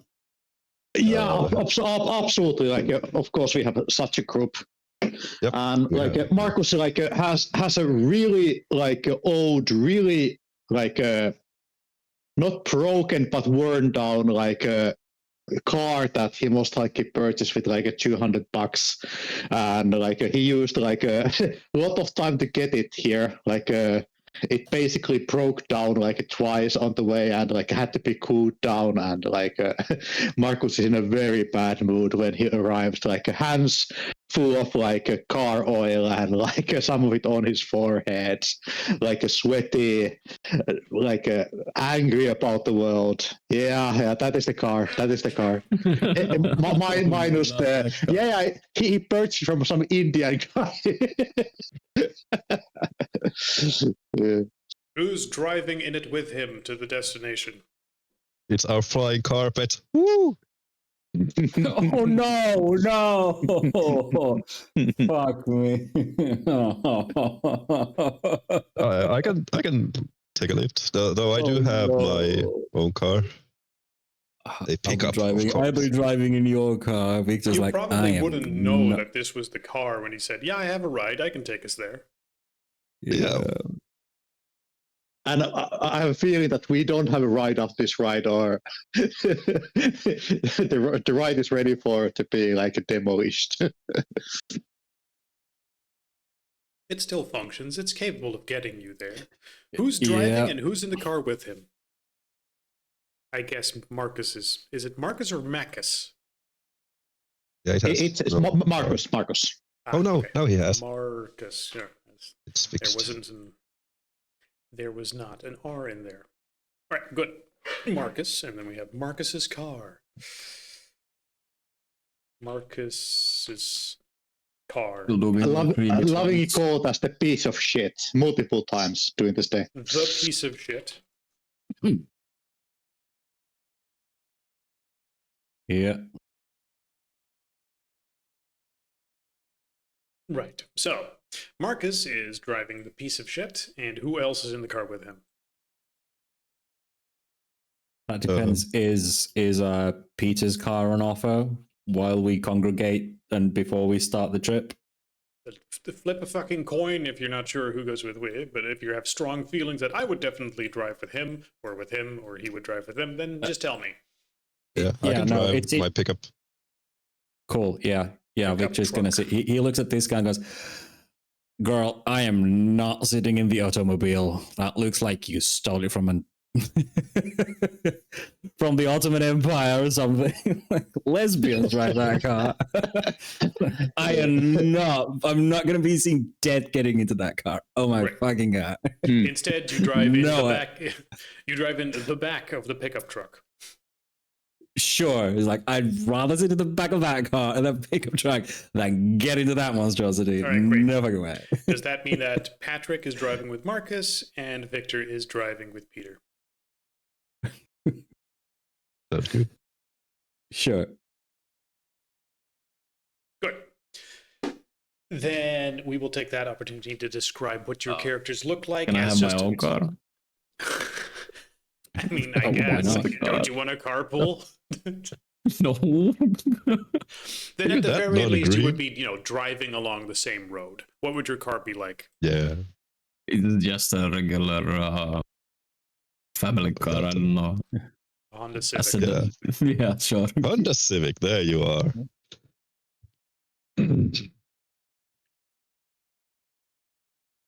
It wants to load it in. Here we go.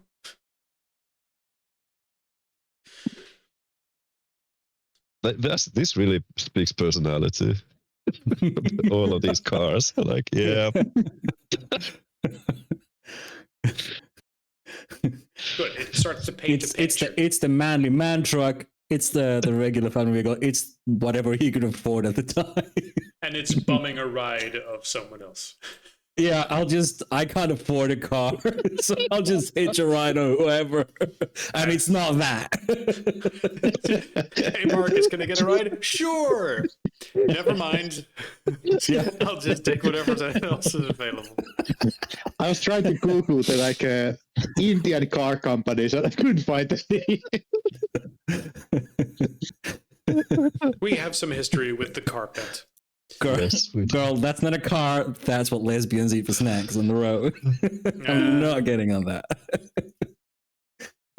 I'm gonna go with this one. I didn't know Patrick had a car by then. He never talks about it. But yeah. Okay, good. Then with that, it means that some characters are now spending some time next to each other as they sort of drive. Please describe your character to the other character that is, driving with them. Let's start with Peter. Like, Victor is there in the car with you. Describe what Peter looks like. I assume he's driving here. Yeah, Oh, yeah. Peter's definitely driving his own car. Yes. You know what they say about meeting your heroes or idols? Mhm. It's a bad idea. So yeah, you do see, like, of course, he can't hide his physique on the camera, so he does look. Of course, since he looks a lot smaller than on the television. And no Instagram But, filter this time. And no Instagram filter, though he is pretty handsome. I gotta say, his appearance is above average by a long shot. So yeah, he's a handsome guy, but his demeanor, it's not what you're used to as he's talking. Talking shop on the camera, like, I'm the Bear Grylls of the world. See this? When you get on, he tries to keep up that demeanor for a while, but then it just drops off little by little as the hours go by, and he becomes this little bit whitey voiced little guy who is like, I actually had some other plans than this YouTube channel, but it kind of just fell off. I don't know what happened, but yeah, so that's all about me. So how about you? What's going on with you? Yeah, Yeah, man. describe How- what Victor looks like as he sits there. Mm. Like, is Sorry, he yeah, yeah. flamboyant like the picture? Maybe first describe Peter. Like, what does he wear? Sorry, yeah. Peter still wearing his camo. He really looks like the guy who has the lives in the rough all the time, but somehow keeps his youthful appearance while doing it. He does have his camo on. He has his trusty GoPro camera, right? Like, you have the what's it called? A handbrake. Behind it, there's a little box. So the box is always open, and the GoPro camera is right there. It's already recording. It's not aiming at anything, but it's always on, just in case something interesting happens. And he does look handsome and dark-haired. Looks to be 30s ish. Which is kind of weird because he's been going on about how his Gung Ho channel's name comes, the 9 and 9 comes from his birth year, but he doesn't seem that young. Okay. Yes, go ahead. With Yeah. Victor is definitely is about as flamboyant as you can see in the picture. It gets accentuated whenever we get anywhere with people. Like, it's kind of slips off, and he seems to be like he wears a kind of suit with fur collar and ruffles, but you can quickly see that the fur is faux fur. Like, it's not real fur, and he dresses expensive, but then when he takes up his phone, it's like 2 or 3 models old, scratched, and from his phone, if you're perceptive, you can guys, he's probably not as well off as he wants to dress up as. And the more you talk, like he does glance at you, but the sort of cocky, flamboyant demeanor kind of deflates when he forgets himself that he's in your company as he scrolls through whatever occult forum he might be scrolling through. So it's kind of maybe a front a little bit, but whenever you stop at a Gas station. what's it called? Gas station or something. That's when he kind of leans back, lifts his high-heeled shoes on the dashboard a bit, and this sort of aloof, flamboyant demeanor kind of comes out. Very Devil Wears Prada or Cruella de Vil kind of character, seems to accentuate when there are people around seeing. But when it's just when your gruff demeanor starts going, like chipping off, and the high-pitched, somewhat insecure guy comes out, you can kind of see Victor deflate a bit as well. Like, calm down, and maybe at some point he introduces himself as Samuel or Sam,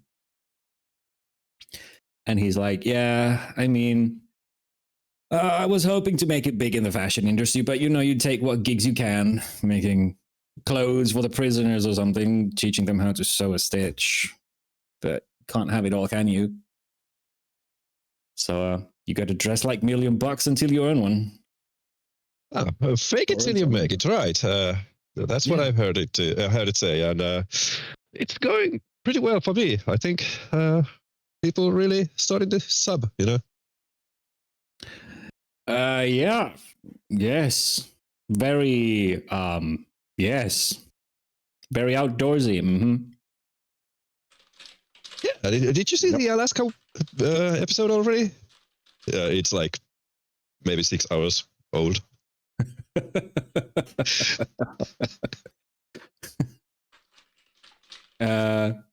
Probably. I think I've seen most of your stuff. Was that the one where you had blue boxers on or the green ones?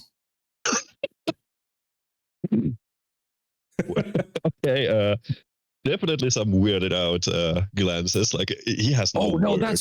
that's where you had the silver chain on. Yes, I did see that. Yes, very nice. Yeah, Clothier, talk about it. You had your chest hair trimmed as well, I think.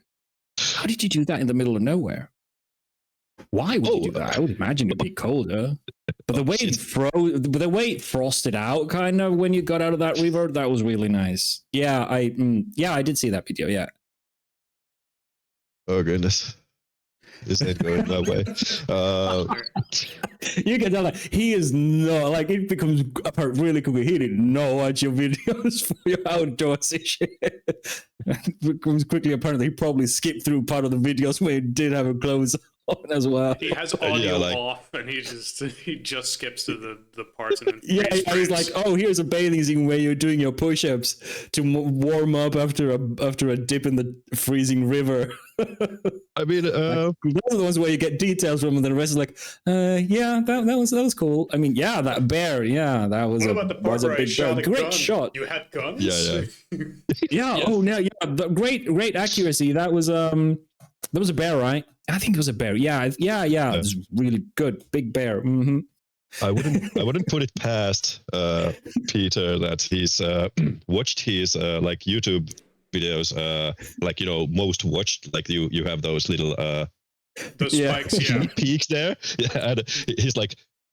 Suddenly there's a peak when he's shirtless, and he has to like think like it's been nice. He's been like, oh yeah, people dig it, and then he's like, oh no, even these people dig it. He's looked at his. I know analytics. what kind of people dig it. Yeah, he has looked at his analytics, so he can see that he's very popular with the. What fucking age category? Like the 20s, 15 to 90s. 30-year-old men. Well, women probably too. Yeah. Like, would analytics show something like that? He would see the spike. And that's really the main thing. Yeah. But yeah, Either way, so some awkwardness, but at least something. yeah, that's you guys driving. Okay. Meanwhile, Yep. the two other guys are driving in the piece of shit and the Honda Civic. And I mean, would you communicate with each other somehow? Would you give each other a little radio, or would you communicate entirely non-verbally? Just you're driving somewhat near each other so you can see each other. I can't imagine the piece of shit is that much faster than the Honda Civic. So trailing behind probably. Tough competition. Well, most likely, just shouting from the window that hey, I need to take a piss. Let's have a smoke break on the next gasoline station. You communicate by leaning out the window and shouting at each other. Yes. So Marcus is actually he's a wide guy, but not very tall. He's like a bit over 30 years old. He's bald, wearing like a leather jacket that it seems to be not of a cheap kind, but actually quality leatherware. Mm-hmm. Clearly he has some mixed parentage. Okay. And one thing you notice his hands on the wheel, there's on both of his hands is clearly prison tattoos, which are a spider webs that are on both of his hands. All right. He's maybe 175 centimeters tall, not very if you know that's average height. Not in Finland. Let's say 170. Okay. He's a bit like the TV show The Shield. All right. The main He's a short, stocky, character. buff guy. Yeah, exactly. Yes, and basically a man of few words, cursing a lot. Clearly keeping his own mind. Has a bit of a hard shelf, not making friends easily. Has a habit of having always a toothpick that is always wandering in his mouth, especially when he's thinking. Not nothing much yet, he might mention that he has a family. Okay. He has a daughter, and he wants to make sure that he can. Okay. Make a better life for her than that he has lived This himself. is the talk you're having at the gas station, then. Maybe not yet, but at some point, in between, I can't imagine her having the talk while you're yelling at each other out the car window. No. But I assume that we have all spent some time together before. Yes, well, that too. But this is specifically about the drive and just what it looks like and sort of setting the scene.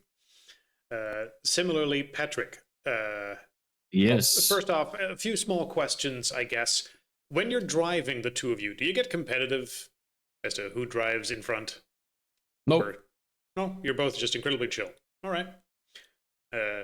Second question, those tattoos you have, are they gang tattoos? Would they be recognizable at all? What tattoos? No, not his. The Marcus's, the ones on his hands. No. It seems more about something that he has himself tattooed, Okay. just to spend time. Mhm. And also Marcus not to create a drive, but he has a kind of a sketchbook on his pocket that he is scratching a little bit of drawings while he's bored. He's a wannabe artist. Yeah, he has a 2 dots in fame. He's actually pretty infamous in his time, maybe 7 years ago. Mhm. A multiple large newspaper articles about a large network of art fakery happening. Marcus got caught there. His face might be something that somebody might actually recognize based on those ones. All right. In a style that somebody fake the Mona Lisa and like actually sold it in a stupid like a Saudi billionaire and stuff like that. Okay. So let's say you're at a gas station, you're fueling, and you have a small talk and interaction with each other. You've described what you look like. What would Patrick look like to Marcus during this little gas station stop? And would he say anything or ask anything? Nope. Okay, but what would he look like? Calm. A man of few words. Standing there. Ignoring the no smoking at the gas station sign. Wait, Eddie. ignoring the no smokings? Absolutely. Yeah. So he is smoking then at the gas station. No, absolutely. Yeah. Okay. rolls down his window Marcus is like on his taking Honda some Civic. distance. he rolls down the window on his Honda Civic and is blasting Bruce Springsteen from the through the window. Are you smoking the entire time while you're driving? I mean, probably. Heavy. Born in the USA. Smoking.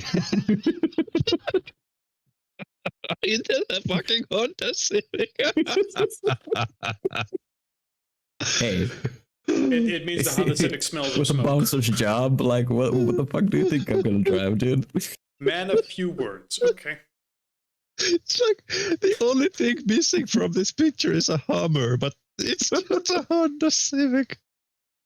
The first thing that came to my mind is just an average fucking car.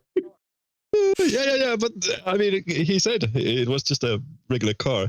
But I mean, this is like a super swole dude smoking in a fucking gas station, blasting Bruce Springsteen. But there's a Honda Civic which kind of stands out on this picture. You don't Anyway, have yeah. you don't have to be a stereotype in every aspect of your life. Yeah, definitely not. It makes it much more spicier. It's super great. Okay, and fuck, what was the other question? Right. Okay, if you're gonna insist on smoking at a gas station, Yeah. the I mean, no one's attendants- ever actually died out of that. Like, that's just urban legends. the attendant will actually go, "Sir, I'm gonna insist you put out your cigarettes." Confronted by the guy, sure. I put it out. I wouldn't be a dick about it. Okay. You put it out, flick it towards the gas station. Yeah, I was just going to ask, do you even have ashtrays in modern cars? Where do you put it out? I mean, I'm outside the car, so I just drop it and I smoke it with my boots. I thought you were just smoking out the window. Sorry. Does Peter allow smoking in his car, by the way? Oh, Peter? No. He's like, no, those things kill. Dude, my man. What are you trying to do? Get yourself into an early grave? No. We should have put the two smokers together in a car. You did not think Yes. this through. Well, next time. I imagine Patrick wouldn't have wanted it in his car anyway. Sooner or later, you're gonna have to listen to that Bruce Springsteen album he's blasting, because I'm not taking you in my car if you're smoking. Look at the leather. Look at. Okay, calm down, does- Snow does it Leopard. I pick- won't smoke in your car. I'm just asking. Oh, God, Snow Leopard, you're all I knew you were gonna, but still. I was like, what nicknames are you gonna throw at all of these? You know, you seem a bit skittish. You put on a brave front, but you're a skittish little kitten anyway. So, Snow Leopard. Besides, you're kind of cute. Okay, you know that this time he's a club bouncer, right? He could just decide at any point, I'm gonna deck him. Oh no! This is for Peter. This is Peter. Oh, okay, Peter's you're a Snow calling Leopard. Peter the Snow. I Yeah, thought you were no, calling- no, Snow definitely not Snow Leopard. Peter's Snow Leopard. Peter's, because he looks big and menacing and scary on the videos, but he's kind of timid and seems timid and kind of skittish in real life. So he's a Snow Leopard. Besides the Alaska video we talked about. So Okay. yeah. Right, good. I think this sort of paints a little picture of what each of the characters is. So let me get real quick back to a thing. Then when you arrive in the town, Where the fuck did it go? And it is early morning now. The sun has just crested over the sleepy town of Rochford, Massachusetts. The streets are quiet, almost peaceful. As you drive through town, the only sign of life are a handful of shops just beginning to open. The air is crisp, the light golden, and for a moment it's hard to imagine anything sinister is hiding in this quaint little New England town. But as the hilltop mansion looms into view, a chill will run down each of your spines. The meadow waits, silent and imposing, and a field of wildflowers breezing around it. The town itself sits there, quiet, and I'm going to need... Let's see, who's driving in each case? I'm going to need the drivers as they sort of drive through the town, which I guess would be everyone except Victor. As they're looking around for a parking spot to place their car. Actually, let's just start with Peter, since he's one of the people who might actually recognize things. Give me just a straight up perception and plus your background, because some things apply here that you're suddenly looking for. Plus my background. Yes. Which might that be? The computer stuff, YouTubing stuff. YouTube. Holy shit. Okay. Well, I'm good at these.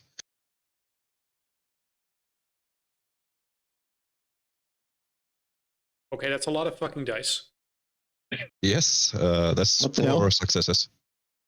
Okay, so as you're driving through the thing, you suddenly realize that there is a YouTuber crew truck, as you recognize some of the filming equipment, as well as a silver play button that is actually just stapled onto the side, as well as recognizing the particular make of microphone that was hanging inside. This is a YouTuber film truck in front of this place. What is this? Oh, it must be some sort of lodging. You instantly recognize what is the film crew's of the missing person's car.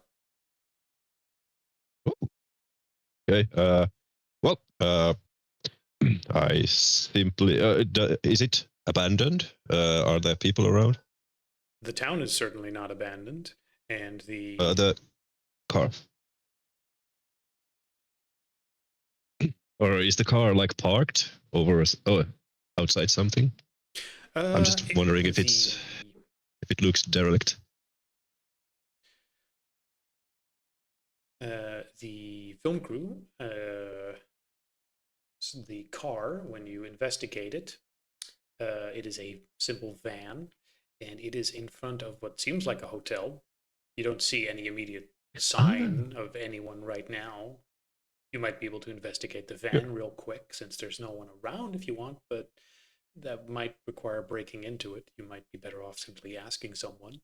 Yeah, definitely. I'm not breaking into something straight up. What I will do is, do I want? Yeah, of course. Fellow YouTuber. So I'm not gonna make complete Dean out of this, but anyway, I'm gonna park right next to the van and hoping to get to the side that covers the view to the entrance.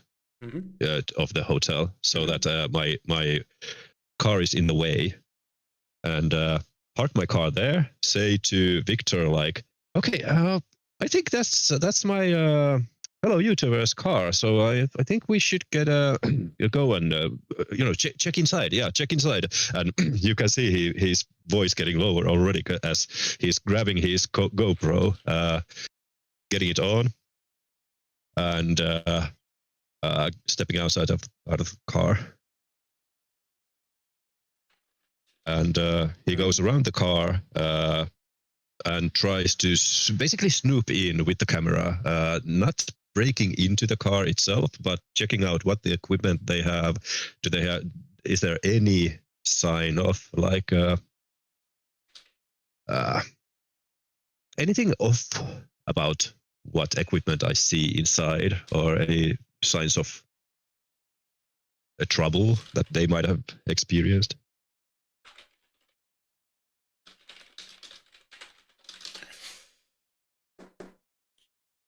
All right. As you slip around the back of this thing, the logos and whatnot, you spotted those. Those were covered in dust from before. The equipment cases are scattered unevenly, some ajar, as if hastily just sort of thrown in and packed up. Cables are unplugged and tangled in a chaotic mess. A smashed lens cap sitting on the floor where it shouldn't be. Smudge of something dark and sticky. Well, you can't really see that it's sticky, but sticky looking. Near the side door, and amidst the scattered storyboard and half-drunk coffee cups, something doesn't seem quite right. Like they left in a quick hurry, and possibly left a whole bunch of stuff behind. There's a bunch of the stuff that you would expect to see in here isn't here. So yeah, with my GoPro, I'll go like, yeah. So as you can see, I'm in the crew's car at the moment. What is this? Can you see it? It's I think it's a broken lens. There must be something happening here. And Okay. narrating my way through. You're all recording the a way through. YouTube video right now. Not live, but I'm Not live, but recording you're to recording my. it. You're recording it. Yes, I am recording. Victor, you just suddenly see him shift into this YouTube character form. I imagine you're standing just outside of it. I don't know if you try to get involved or not. I also imagine you all have phones, so you would, as soon as you enter town, have messaged each other, and you would be aware that at the very least the others are also in town, though maybe not here right now. A few minutes away at most. It's not a very big town. Oh yeah, I think I leave that to Victor. Mm-hmm. Yeah, no, Victor. Victor has, as soon as you start getting into it, Victor goes, "Ooh, snow leopard's getting into his hunting mode. I see. Mm-hmm. Better stay out of the way." As he steps out to smoke because you don't let him smoke in the car. Yes. And so as he watches you kind of go about, he picks up his phone and goes. He texts Patrick and goes. Peter seems to have found the cruise truck address, FYI, and sends it. Mm-hmm. As he sort of, with a bit of a swish in his step, kind of walks over to you. He doesn't get into the picture, but he's kind of hovering behind you. More curious to see you in action than to get really involved. Maybe peeking over your shoulder a bit into the car, but definitely trying to avoid getting caught in your camera and in your business. That's good. Without you inviting him. Yeah.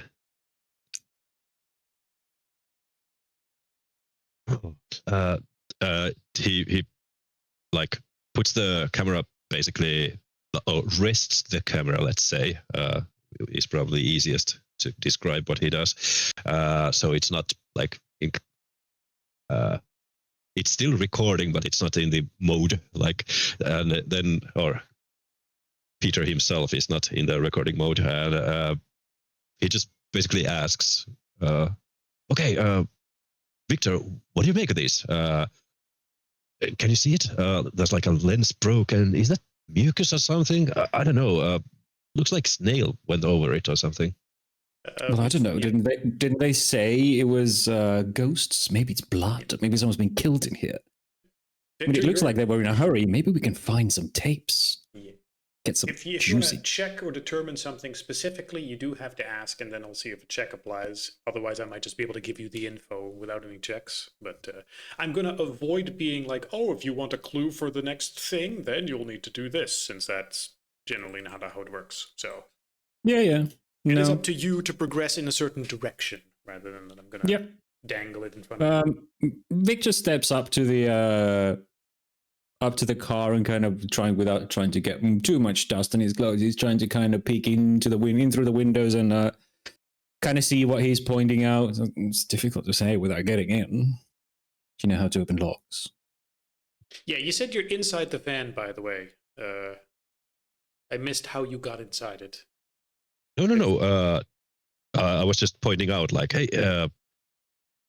I said, like, I'm going around the van and trying to. Yeah, like, we're just circling the van and peeking through the windows. Okay, so you're aiming the camera inside and not actually being Yeah. inside. Okay, good. Yeah. good. yeah, inside through the window, not inside the actual van. Yes. Yeah, which is why Uh, Victor's like, well, do you know how to open doors? Maybe we should check inside.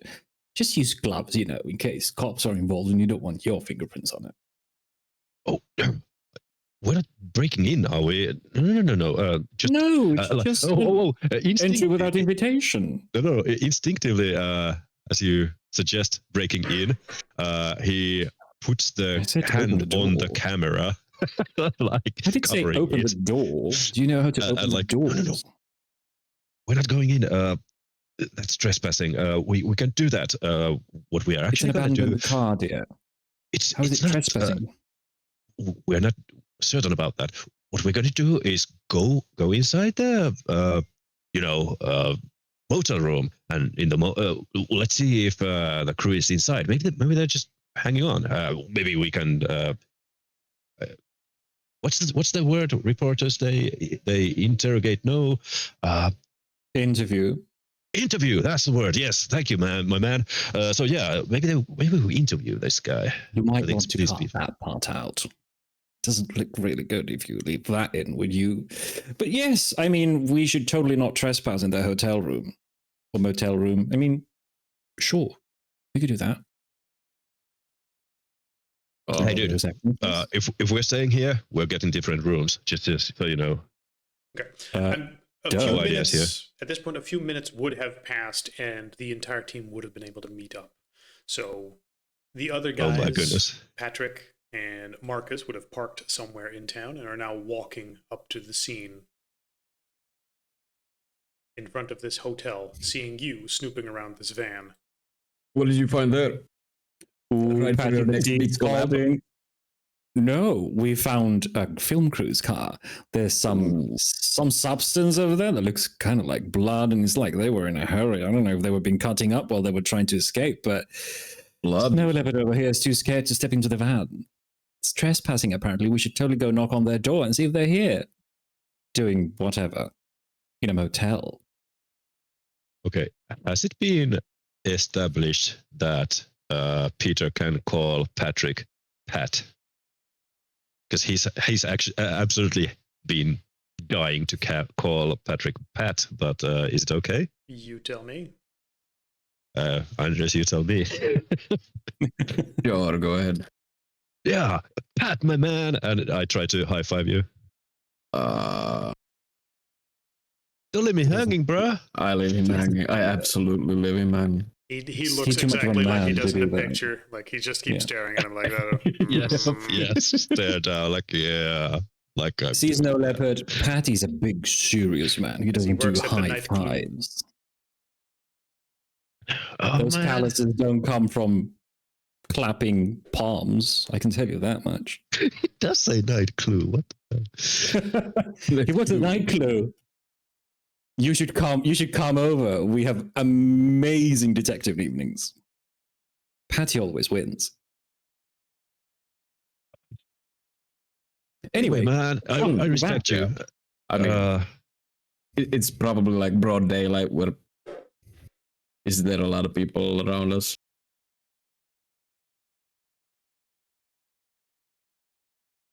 I urge the people to move. I established that it's early morning and there are not a lot of people around. Oh, okay. Let me just turn something. So yeah, discuss your plan. Yeah, I mean, maybe not. Maybe let's not start out there with busting You sure? windows. I mean, no one's talking about busting windows. I mean, go Victor. ahead. You probably brought your, Victor tries. probably got a just- few coat hangers with you.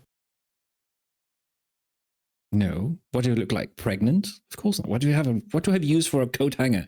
A wire hanger? No. Well, I just assumed you brought a bunch of, your whole wardrobe with you again. No, I just need this. But It's a door. It has handles. dude. And when Victor tries to just open the handle, or just tries to handle gently, like, does it open? Is it locked? Wait.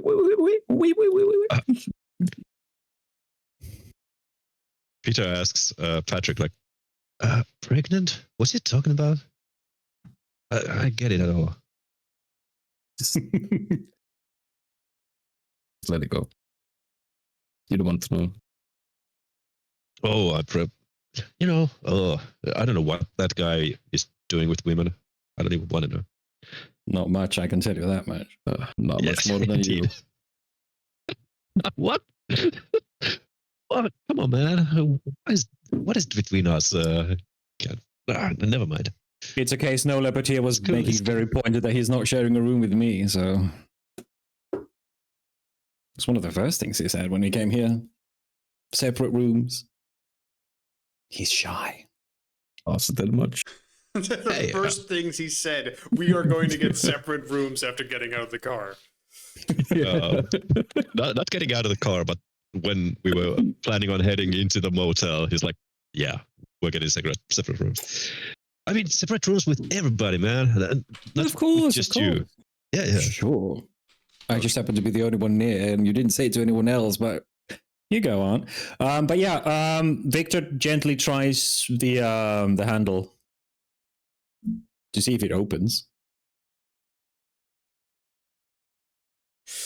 It does not open. Okay. It seemed like it was simply. Do we get locked like a alarms? regular car. Why would an alarm go off just for checking the handle? I don't know. Sometimes. Seems locked. Now we know. Now we can go into the motel. Do you know which room they're in? Hey, maybe we can just yeah. I have a plan. This is gonna work. I'm sure of it. Okay. Hopefully I have role-played this character well enough. Mm-hmm. You've known this guy for a while. He is definitely not the smartest cookie. He has no charisma. Like, this is definitely the guy you don't send to sneak your way in talking. Oh, wait. Can I try something? Sure. You're a YouTuber, right? Like, you're a relatively famous one. Relatively, yeah, sure. Great. So why don't we go to a reception, and I'll pretend to be your assistant, and I'll be like, "Ooh, there's this wilderness YouTuber, and the film van of those people outside. They're trying to do a collab, and well, we're trying to organize a surprise. If you'd be really nice and tell us which room they're in, we can organize it. Just go knock and surprise that they're there. They're not really expecting us, but it'll look great on film." Okay. You give me a manipulation plus persuasion difficulty 3. Yeah, let's do that. Persuasion. Can I do subterfuge? Sure. Where's persuasion? Is that Basic stat. Oh no, it's not No, it's, charisma, I think. no? Manipulation is charisma, is social, Yeah, but it's then a there's subcategory. subterfuge. I see subterfuge, and I see persuasion. I guess it just goes into subterfuge. Is there It's persuasion? manipulation and then security, medicine, occult, research, science. Talent, there's subterfuge in talents. There's subterfuge and etiquette. Intimidation, awareness, Expression? empathy, expression. I think it got renamed to expression then or something. Subterfuge is fine. Okay. So You know, manipulation and subterfuge. what exactly does a word That's mean? But also the DC is 3, so you're fine. 7d10. Oh no, that's No, that's not That's mine. not- No. I haven't fully put out my points in yet, so I'm just purely raw in abilities yet. Oh yeah, I have the From the beginning. 21 not put in either. But either way. it's fine. 5d10. Either way, it's not particularly difficult. You have an astoundingly high success. So yeah, the result would be that the receptionist at the hotel is like, well, it's normally against policy, but if you're with the YouTuber crew, then yes, of course.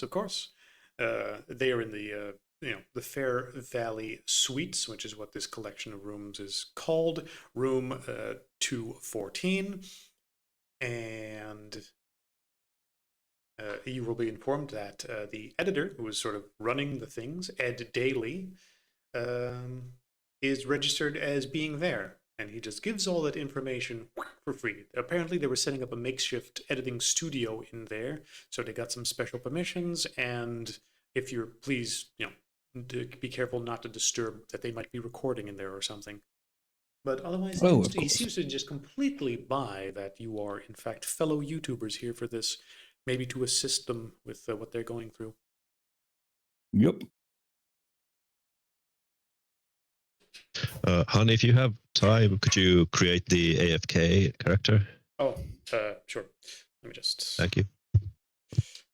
AFK, and that's for everyone, and the picture is bada boom. Bada boom. What was the And editor's it's name? done. Ed. Oh, the name of the person is Ed Yeah. Daly. Okay.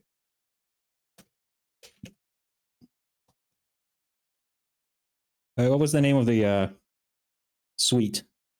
Oh, the suite, the Fair Valley Suites, room 214. Second floor, room 14.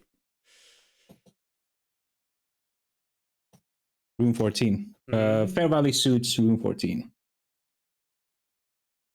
I mean, really, it's just that this hotel names its stuff way nicer than it actually is. It's ultimately just a hotel room.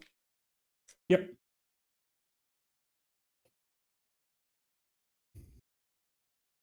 Well, thanking profusely. He leads his boss and the rest of the Mhm. crew Mm-hmm. upstairs. Yep. Or towards the suit.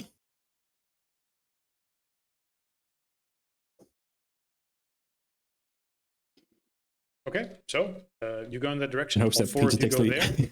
who do you let take the lead? Oh, Peter, absolutely. This is his Okay. YouTube video. Are the rest of you three just there following him like a crew? Yep. I'm just the assistant, so. Okay. Walking slowly in the background, rolling cigarettes. Oh yeah, Marcus like, and Peter are introduced as security Ah, for all right. The lobby Gun hums with low 909. conversation, the clinking of breakfast dishes echoing from the continental bar, the scent of coffee lingering throughout. You know the number of the suite you're going through, but you can see what looks like some members of a crew. Again, you will recognize them fairly quickly as being the what's the type? What's that type called? The guy that moves crates around and whatnot. Roadies. Roadies. Yeah. Yes. Sitting, slouched, like with all the energy drained from them, eyes distant and red, sitting, attempting to eat some sort of breakfast. A cleaning cart squeaks down the hallway, and a muffled argument drifts past the door. If you go to room 214.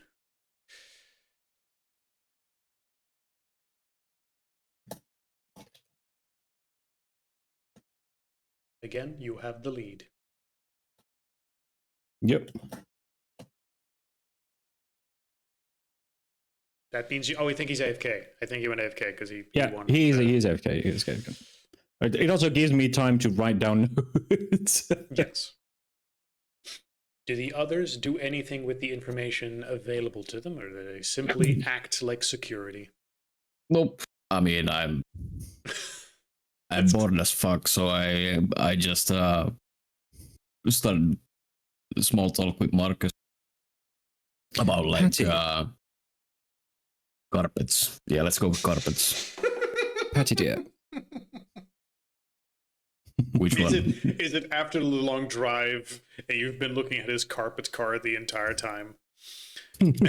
So, carpets, huh? I mean, yeah, I mean, back in the 90s, let me tell you, a carpet was a whole different piece, you know, none of this thin, glued down stuff you get kids got it now. No, no. Fucking linoleum. I think it was summer of 94. Where was it? I started just, you know, rambling. That's when Victor comes over and goes, Patty, dear, you're really good with that manly stuff and talking to big guys like those, and he points to the roadies. Don't they look like they're a bit in distress, like they've seen shit? You know, red eyes, fast stares, super stressed. I mean, that's what you look like every morning when you're leaving the club. What you mean? What do you mean I never leave the club in the morning? I leave during the early hours with someone else.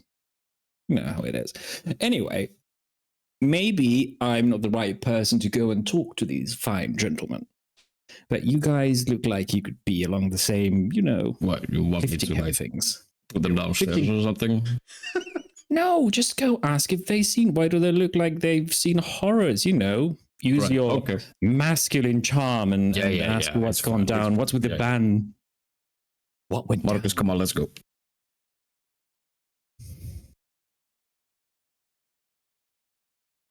Okay. Okay, let's so go to make like some impression. The tough guys Yeah, go up do to manly talk. the beaten and broken looking roadies.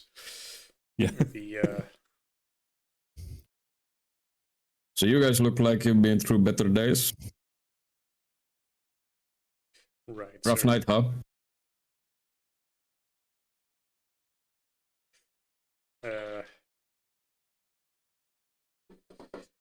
One of them will glance up, and he has dark circles and red eyes and whatnot, and he just sort of goes, "Yeah, yeah." Clearly shaken as he sort of stabs it all. Rough week, really. You would not believe the shit we saw in that house. No one's believed us so far. Oh, house. Just like a special house, a haunted house, maybe. Is it like carnival in town or something? Victor's hovering somewhere nearby, trying to eavesdrop. Yeah, yeah, special.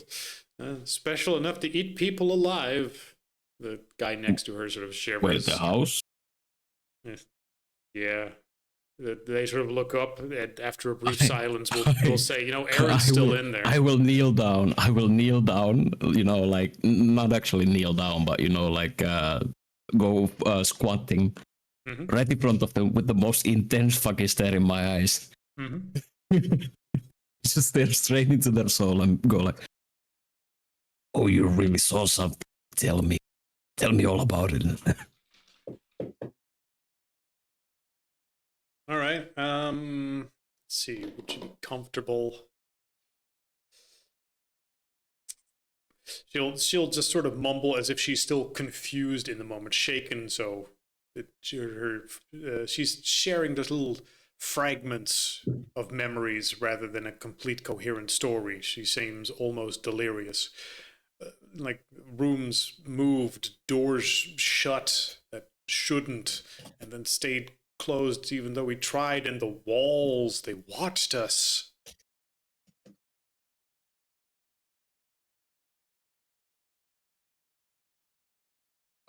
And then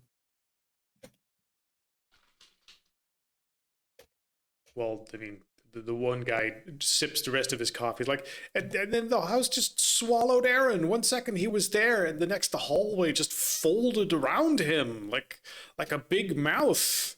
That, you know, we ran. We just grabbed what we could, and we got the fuck out of there. What were we supposed to do about that? We were there for a haunting of like a ghost or something, or maybe, you know, ooh, some spooky sounds. Not that shit. We were here to deal with that shit. We don't even know what to do.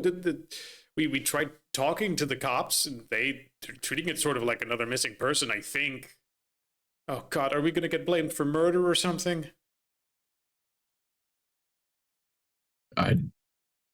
maybe depends on how much the cops know. Who knows? So,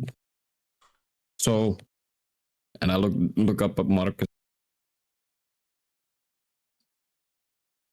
And I just kind of smack my lips and I turn back to these guys like, you wouldn't want to maybe be on like a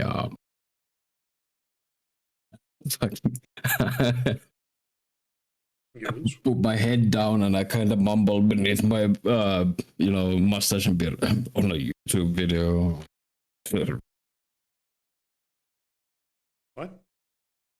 A YouTube video. You're asking them if it happened to be like a YouTube video that they were recording. No. I'm asking if they wouldn't mind being on a YouTube video.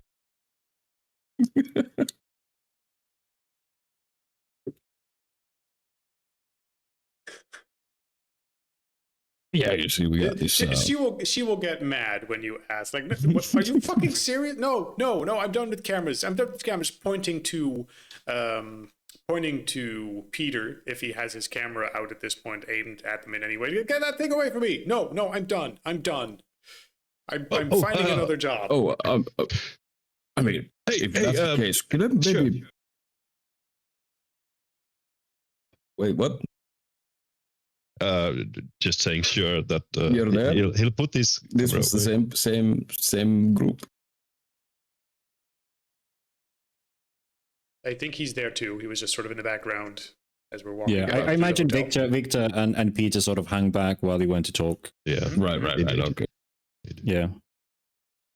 But when the woman is like, "Oh, we get that camera down," like involves us at that point, Victor strolls over and goes, "So, what happened with the car? What's that stuff on the? Like, it looks like you guys were in a real hurry and something happened inside the car as well. We're kind of sort of investigating the same thing we just here." threw the stuff in there. But did you? Oh. Let's see. Would she be upset that she's just gonna spill? She's just gonna spill what you know. It's like, yeah, we just threw what we could in there. Some guys got hurt when they tried to run. Really, if you want all the stories, go talk to Ed. He's clear-headed about all this. Really? Okay. Peter rests his hand on the camera so that it's covered, so nobody can be seen.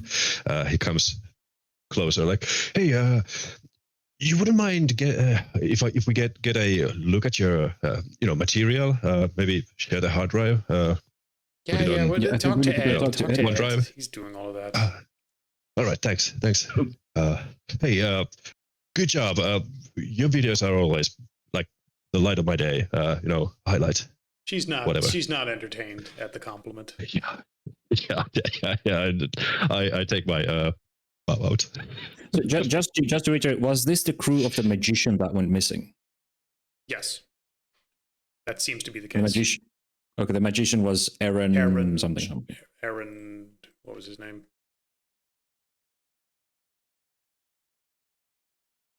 I want to say Schwartz, but it doesn't seem quite right. Use the Schwartz. Of course, he's the first one to go missing. Yeah. Well, he used the Schwartz and will disappear. Aaron Phelps, apparently. Like the swimmer? Yes. Okay. See? My character knows the sports stuff, not me. Yeah.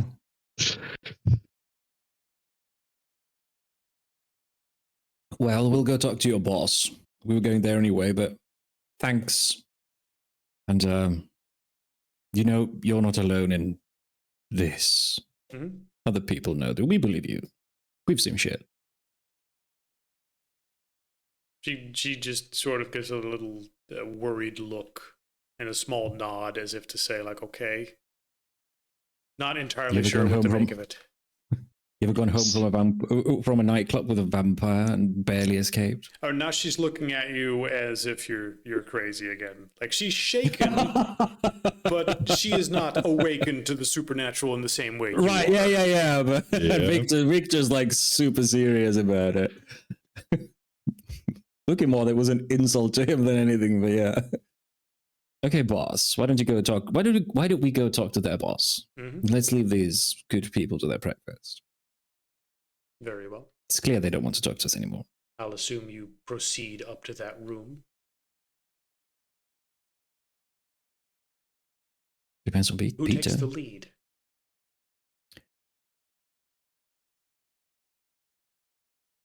Going Everyone once, looks going expectant twice, at everyone looks Peter. at each other and I guess just eats breakfast. Sure. Go to the room door. Peter like bangs on the door. Hey, Ed, was it? Ed, need to talk to you. There's a pause, then shuffling of feet. The doors open just a little crack, and a man inside with First bloodshot thing- eyes peers through. Yes. The first thing he sees as he cracks open the door is the like activated red like LED of the GoPro camera. And after behind it is the face of Peter. Yeah. First off, you'll see a man inside that's pale, sweating, and with a tissue shoved into one of his nostrils with blood in it. Saying, "What do you want? I already told the cops everything." When you shove the camera in his face, he will make the crack smaller and hide his face. Oh, excuse me, and I put it. You know, I actually don't know how GoPros work, except that you can put it on a headband. So I don't know if there's a shoulder Would you mount have mount it? or Would you anything. have it strapped to your head? I wouldn't. The first person view is not the best, so I'd have it shoulder mounted if it's Okay. possible. I mean, it seems to be in a picture. Although that's an AI. Indeed, I mean, hold that's on. what gave me the idea. Okay, you have a GoPro strapped to your backpack there, so that's probably what you would have, which works fine if you're just walking around for, wilderness footage, but what kind of footage would you get? It's not like you're recording yourself in third person. Not to mention, that's going to be shaky as fuck. Yeah. If you're just hiking around. I mean, that's what my audience wants. They want the authentic Wouldn't experience. you want it on your gun or something? So you can have I definitely wrap it on my gun when the gun is available, but the gun is not looking at the Yeah, I don't portal know. room. Right. He's You- aiming at the guy at the door. Hey, we're at the door. I will assume that No, the no, gun don't is in your car. Don't worry about the M16. I'm just filming you. Right. Okay. All right. All right. All right. But due to the camera, he does not seem to want to open the door right now. Yeah. How do you deal with that? There doesn't seem to be Oh. a chain or anything on the door. Hey, let me see. Who was it? Ed Daly is registered. I forget the magician's name. Time Aaron. again. Yeah, Aaron Phelps. Yeah. So, hey, sorry. It's just about the Aaron. Mhm. I mean, I'm a big fan. I'm subbed for like, I don't know, 18 months already. Part of the patron too. So if you'd like it, I'm just worried about her, right? I'd like some information on the disappearance. Wasn't All Aaron right. a guy? Give me some oh. some form of persuasion roll. Oh yeah, I'm not the one. Yeah. Well, you're But you talking right do now, the so give me some talking. sort You're of persuasion talking. roll. You are Absolutely, talking right now. So. The boy. Charisma and oh goodness, this is not the thing. I have nothing. I Well, literally then have. you roll Well, what you have. Can I use the? YouTubing does YouTube not apply fame? here. Yeah, that's what I figured. So yeah, I'll roll the. What can I even get with I don't 1d10? know, pick one, and otherwise, just pick whatever you think applies. Go. Still new to the system. I try to find. Mm-hmm. Oh, computers. Okay, at least computers I might wrangle. Like, okay. Well, yeah, the techno babble. Like, yeah, I'm part of the Patreon and stuff like that. So maybe computer knowledge I'm part of helps the me in tech this one. crew. Yeah. You didn't Yeah, see me yeah. before, even though you all came here and went through a traumatic shit, it's- experience together. It's 2 successes with 2 That is 2 two dice. successes. So you managed to bullshit your way inside, after which he will briefly open up, and then all 4 of you will just quickly shove your way inside. And, effectively say, all right, tell us what happened. We want some form of answers. Through Spill the tea, pose sis. more than anything else. Through technobabble, if anything.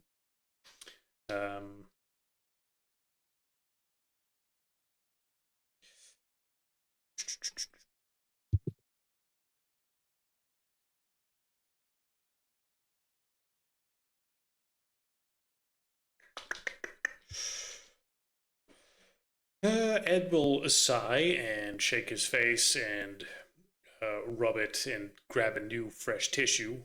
His nose is still bleeding. As he steps back, leaving the door half open, he will sit down on the bed and start talking. Like, you want to know what happened? All right, fine. We went to this town like a week ago, right? And Aaron had this big idea of how to debunk the Meadows and prove that all these ghost stories here are just a bunch of bullshit. And otherwise, if we had some good B footage, we could just use that to be like, oh, look, an actual ghost story, if it was spooky or not. We gave ourselves some options for editing.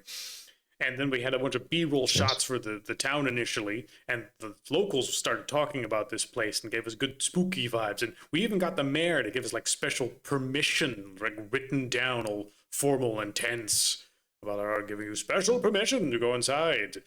Not that anyone owns the stupid house. There's no record of it anywhere, and there's no key. He adjusts the tissue, like it's still all wet and grimy. Oh goodness! Like Are you that's a perpetually golden bleeding? opportunity. Yeah, and then out of nowhere, because initially we thought, oh, we had to break the place open, and then apparently someone just left a copy of the door key in Aaron's trailer, like without telling us anything. It was just there on a piece of paper on his desk, like big and heavy, like the sort of key you would expect to see in a castle moat or something. And yeah, that opened the estate gates. No note or nothing. Do you still have the key? Yeah, it's where did we put it?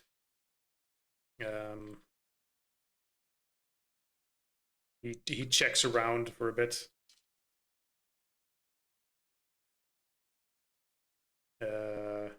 He tries to remember like where it is. Like, Could it be in the truck? Fuck! Aaron had it, but it's fine. We left the gate open, so you can just get inside probably. He rubs his let's hope temples as if the memory physically hurts him when he tries to think back of where the key was. I tried to find it again after we got out, but no, he had it. Maybe it's just gone now. Maybe the house reclaimed it. Yeah, I mean, that's what I thought. Maybe the house left it in there. Maybe that's how it hunts. Lures and prey. How Leaves it the hunts? Well, one of your crew said one of the hallways folded around Aaron and just swallowed him. One moment he was there, the hallways folded, and then he wasn't. Oh, fuck. No, what are they talking about? No. That doesn't make any fucking sense. Like, no one would believe that. Like, a house doesn't want... We're clearly just under the influence of something. Like, there's a massive gas leak in that house or something, or like someone killed him and dragged him off while we weren't looking or something. Like, that's what the cops think, right? No, Right. he can be dead, right? Like no actual YouTubers die, so it shouldn't be that bad. Well, that's not No, true. it's YouTuber... I don't know. I'm trying to make sense of it. You will actually you will see his laptop open on the desk. Maybe the key is in the van. It's completely possible. As a note, being a YouTuber, you will recognize his laptop is open to YouTube Editing Studio. Yeah. Can we view your footage? Yeah, Do you have any- that's what I was thinking. Like, As you talk to him, he seems too out of it to actually object. Okay, so I'm instantly perusing already the footage, and as I'm perusing, I will mutter to him something about, we're thinking about going into the house ourselves, so maybe we could make a collab or something. Checking all the juicy deeds. If you check the laptop, the footage is currently on a blurry frame, distorted as if it was heavily moving. Ed will keep talking. Like, once we got inside, things got really weird. It was all clean, like someone had been living there and keeping everything just completely fresh and new the entire time. And Aaron said it felt like the walls were closing in on him, and the air got really heavy. And then the cameras started glitching and staticky. Then he points to the laptop.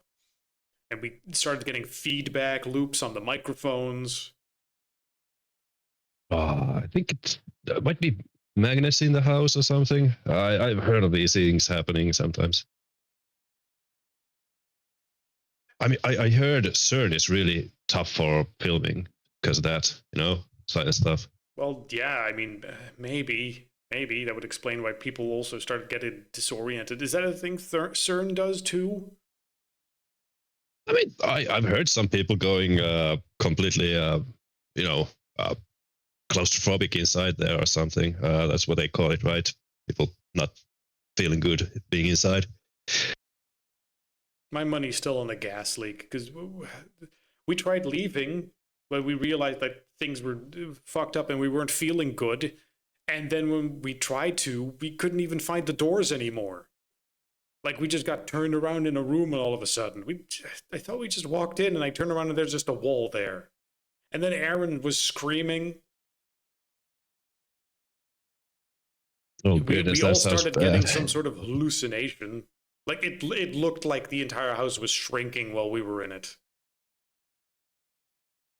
Whoa, dude. But then the others also said that they also saw Aaron just in the hallway and just being sucked up by it. He swallows hard, his breathing shallow. Like, I mean, Yeah, that's what they were said. able to Like just the walk out hallways. after we found our way. Like, afterwards, we were just disoriented for 2 days, I think. We stumbled our way around the town for a bit. His nosebleed is still going. How long has that been going on? like I don't know, Tuesday? A It's week? Tuesday now, so a week ago. You've been bleeding from your nose non-stop since Tuesday. Yeah, I think. Maybe. Not nonstop. Just whenever you try review the footage or think about it, what No, happened? That's when it comes and starts. goes. It comes and goes. It wasn't that bad before I opened the door. What door? What? What? Is the door still here? What? He looks up to the door of the room and it's still there. Yeah, the door's right there. Open that door. Yeah, he Like had this he door? had a minor Hotel door? panic attack as you start talking about doors and them maybe not being Yeah, there. yeah. I know about the nosebleed. So Peter just completely continues with it. Like, oh wait, this door? You opened this door, and the bleeding He started. is now bleeding out of both nostrils Oh, and shit. doubling over in pain. Oh no, dude. That's not good. Hey, I heard somewhere that like sugar, if you put sugar on the bleed, it'll help. So anybody? No, nobody. Okay, I'll rush it, and I'll go to the kitchen Okay. area and try to find sugar. Okay. Yeah, Like- you quickly find some. It's sugar. It's all around. Yeah. While he's gone, Victor tries to completely change the subject. He starts talking about, I don't know, Thanksgiving or Christmas or like something entirely different, just completely distract the guy from even thinking about the entire scary thing. Okay. Just a Let's see. What would be a sort of thing for comforting someone? Charisma plus. Let's see. Charisma I mean, there was I don't have any So it's empathy. like- empathy. That's the Charisma one. plus empathy, I think, would still apply. So just roll. Okay. I don't have empathy, but can I try and look around the room to see if there's any photos or anything, and just kind of try through intuition to go like, what would be something he would find comfortable It's a about? hotel and, room. There's not really photos, so right. just roll it. Maybe as the- it But is. even on the editing laptop, something like background pictures or something. Unless you want to start investigating that first. So I have to assume. So for now, just Nah. roll it, because that's what you have available. Sometimes Yeah. 2 is enough. Just roll. 2d10. Which intuition or just Just charisma. Okay, just charisma. Okay, I mean well, that's a 3, so 3d10. Ooh, Ooh. well, Well, One. 1 success, I guess. yeah. That's fine. 1 success is fine. Yep. So, what exactly were you trying to do? Get him to Just distract him from yeah. thinking about the house and You everything distract to him see from if thinking about the house to a degree, and he will somewhat relax again. okay, does that seem to have any effect on the nosebleed? The nose or- bleeding, the nose bleeding gets less bad, and he's not like he's having a seizure anymore, but he's not in a great Okay. condition. No.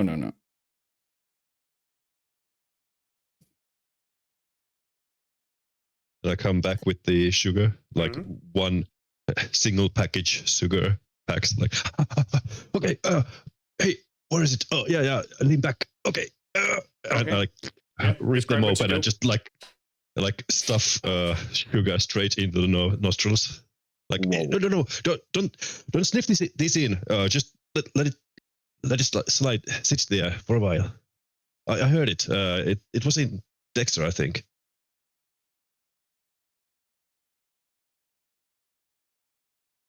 So It gives you yeah, I stuff some sugar into the puzzled nostrils. look. Like the fuck? Yeah. He's no medical expert.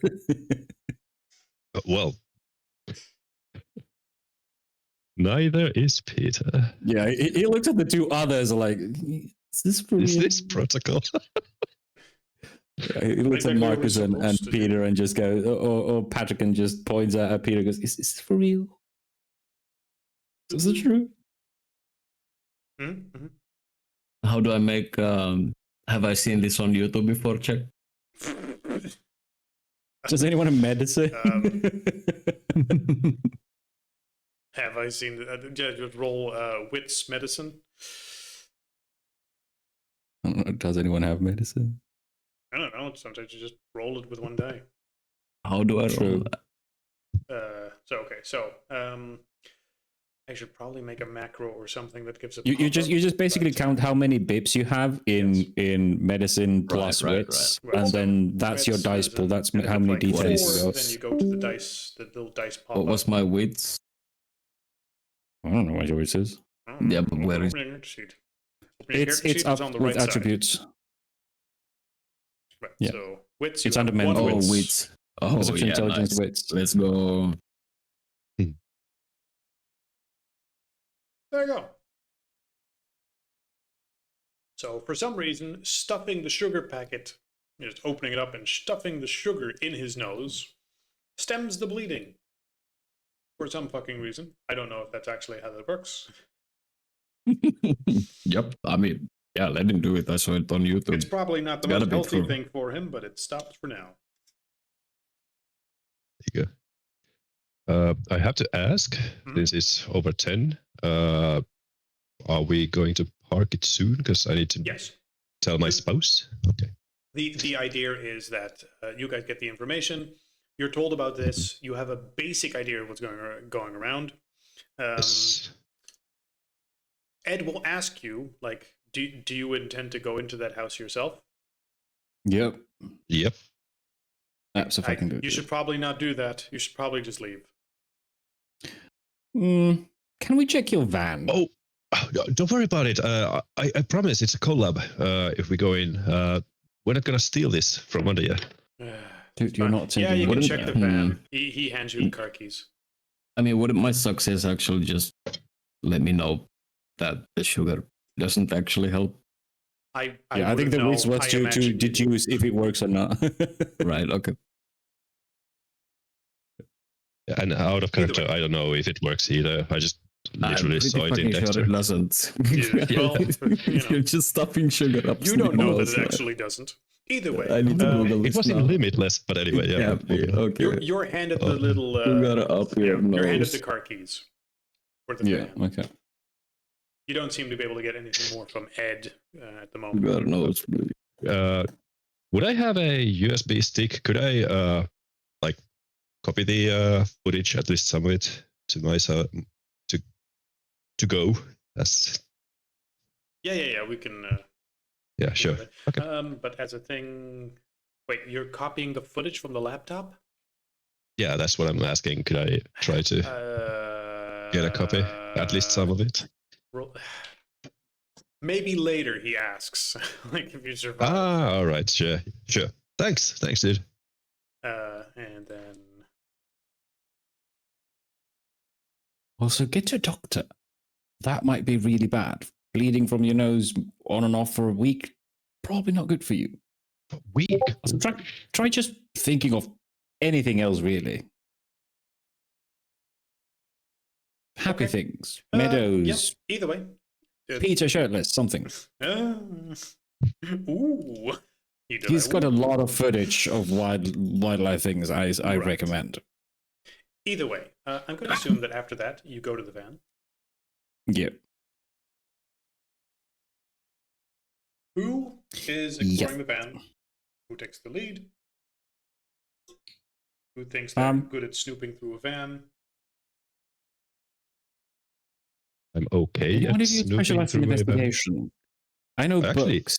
Hmm. and shit. Actually, I'm actually pretty good at Yeah, snooping. well, here are the keys, dear. Why don't you do the snooping? This is kind of your area anyway, camera shit and, stuff like Yeah. that. Is You know your way around. any of our Happily. muscle guys suddenly know better how to snoop around? Who has experience with cars? Yes. Cars. I mean, driving.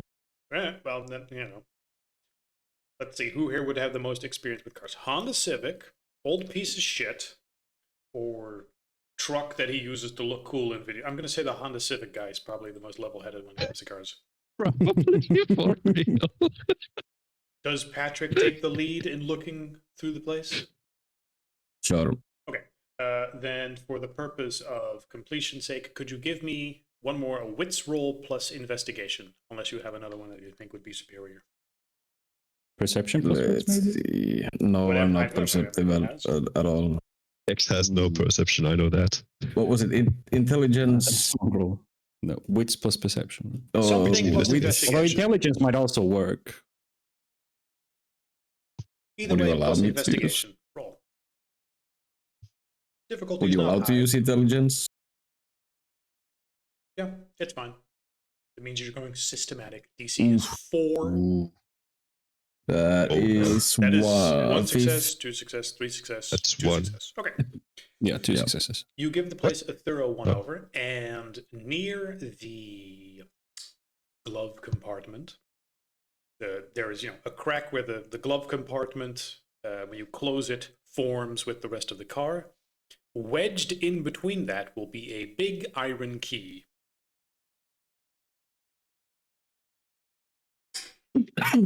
Yep. It is Okay. covered in some sort of reddish goop material, I don't like reddish which group might material. be old blood, Yep.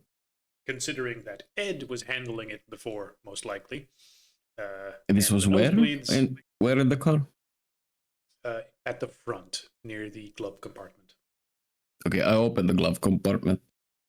It's full. It is filled with old bloody tissues. Okay, damn it. Any of the tissues? Any of fresh tissues at all? If I poke around a little bit. You, Thing. you poke around through the glove compartment and find old bloody tissues.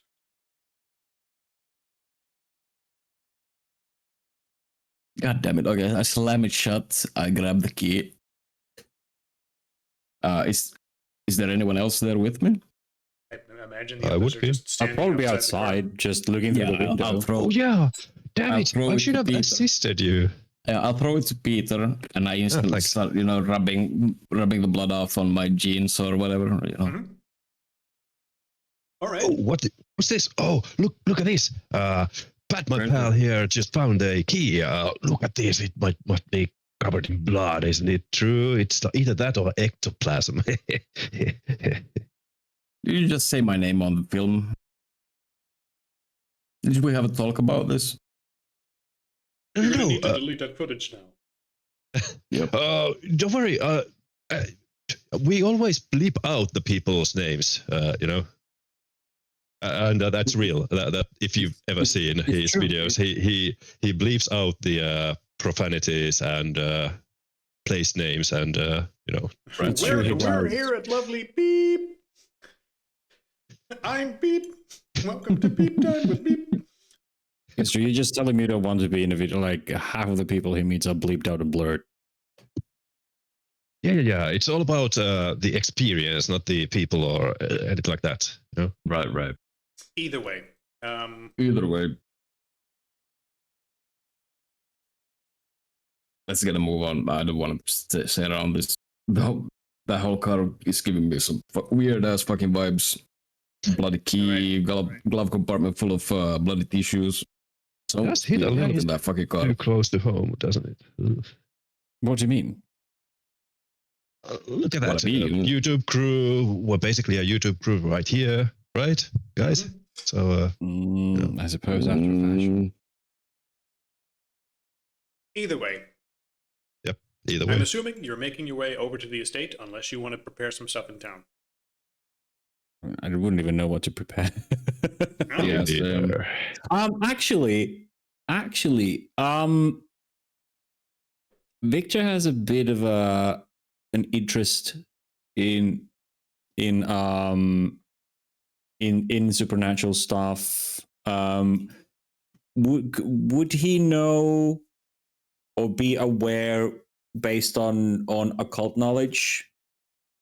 Like he's full into the shit. Would he be aware of anything that might deter or protect from a haunting? Or would he know possessed houses? I want to prepare. I want to go back to that gas station that was somewhere close by. Mm-hmm. I want to do we need prepare with salt? 2 jerry cans full of gasoline, some rope, Mm-hmm. and a pack of cigarettes. Probably a new pack Write of it matches down as well. as stuff you have, nearby in the van Yep. Okay. or wherever you're carrying. I'll get a better tripod for my camera. As Yeah, but for can I roll an preparing for the occult? ghost stuff? Yeah. Can I roll an occult if I know anything skill wise? If we need, I don't know, pack of salt to make a salt circle to Okay, protect ourselves. just write it down like, hey, if there's anything I would know beforehand, write down, if prepared, would have bought this. Okay. So that we can do the check for it later, because I'm not entirely certain what you would logically have bought because of this. I'd need to check more of the little module. And by the way, I do have my yeah. hunter's rifle with me in the car. Okay, I do good. have a license for it too. Anything that's but, in the just car, saying. write that down as in the car. Anything you have on your person, write it down as in your person. Because Sure thing. if you have a rifle on your back, that's very different if you walk into a Oh, hotel yeah. than Yeah. you don't. Yeah, my car is my handy haversack. I understand. If you're carrying a gasoline can full of gasoline in each hand as you walk into the hotel and you're smoking, then different sort of vibes. So do try to keep track of that. Obviously, anything small you have in your pockets, who cares? Big stuff. Yeah. All right. Just clear. As you drive up the winding gravel path, I'm going to assume you get into the Honda Civic and drive that way. The morning sun casts long shadows over the rolling hills, crowned the meadows. The estate stands tall and proud on the hill. An elegant mansion painted in fading shades of white, gold, and gray. Its windows reflecting soft light like watchful eyes. Wildflowers ripple in the breeze across from the surrounding fields, and their colors against the green. Near the front steps, a lone police car sits quietly, its engine off, and a solitary figure in uniform stands beside it, her gaze fixed steadily on your approaching vehicle.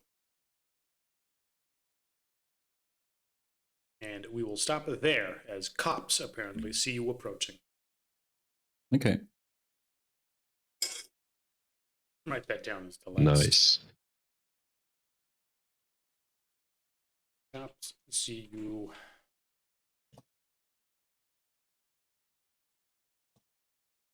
Approach the mansion. All right. I think we have a slight feel for the system and the setting, and Feels much better now that we actually played yes, to like gives you get a little what bit of a exactly feel. we do with Creed and Virtue and whatever the fuck in that system. I don't fucking know. We'll find out. That's Yeah. Figure it out. I mean, I need to I'll finish building read my that shit character as well. between the Exactly. sessions, so it'll be fine. Yeah. That's how I I feel need as to- well. I'm Yeah, running finish this building my system with my character. This fucking was- eyes closed. Just I don't fucking know. We'll see. Yeah, sure. But if I find, or if any of us find any like ways to Yes. describe how it works, we'll just go over it next If you can make session. sense of it, then It'll be please, fine. yes. Yeah. But, Exactly. I think this But works well share for now. the information. Do we all Yeah, agree? it definitely does. If you have What? any particular input, let me know during the week. If there's something like, hey, I noticed we're doing this, let me change it. Obviously, if you want to change stuff about your character, yeah, obviously, go ahead. Yeah. I do have skill points to put in, but yeah, You know, This- minor this feels tweaks good. to points, I don't care. You know, to anything Yeah. we haven't established clearly. Like if all of a sudden you're not a YouTuber but something else, we'll see. We'll see. Don't overthink it. It's introductory and Mhm. characters solidify over time as soon as we understand the Yeah. actual fucking rules of this monstrosity of a PDF. Yes, Yeah. it's a beast of its own to battle. Yeah. All right. Well, thank you for this session, and I'll Thank you be for the heading session. off. But man, Yeah, I'm same. excited to see. Yeah. Yeah. We'll see where this definitely shit make this goes. work. Yep. All right. Catch you guys next week or during the week. Probably. Yes. I'll be reading Probably and during the- posting shit about the book. Yeah. All right. Keep Good me night. up to date. Yeah. Good. Yeah. Good All night. right. Good night then. Yep, Good bye. night.